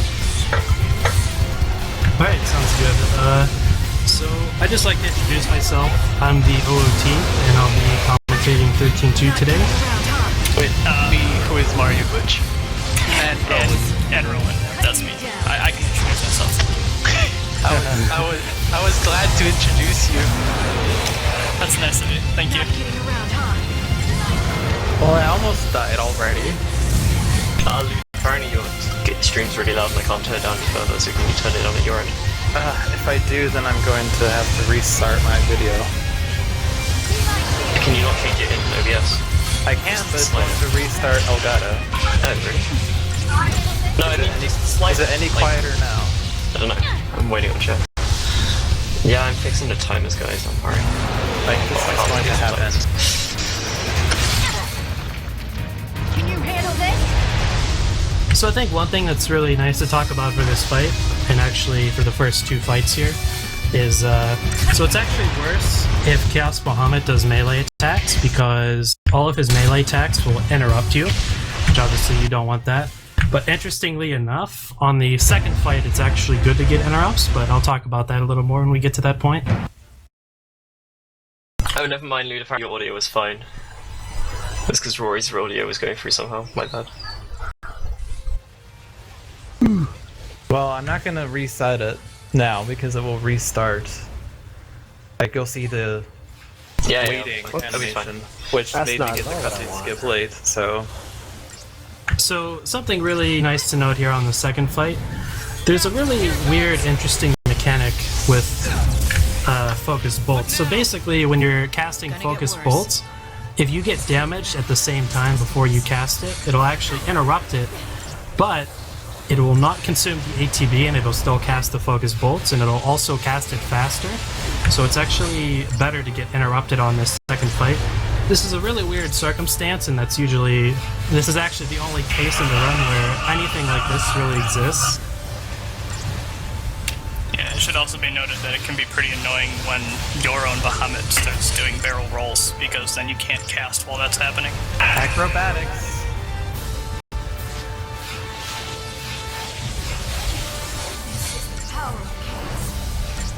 Too bad we can throw mug at it.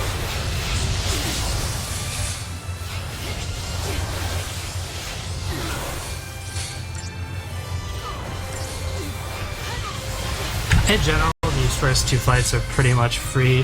I mean, you can try to gamble a little bit and hope for better luck and potentially die on them, but on the second fight, you should almost never die. The first one, like I said, you can gamble a little bit, but otherwise, the first two fights are, for the most part, pretty much free.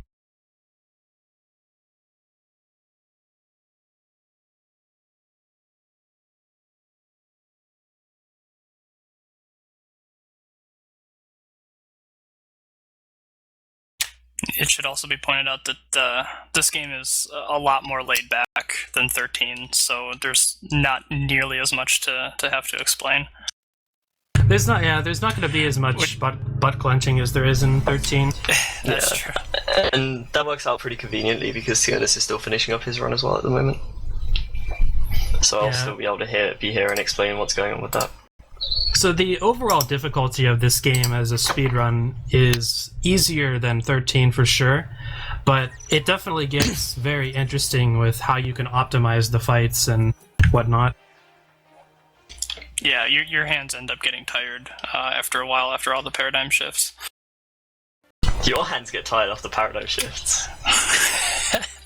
I haven't been running the 13 trilogy as long as you guys have, so I don't have the endurance. I think the timers are just a little bit messed up. It's not a big deal. I'm sure they'll get it fixed. And it should all be fixed now. I just swapped the two teams around. Yep. Because I pressed the wrong button, but it's fine. That still works. So I guess, guys, do you want to introduce yourselves? people who are commenting on 13.2? Sure. I could do it Wait, again. did you already, or? Yep. Okay, my bad, I missed it. Okay. No worries. Carry on. I can introduce myself. Hi, I am a runner of 13.2. My name is LewdDolphin. You might have heard of me before. I'm glad to meet you, Mr. LewdDolphin. So something that I think is worth mentioning here is in the beginning of the game, you don't have the option to change your paradigms. So until a little bit further into the run here, we're going to be stuck with what we have and have to make use of it.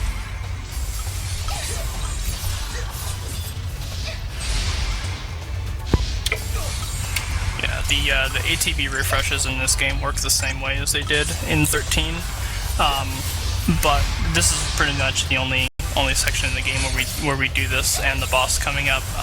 But because we don't have access to any of our paradigms, and the paradigm decks that is, we have to switch out of one paradigm and then switch right back into the same paradigm. It still gives us the ATB refresh, but because we don't have double paradigms, we have to do the switch out and switch back.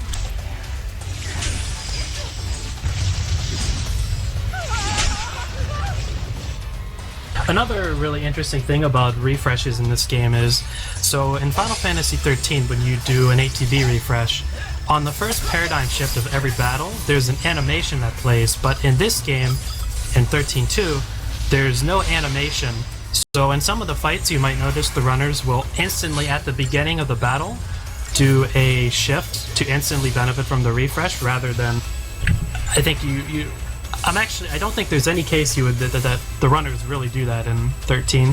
But all the Eidolon fights for Doom timers, because the Doom timer canceled that animation. Right, true. Thanks. Yeah. But aside from that, no. Right. Aside from that, you probably won't rarely ever see that in 13, but that's going to be a really common thing in this run. Yeah, because of that shifting speed. We'll explain it when it becomes more relevant, but we'll be exploiting the heck out of that kind of speed.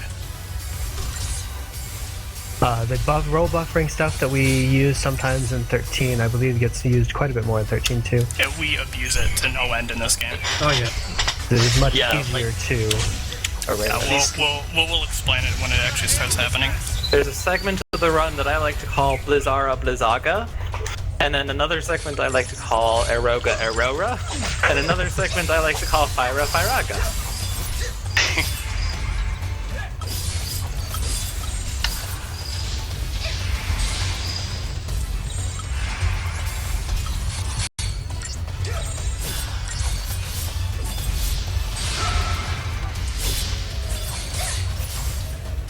I think I'm having some tech issues. Can you guys hear me? Yep. I can hear you. Yeah, we can hear you fine. Okay, that's odd. I don't know what's going on then.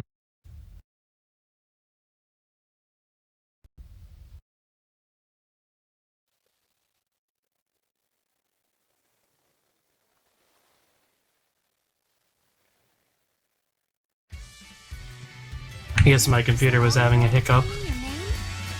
Who are you? What do you do? I'm a hunter. I feel like an interrogator. Do you mind me asking? So Tiornys is now on the Vladislav's fight, and you can see he's reflecting end spells onto him and Fang while using Fang for just damage distraction. And then most of the rest of the fight is done in offensive screen to keep the aggro onto Vanille, and then we use our renews that we have available to heal Vanille as necessary. But the main important thing to do is to keep Deprotect on, so now he'll switch to Devastation just to be able to reapply Deprotect to make sure he's doing enough damage to actually kill Vladislav and Sentinel at a time.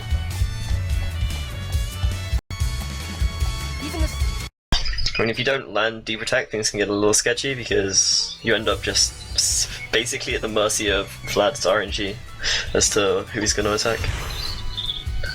Also, shout out to Striving Duck in the chat. Hey, Striving.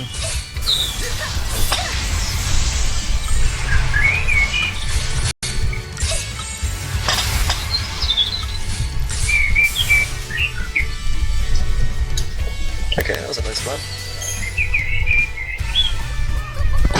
I had a nice Spanish catching Jabberwocky once I got past the first round. I missed that. Took me 3 tries. Oh, damn. I wasn't getting auto chain over to Bandersnatch in time. Yeah, that's a really annoying part about that fight. Weirdly enough, for some reason, if you start in different paradigms, you auto-target different enemies on that fight. Interesting. Yeah. Am I dreaming? I see it too. Pretty sure it's So one no thing you're dream. going to notice here on Gog Magog is that he's going to often be double switching to get the HEV refresh while Sarah is in Rav. The only two useful paradigms here is Com and Rav-Com, and we really need to stagger him to be able to kill him efficiently. So we'll definitely be doing the double shifting thing here a lot to get the refreshes with Ravager. Yeah, because unlike the fights in 13, at this point you don't have access to edit your paradigms, and since you want to stay in Rav, you're going to shift out of Rav to refill the ATB and then shift back into the Rav roll to be able to use the ATB, because the ATB doesn't decline on its own if you shift.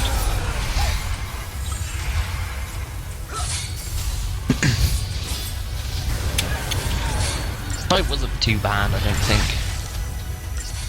You're slightly ahead of Luke. To be fair, PC though. Nobody needs to know.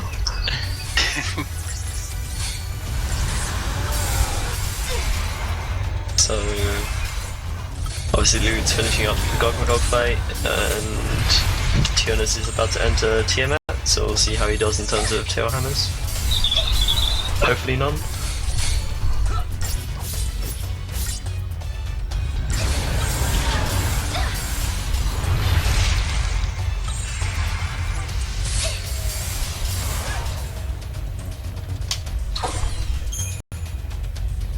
I'm too pleased with that fight.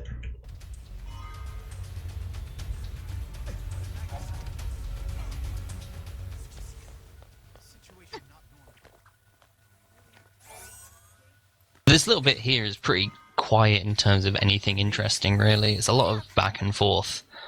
Right, so here he's pretty much just going to be progressing through the story. There is an interesting thing I will talk about in a little bit once we get to that point. You just like to build up that suspense, don't you? Yep. Gotta get people hooked, man. I've got to try to estimate my delay here. So I think about now is going to be a good time to talk about it. So in the segment here, you have to catch the little kid. And there's a really weird thing that can happen, which I can't really explain why, but sometimes the AI tends to get a little bit weird. And we like to jokefully call it hit the fence. So the kid's AI will basically get really wonky, and he'll, instead of jumping over the fence and you having to chase him, he can actually get stuck in the town around where Sarah's dagger is that you have to collect. So you probably won't see it here. It's really rare to happen, but it's definitely something really funny when it does happen. And on the extremely low chance, it is actually a really huge time save if something like that does happen. So it's always something like in the back of your mind as a 13-2 runner, like it could happen. Very unlikely, but it's really funny, and it saves a lot of time. Yeah, so Tiornys got a pinpoint beam there, which took him down to pretty low HP.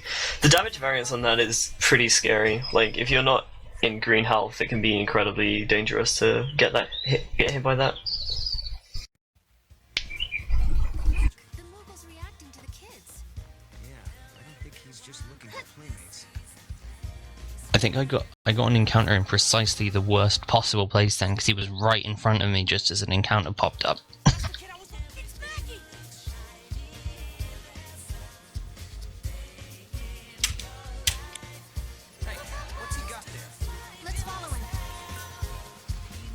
He did not hit the fence. Bible thump. Rip run. Alright, I'm gonna reset. It's all ogre now. Where's Zwanzig? Zwanzig, start over. Zwanzig. No, it's probably something else that should be mentioned coming up. The battles work a little bit different in this game than they did in 13, in that you have a timer, and enemies will randomly pop up on top of you. and most of the time they're pretty passive, and you can usually just get away from them. But occasionally, and we'll see that really annoyingly later, where you can't get away from them and they'll just chase you down, and it can get pretty annoying. But yeah, it's pretty RNG for most of that. There is one safe way to get out of situations like that, but each time you do it, it costs you anywhere between 30 and 40 seconds, depending on what platform you run on. And you can't even do it at this point in the game anyway. Yeah. So At this point, you have to fight. I'd like to touch a little bit on passive and aggressive encounters and how they work. So it's completely RNG, and some of the encounters will either be aggressive or passive. If the encounter is aggressive, generally the mobs will run towards you, and if they touch you, you get stuck in the encounter. If it's a passive encounter, they won't move, and you have an opportunity to run away from them. However, if it takes you too long, eventually passive encounters do become aggressive and will start chasing after you. So I think it's definitely worth talking about how aggressive and passive encounters work. So I mean, just pay attention, you know, if you see an encounter, it starts chasing him or something, it's probably an aggressive. Or, you know, right. Oh, you got the Gorgon Opsid? I ran away though. Okay, that's good.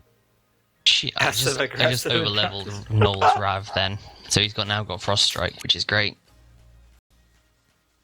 Oh, that's not good. Nope. That's annoying. It's not too bad, it's just less than ideal, I guess. Yeah. This next fight won't be too great. Go, Tiornys, go! Now we just have to head for the gate. I don't get it. Jay, you pretty much ready to go? Yes. Okay, cool. Does my feed show already? Hang on. Thanks. I think I'm okay. The gate is where. So in the 13 commentary, did you guys talk about how switching abilities gives you higher chaining and the benefit of that? Okay. So I think one thing that you guys are going to notice here is when Lewd spends the ATB on Null, he's not going to go the entire way to Frost Strike, so he'll have a little bit of unspent CP. And the reason for that is, as was heard earlier in the commentary of 13, whenever the game essentially will try to optimize your chain percentage, and so switching abilities will give you higher chaining. So if you developed a Frost Strike on Null, then Null is going to try to do Frost Strike, Blizzard, Frost Strike, whereas if you don't develop him to it, he's just going to do Blizzard, Blizzard, Blizzard, which will definitely make the fight a lot easier and definitely faster. Yeah, this game suffers from the same problem that 13 had, in that the animations are reset in between melee attacks and magic attacks, so it's actually a lot slower if they do that. And that's probably dead. Oh no. Sweet! Friendly Ultima. Oh, that damage was tasty. Well, it wasn't too friendly, but I guess it could have been a lot worse.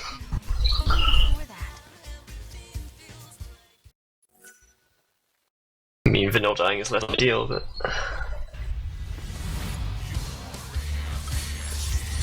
I'm still in the fight. Yeah,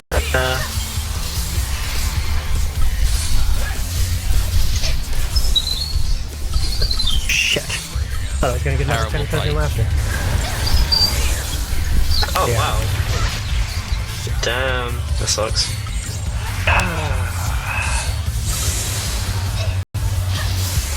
I screwed up way early in that fight, though.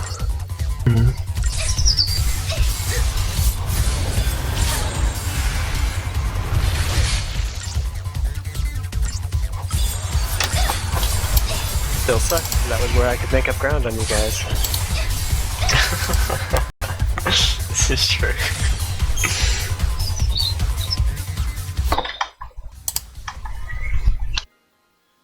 I like that I cancelled Noel's landing animation. Oh, I forgot to menu. Herp. It's fine, you can do it on the Historia cards. But I guess because I didn't get to menu, I got a sub 20 new Bodum, which I'm quite happy with, I suppose.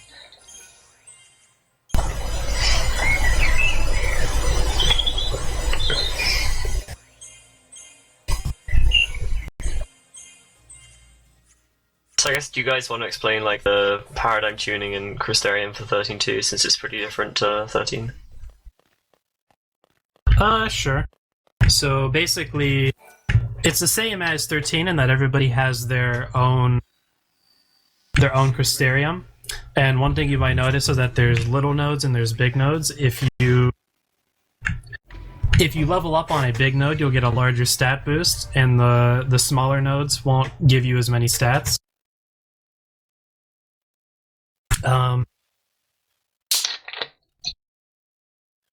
You'll see in a couple places in the run we'll be taking the boost bonuses for specific roles, which will benefit us at different points in the run. So specifically, Sab boost bonus will be one that'll be particularly useful later.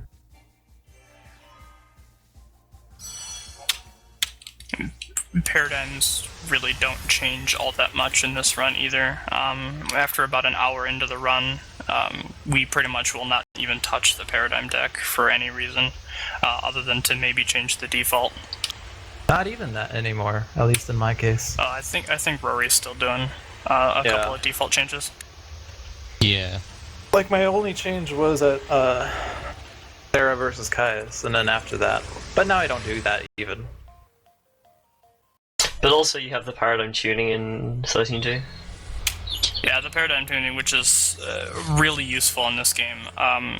So typically in 13, if you ever have more than one comm in your active paradigm, they will typically target different enemies.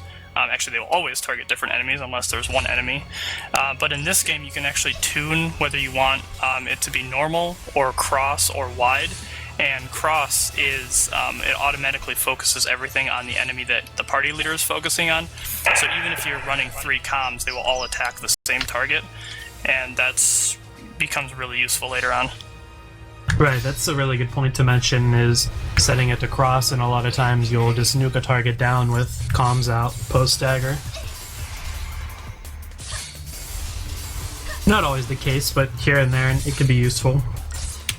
Yeah, and even the wide paradigms are good too when we're running 3 Ravagers at a time. Even somebody who isn't a party leader will prefer to use the AoE abilities.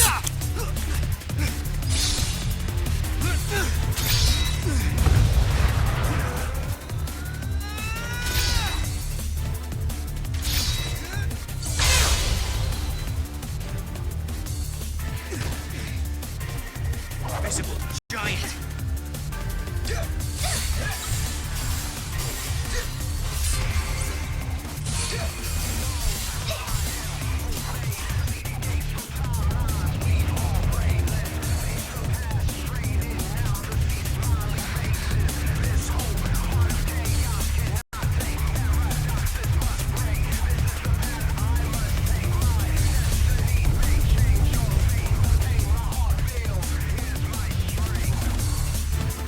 Pretty decent Atlas 1 fight, I think. I guess also another thing to mention for 13.2 at least is the introduction of the like cinematic motion scenes. Yeah, there's actually quite a few scenes in the game where there's QuickTime events. In fact, about 10 or 15 minutes from now, we'll see a different thing. Mostly you want to perfect it, but there's actually a fight coming up where we purposefully miss one of the inputs, and that makes the scene about a couple of seconds faster.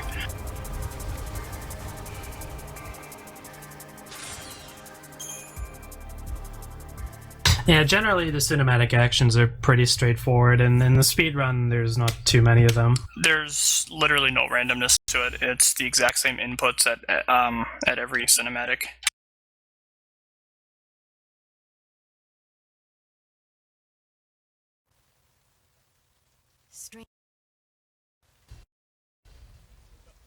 There are also QuickTime events that we use later on in the middle of battles that we can start off ourselves. We'll get to that a bit later on, I think. I wonder where the chief is. Oh, fair enough. Okay. And yay, Tiornys has passed part 3. Yeah. That was a rough one. Good luck on Orphan.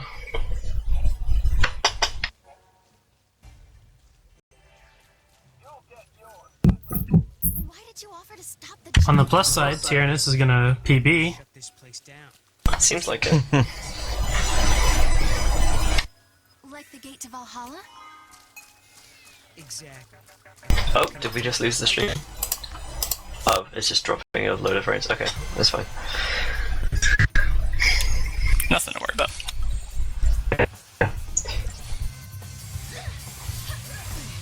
So again, you apply haste to everyone, they go to try disaster, and then the idea is to chain up pretty around 200-250% before you start trying to inflict debuffs, just so buffs last long enough to outlast the entire fight, especially poison. Poison's a big one here. Do you recruit, or not? Rather, do not recruit. I mean, do you put any of the monsters from this fight into your party, or do you just skip that? I skip that. Okay.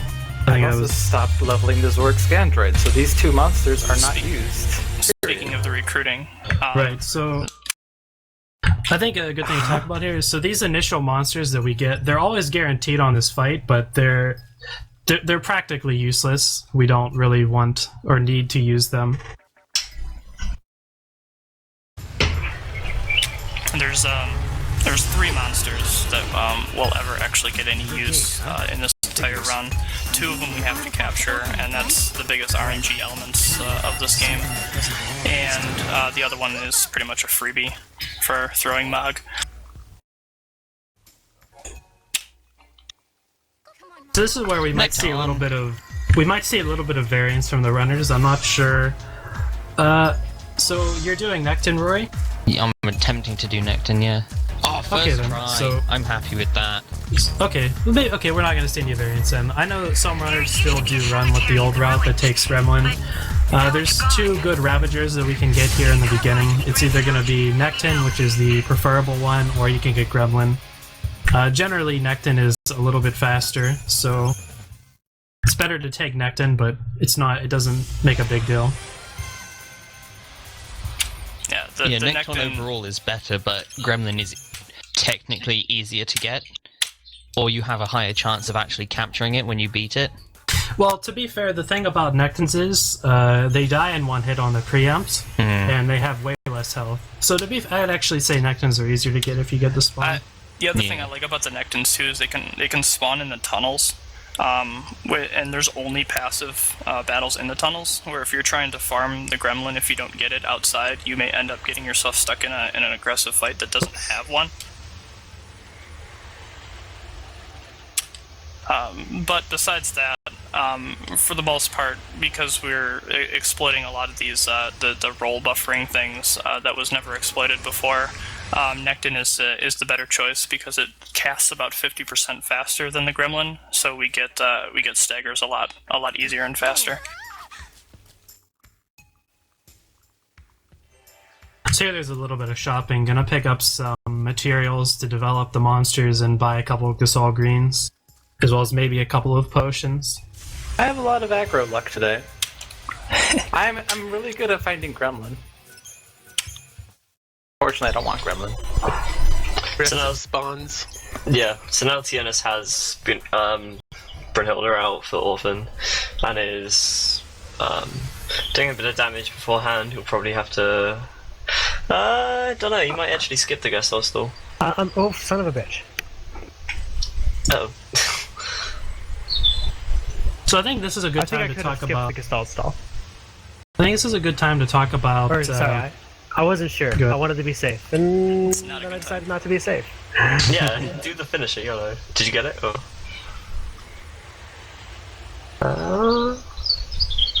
Come on. Oh, Deep Tech ran out. Oh god. That is not good. Oh no.